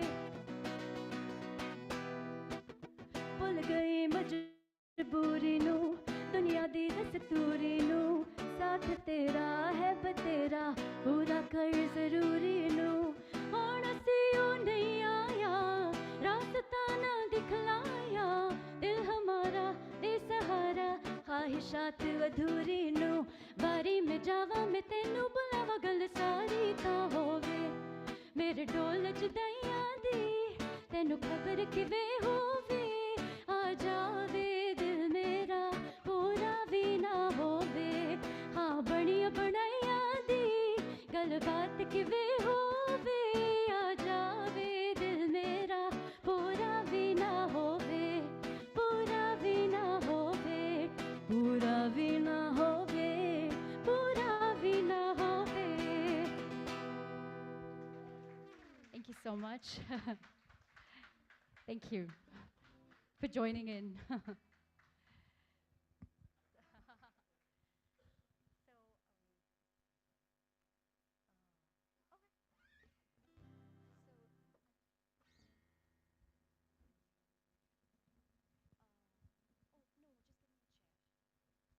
So this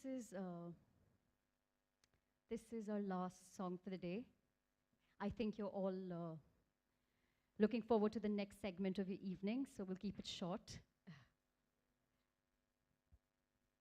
And again, this is a really beautiful song and a very popular song, so do feel free to join in.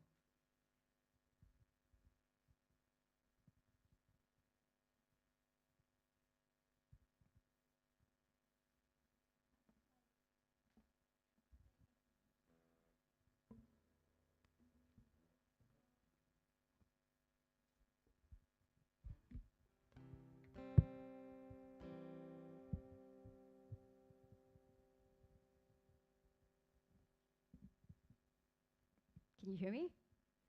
Awesome.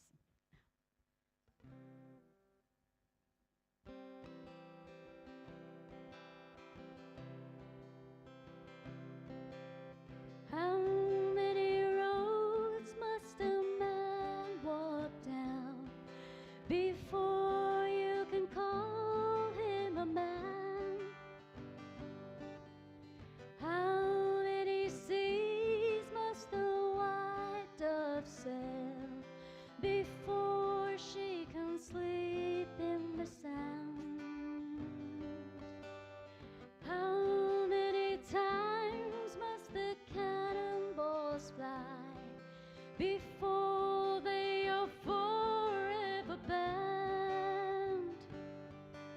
The answer, my friend, is blowing in the wind. The answer is blowing in the wind. How many years can a mountain exist before it is washed to the sea?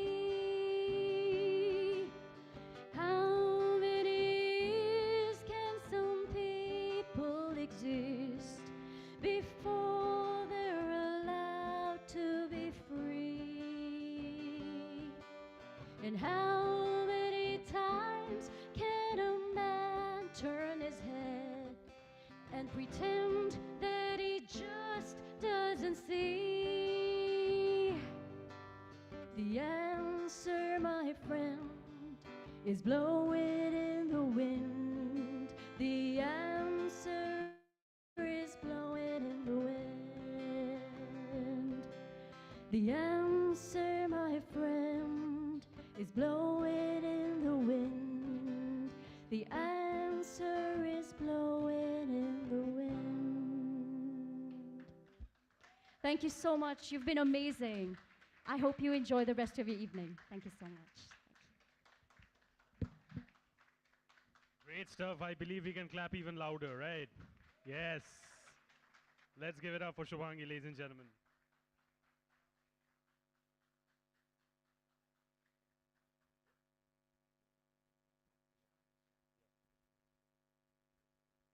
This is a quick announcement for Mr. Prashant Shah. I believe he has dropped his card over here. So, Mr. Prashant Shah, I'll request you to kindly come and take it backstage. I'll keep it backstage for you. Yeah. Do we have Mr. Prashant Shah over here? He's going to search for the card? Oh, wonderful. I wish the card could, just walk to him, but, sadly we have not reached that level of technology. Yeah, okay, perfect.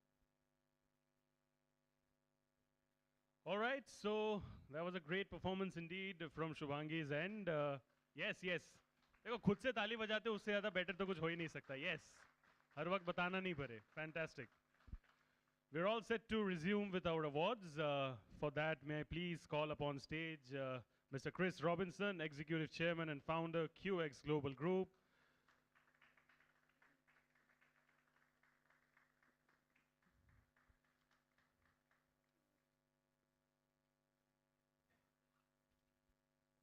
May I please also call Ms. Tripti Kedia, Publisher and Business Head, Reality Plus, on stage, please. Yes, let's give it up for Ms. Tripti, ladies and gentlemen.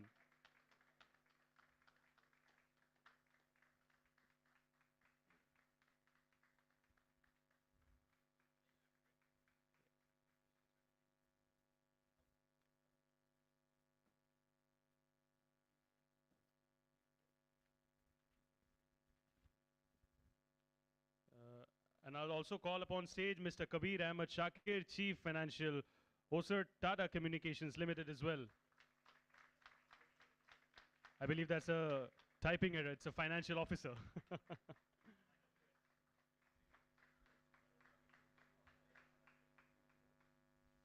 All right, let's move forward to our awards. Can we have our next award, please?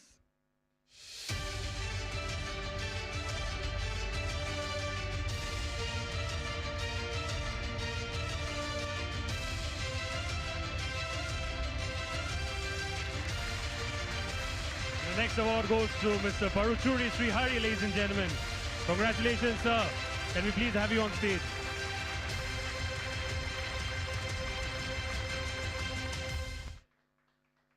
Congratulations, sir. This is the moment when we need the most amount of appreciation. Let's clap, ladies and gentlemen.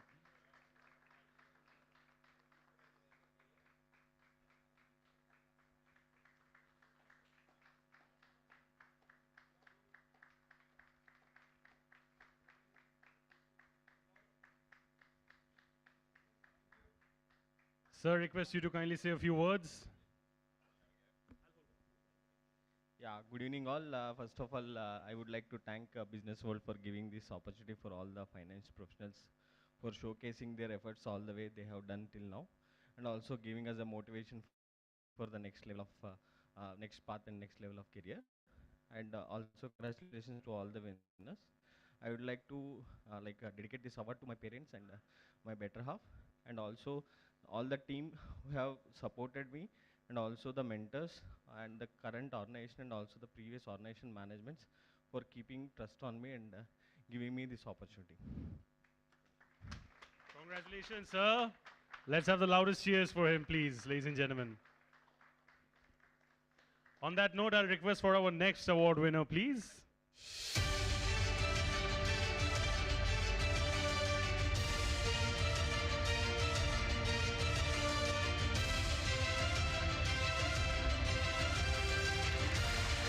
Ladies and gentlemen, taaliyan rukni nahi chahiye for Mr. Piyush Makharia. Let's give it up for Mr. Piyush Makharia, ladies and gentlemen.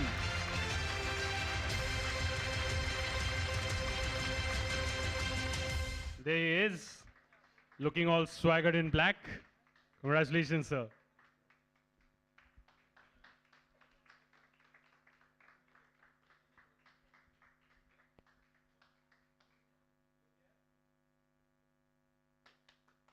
Yes, louder. एक तालियों का competition भी कर लेंगे यहाँ पे कौन सबसे ज़्यादा ताली बजा सकता है. We'll have a special present over there for them. Congratulations, sir. Good evening, everyone. I would like to thank the Business World team for creating such a wonderful platform for all the young finance leaders to showcase their experience and recognition. Would also like to thank the jury members for their time and giving us this recognition. And last, would like to thank my organization, my work family, my wife who's here with us to cheer with me. Thank you so much. Wish everyone all the best. I want to lead by example by clapping. Great stuff. Congratulations, sir. On that note, can we please have our next winner, please?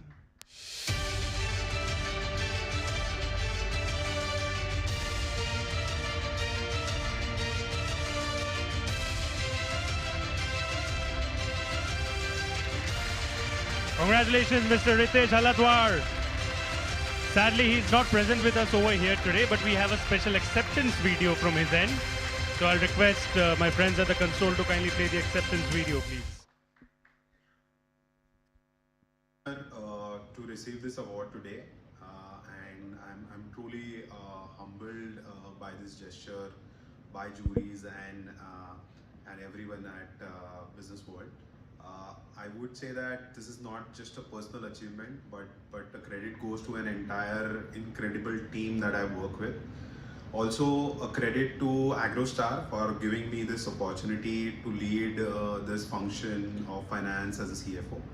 Also, I would say that I would like to thank my mentors, my colleagues at AgroStar who have been instrumental in this journey. And thank you, BW, for making and considering me as an eligible for this award. Thanks a lot. Kya baat hai, great stuff. Wonderful acceptance speech, equally good background as well, I believe. Fantastic stuff. I wish there was a technology where he could hear me as well. On that note, may I please request for our next winner, please?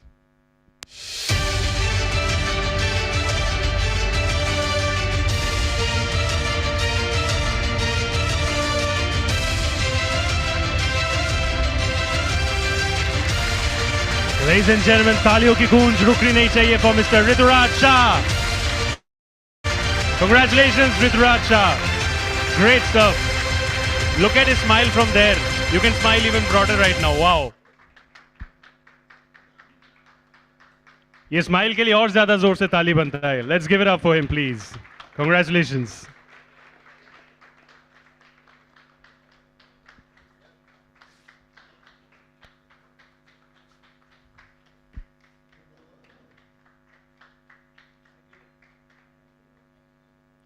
Congratulations, sir.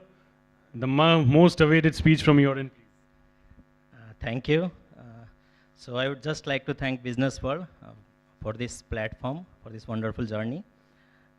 For me, I was the winner actually when I first applied it, because honestly, when I received the email, I said, kaun apply karega? And then I remember my guru's word that we should not stop trying in our life. Most of us क्या करते हैं कि कोशिश करना बंद कर देते हैं. And so all of them who did not apply for it, कृपया आप apply कीजिए, start और इसके साथ ही. And I would also like to thank all my gurus in my life because I remember the guru's advice and I applied for it. So I just want to say Tasmai Guruvai Namah. I bow down to all the gurus in my life who enlightened me through the darkness. And of course my organization, The Band International, who provide the opportunity to grow. And at last, to my families, my parents, my wife and my son traveled all the way from Kathmandu. And they are with us since the morning. Someone shows my child, he is just 4 years old, and says, "Ye bachcha yahan kya kar raha hai?" And I smiled and say, "He is the future." So if it allows, I want to bring them in the stage for the award. Thank you. Thank you. Thanks.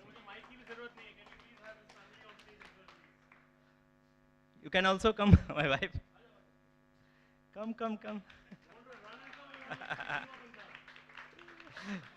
Oh. Say thank you. Thank you. Say thank you. Thank you.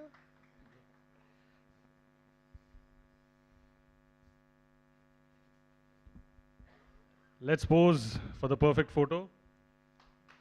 क्या बात है, congratulations. उधर बाबा, पापा का photo उधर है सामने.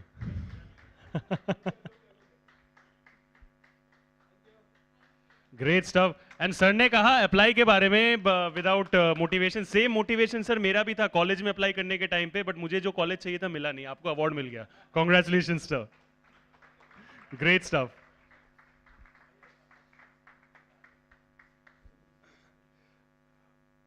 On that note, can we please have our next winner, please?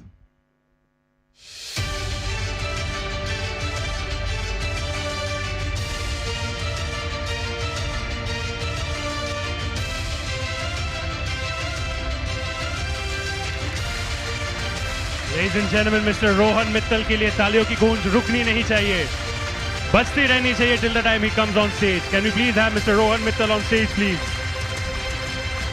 There you go. आइए सर, जम करके आ जाइए, कोई बात नहीं, अवार्ड जीते हो आप. Yes.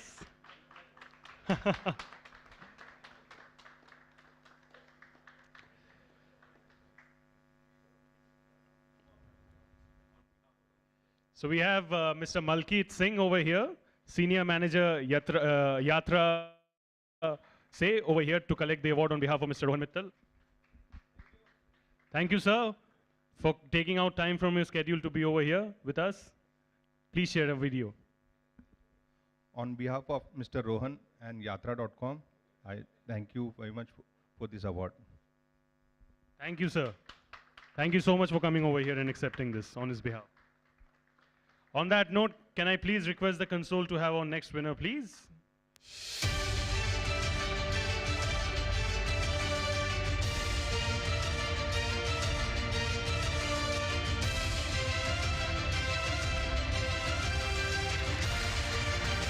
Ladies and gentlemen, let's give it up for Mr. Sharat Sodhani, ladies and gentlemen. He's been sitting here patiently and clapping for almost every winner out there, so it's about being the perfect cheerleader for others as well. So we must give him the loudest round of cheers for his award as well. Congratulations, sir.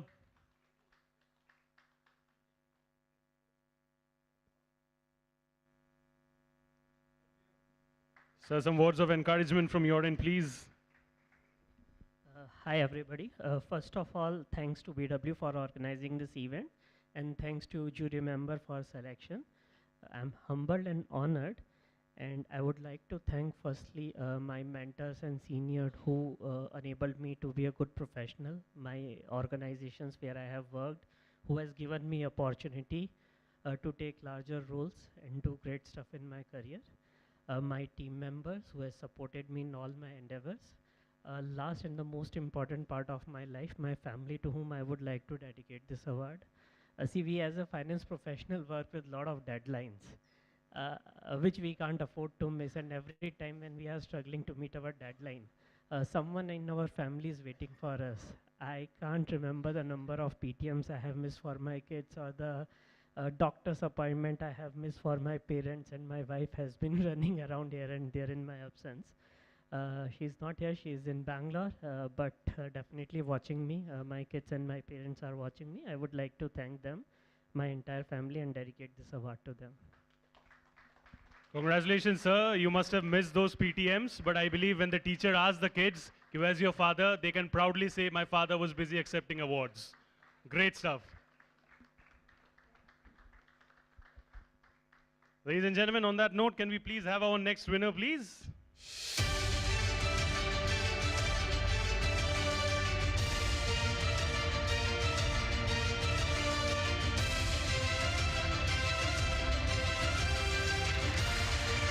Ladies and gentlemen, let's give it up for Mr. Sripath Ramanathan, ladies and gentlemen. Taliyon ki goonj for Mr. Sripath Ramanathan over here, sir.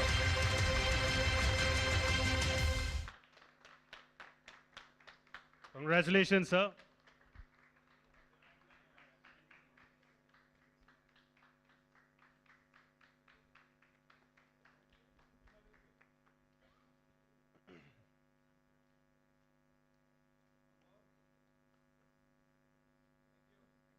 Sir, some words of encouragement from your end, please. Hello, everyone. Good evening. It's truly indeed a privilege and to be one of the winners among the top 40 under 40. This is my second award. Many thanks to Business World for organizing such a wonderful event and identifying top talents in the country. I think it's beyond an individual recognition. It's a tribute to my team, my mentors, and I would also like to thank my family. My wife and son will be watching this. Love you guys. And definitely this will motivate me to make larger contributions to the world of finance. Thank you guys. Thank you so much. Have a lovely evening. Thank you, sir. And just in case you missed out the visual, your family also said love you back to you.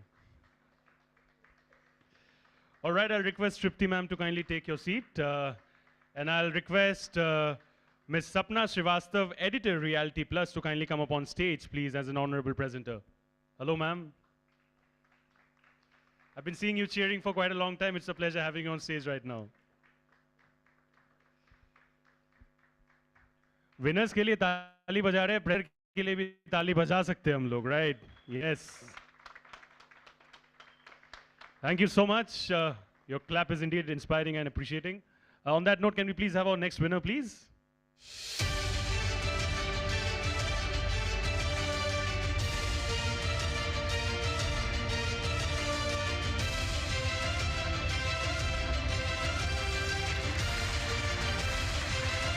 Let's give it up for Ms. Shruti Manohar Sharadia, ladies and gentlemen.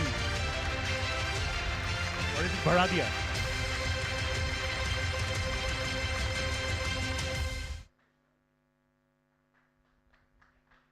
Let's give it up for Ms. Shruti, ladies and gentlemen.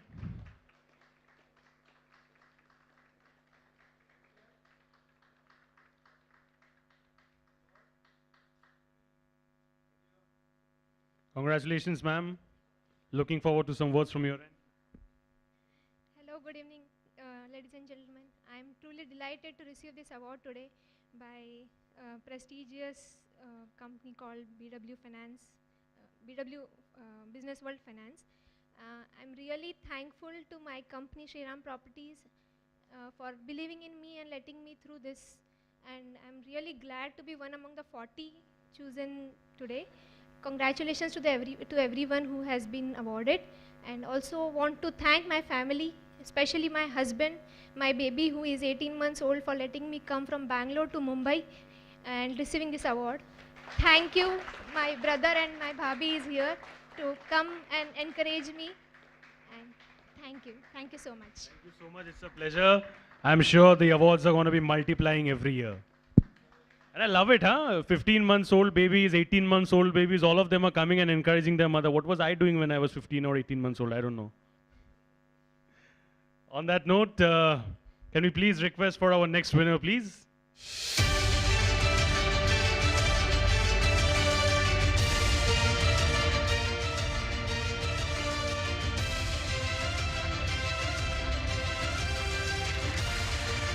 Let's give it up for Sneha Bhogani, ladies and gentlemen. Congratulations, Miss Sneha Bhogani. She's already carrying a wonderful smile. Your clap and appreciation can even double it. Congratulations.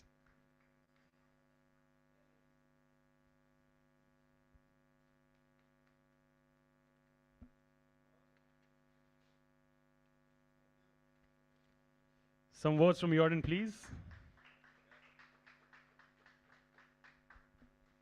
I would like to thank Business World and the eminent jury for this selection process and the event organized. I would take the opportunity to thank my family, my parents, who from the beginning have told me that work hard, never think about the result. But today this award feels very rewarding and inspiring for my endeavors going ahead. I would like to thank my husband. I was actually planning to skip this event because we were out on a family trip holidaying, but he told me that no, we will have to be there, and he planned everything, and we are here. My son, who would be seeing this and would be really angry with me that I didn't get him over here because all the kids are over here, so I'm so sorry I couldn't get you here. My in-laws, my mother-in-law who is no more with us, but she has always encouraged me.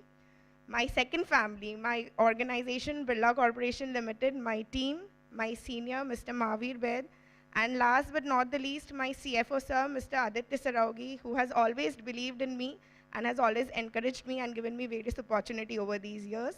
And lastly, all the people who have touched upon my life in some way or the other. Thank you.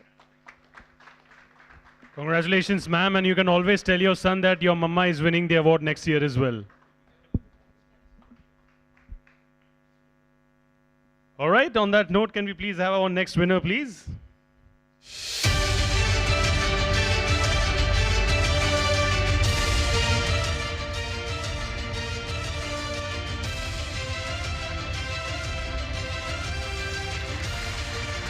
My dear audience, please have the loudest clap for Mr. Vinay Kumar Juluri, ladies and gentlemen. Vinay Kumar sir के लिए जोर से तालियां. Congratulations, sir.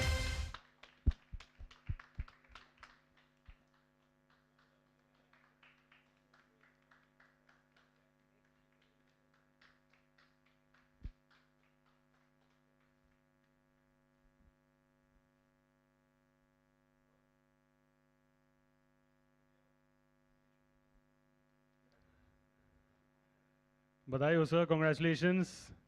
Some words from your end, please. I would firstly like to thank you, BW World. It has been a wonderful experience. I also want to thank the jury who took the time for all of us candidates here. Congratulations to all of the winners. I would like to thank my organization, Mensa, the entire team. They have been wonderful over the last couple of years, and it's a testament to their work that I'm standing here today. I would like to thank my wife who is here, Swati. apart from her like bustling career, she finds time to the entire family, and she also has time to travel along with me here. So I think thanks to the superwoman. Thank you, and thank you all. Thank you, James. Sir वो नारी है, नारी कुछ भी कर सकती है. That is what I genuinely believe. नारी शक्ति जिंदाबाद के लिए जोर से तालियां once again. Yes. क्या बात है.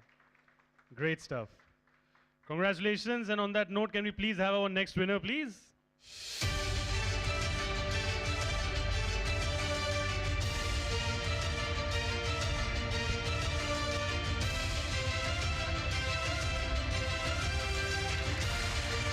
Ladies and gentlemen, let's have the loudest cheers for Mr. Ajay Kumar Goyal over here.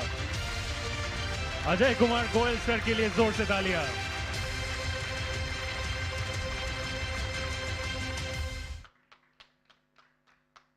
Let's give it up for Mr. Ajay Kumar Goyal, ladies and gentlemen. बधाई हो sir.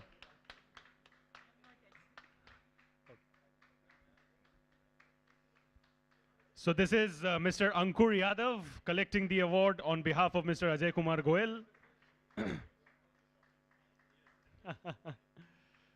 So let's give it up for Mr. Ajay Kumar Goyal. The award is being collected by Mr. Ankur Yadav on his behalf. क्या बात है, तालियां. Yes, yes, please. Hello everyone.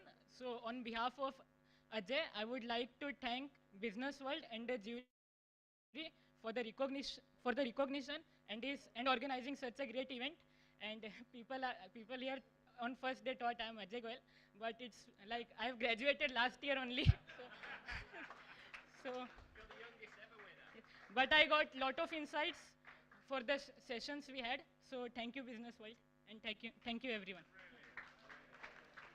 Congratulations once again.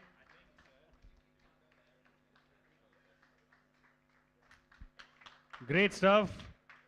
You might have just graduated, but my God, the personality is killer. Wow. And thank you so much for taking out time from your schedule to be with us. Thank you so much for accepting it on his behalf. Thank you. On that note, can we please have our next winner, please?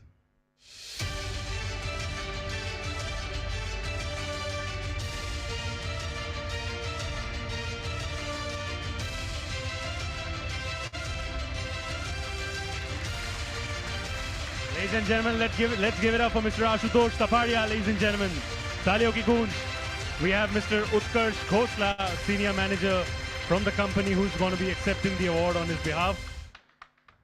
Thank you so much, sir, for coming with us over here.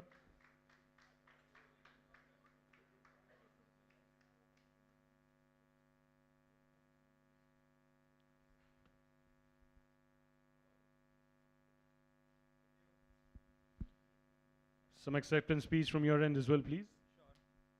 First of all, a round of applause to this wonderful host. He's keeping it all going so well. It's absolutely amazing.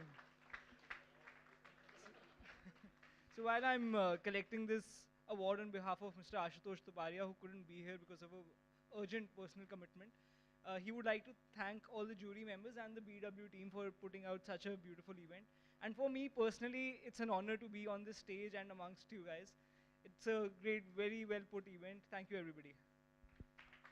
Thank you so much, and the appreciation was not paid, huh? He did it genuinely. Thank you so much. And I'm going to be taking beard maintenance tips from his end as well. I love that beard. Thank you so much. Chris, sir, I'll request you to kindly take your seat. Thank you so much. You've been a fantastic inspiration. Thank you so much, sir. I'll request Mr. Talis Rizvi, Director, BW People and BW CFO World, to kindly come up on stage as an honorable presenter once again. Taaliyon ki goonj zor se, please, for Mr. Talis. On that note, so can we please have our next winner, please?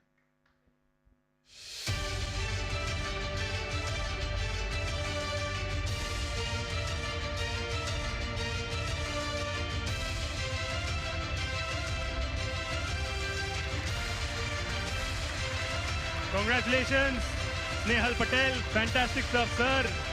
I was seeing you clapping and cheering. Now this is your time to enjoy the moment.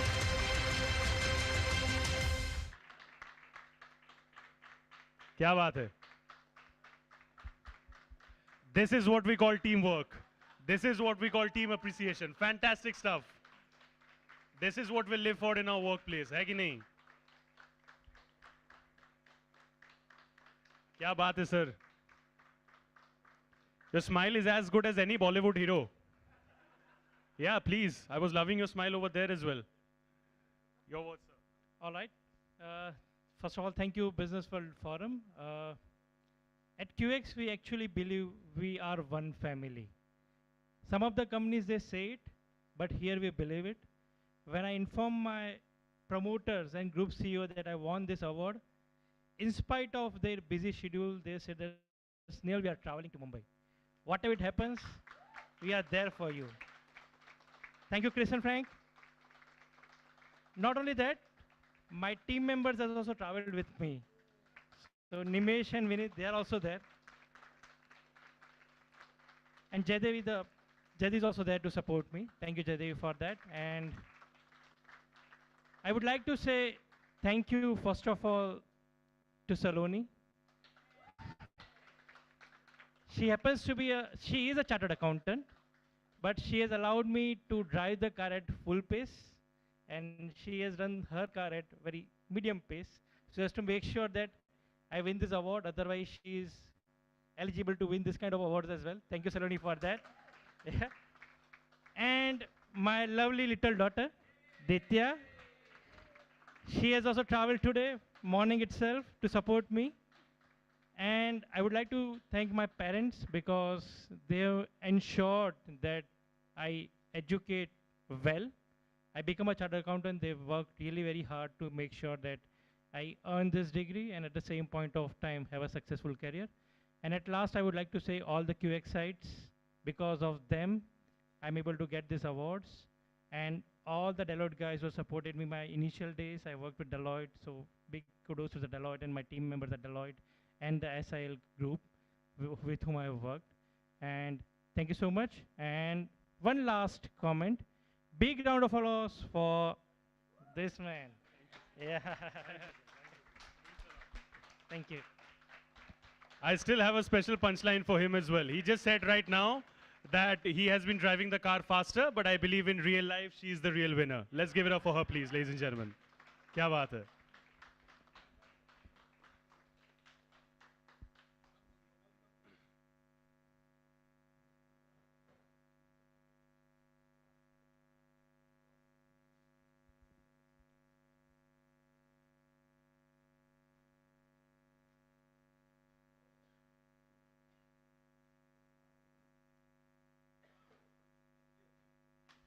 That smile is indeed worthy of framing, right? Fantastic. Congratulations once again, sir. Congratulations to the entire family. Badai ho. And sir, एक और चीज भी बता देना. Your entire team is here. Where's the party venue? Please let us know. Later. Absolutely, sir. We're all chilling together. Thank you so much. On that note, can we please have our next winner, please?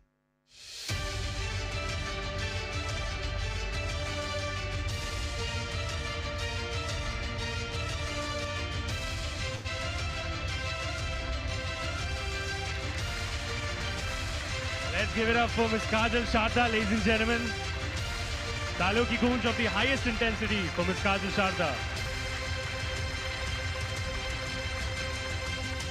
So, unfortunately, we don't have her over here at the venue, but we have a special acceptance video. Can we please play that?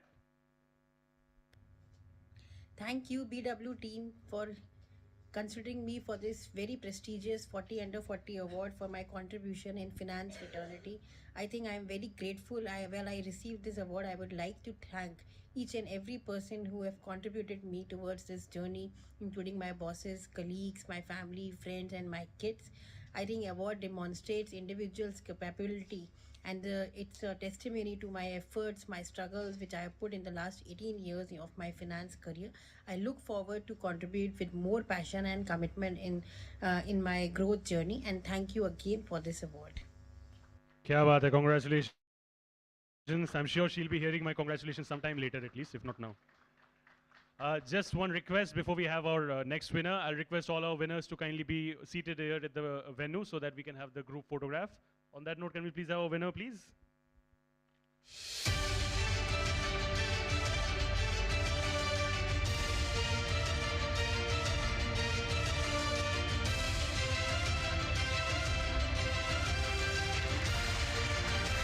gentlemen, let's give it up for Miss Nidhi Khathuria. She's also unfortunately not here with us right now, but we have a special acceptance video from her end as well. I request my friends at the console to kindly play that.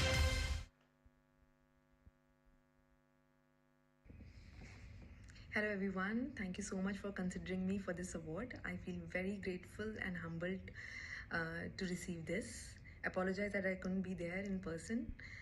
This award is possible only because of the opportunities that I've gotten in Make My Trip and my previous organizations, and for the mentors that I've had along the way who've always helped me to push the envelope and challenge myself further, onwards and upwards from here on. And congratulations to all the winners. Congratulations.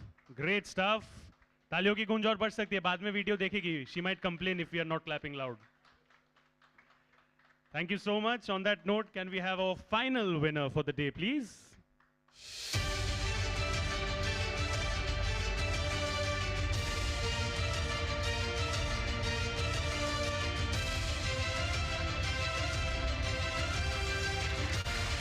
And the winner is Mr. Prabhat Agarwal, ladies and gentlemen.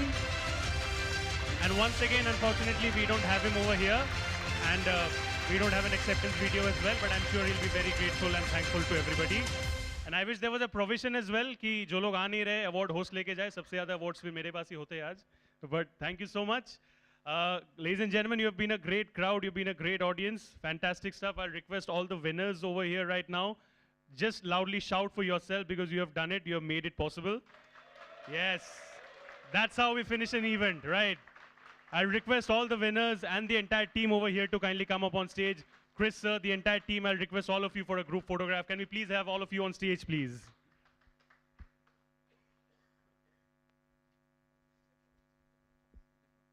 Yeah, and we'll request you to kindly have the trophies as well. Yeah, please bring the trophies, sir.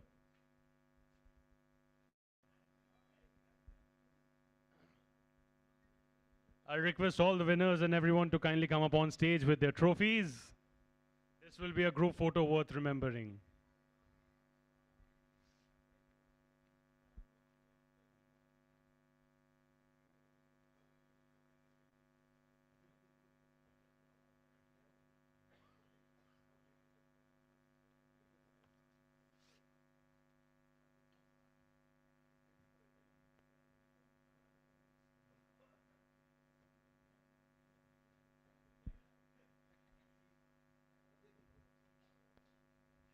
May I please request all the winners to come up on stage, please? We'll have the special group photo, which will be worth remembering.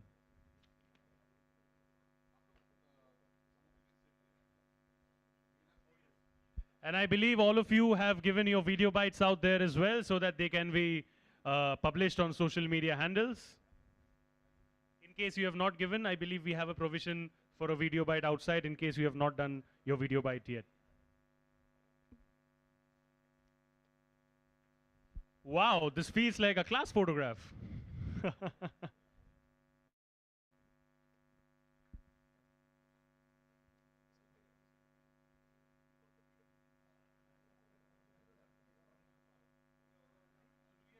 I'll request our photographers to kindly guide them regarding the frame, please.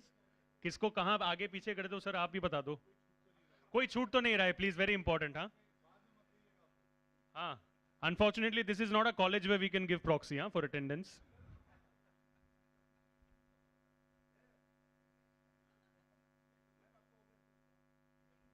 So you all are the superstars of today. This is your paparazzi. You can just look anywhere you want.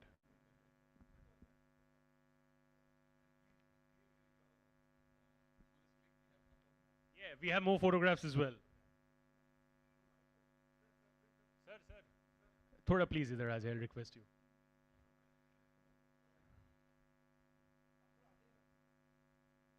थोड़ा आगे आ जाइए sir please. आप please guide कर दो उनको regarding the photo. Thank you.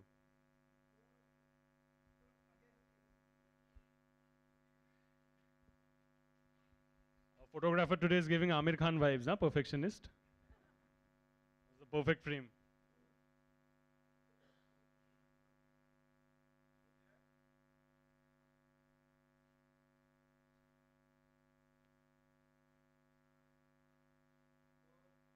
And we want all of you to smile, please. A lot of people, unfortunately, are not smiling. Can we please smile? This is indeed a moment to be smile and be proud of. Yes.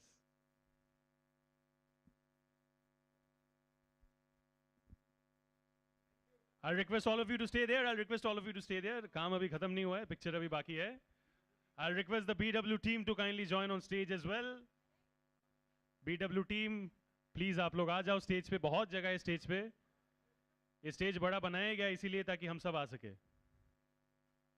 Please.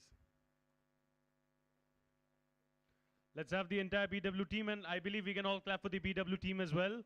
They've done a fantastic job when it comes to organizing this event. Let's give it up for Mr. Talis, Rizvi, Rithi, and everybody over here in the room who have made it possible. Great stuff. I'm sorry, मैं खुद frame में आ रहा था. मैं आऊँगा बाद में आऊँगा sir.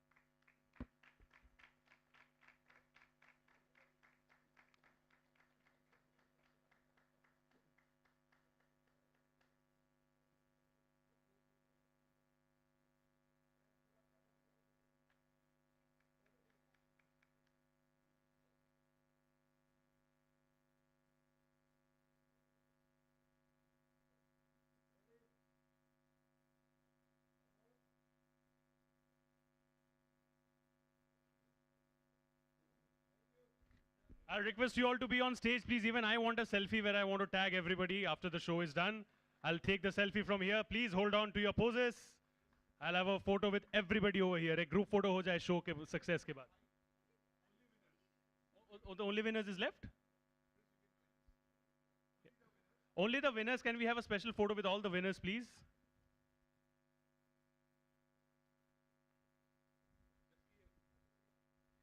I hope no winner is missing out on this photo. This is the group photo for winners. If there's any winner who's not here in this frame, I'll request you to kindly join the frame soonest.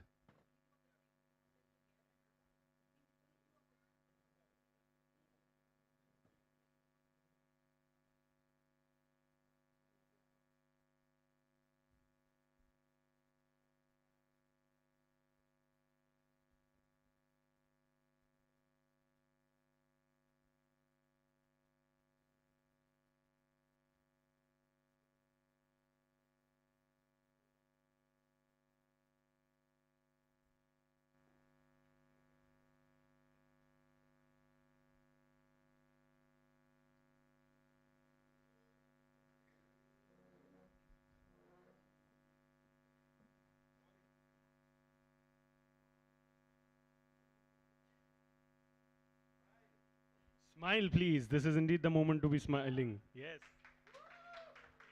The proud winners of this year. Hold on to your poses. Hold on to your poses, please. Even my photo is left. We had a great day today. आप लोग ये वाला भी लेना, please, हाँ? Very important. Selfie, selfie. क्या बात है? Smile. Yes. Thank you so much. Congratulations once again to all the winners. With that, we come to an end of a successful event. This is your host, Shubhojit, signing off. I'll see you all next year.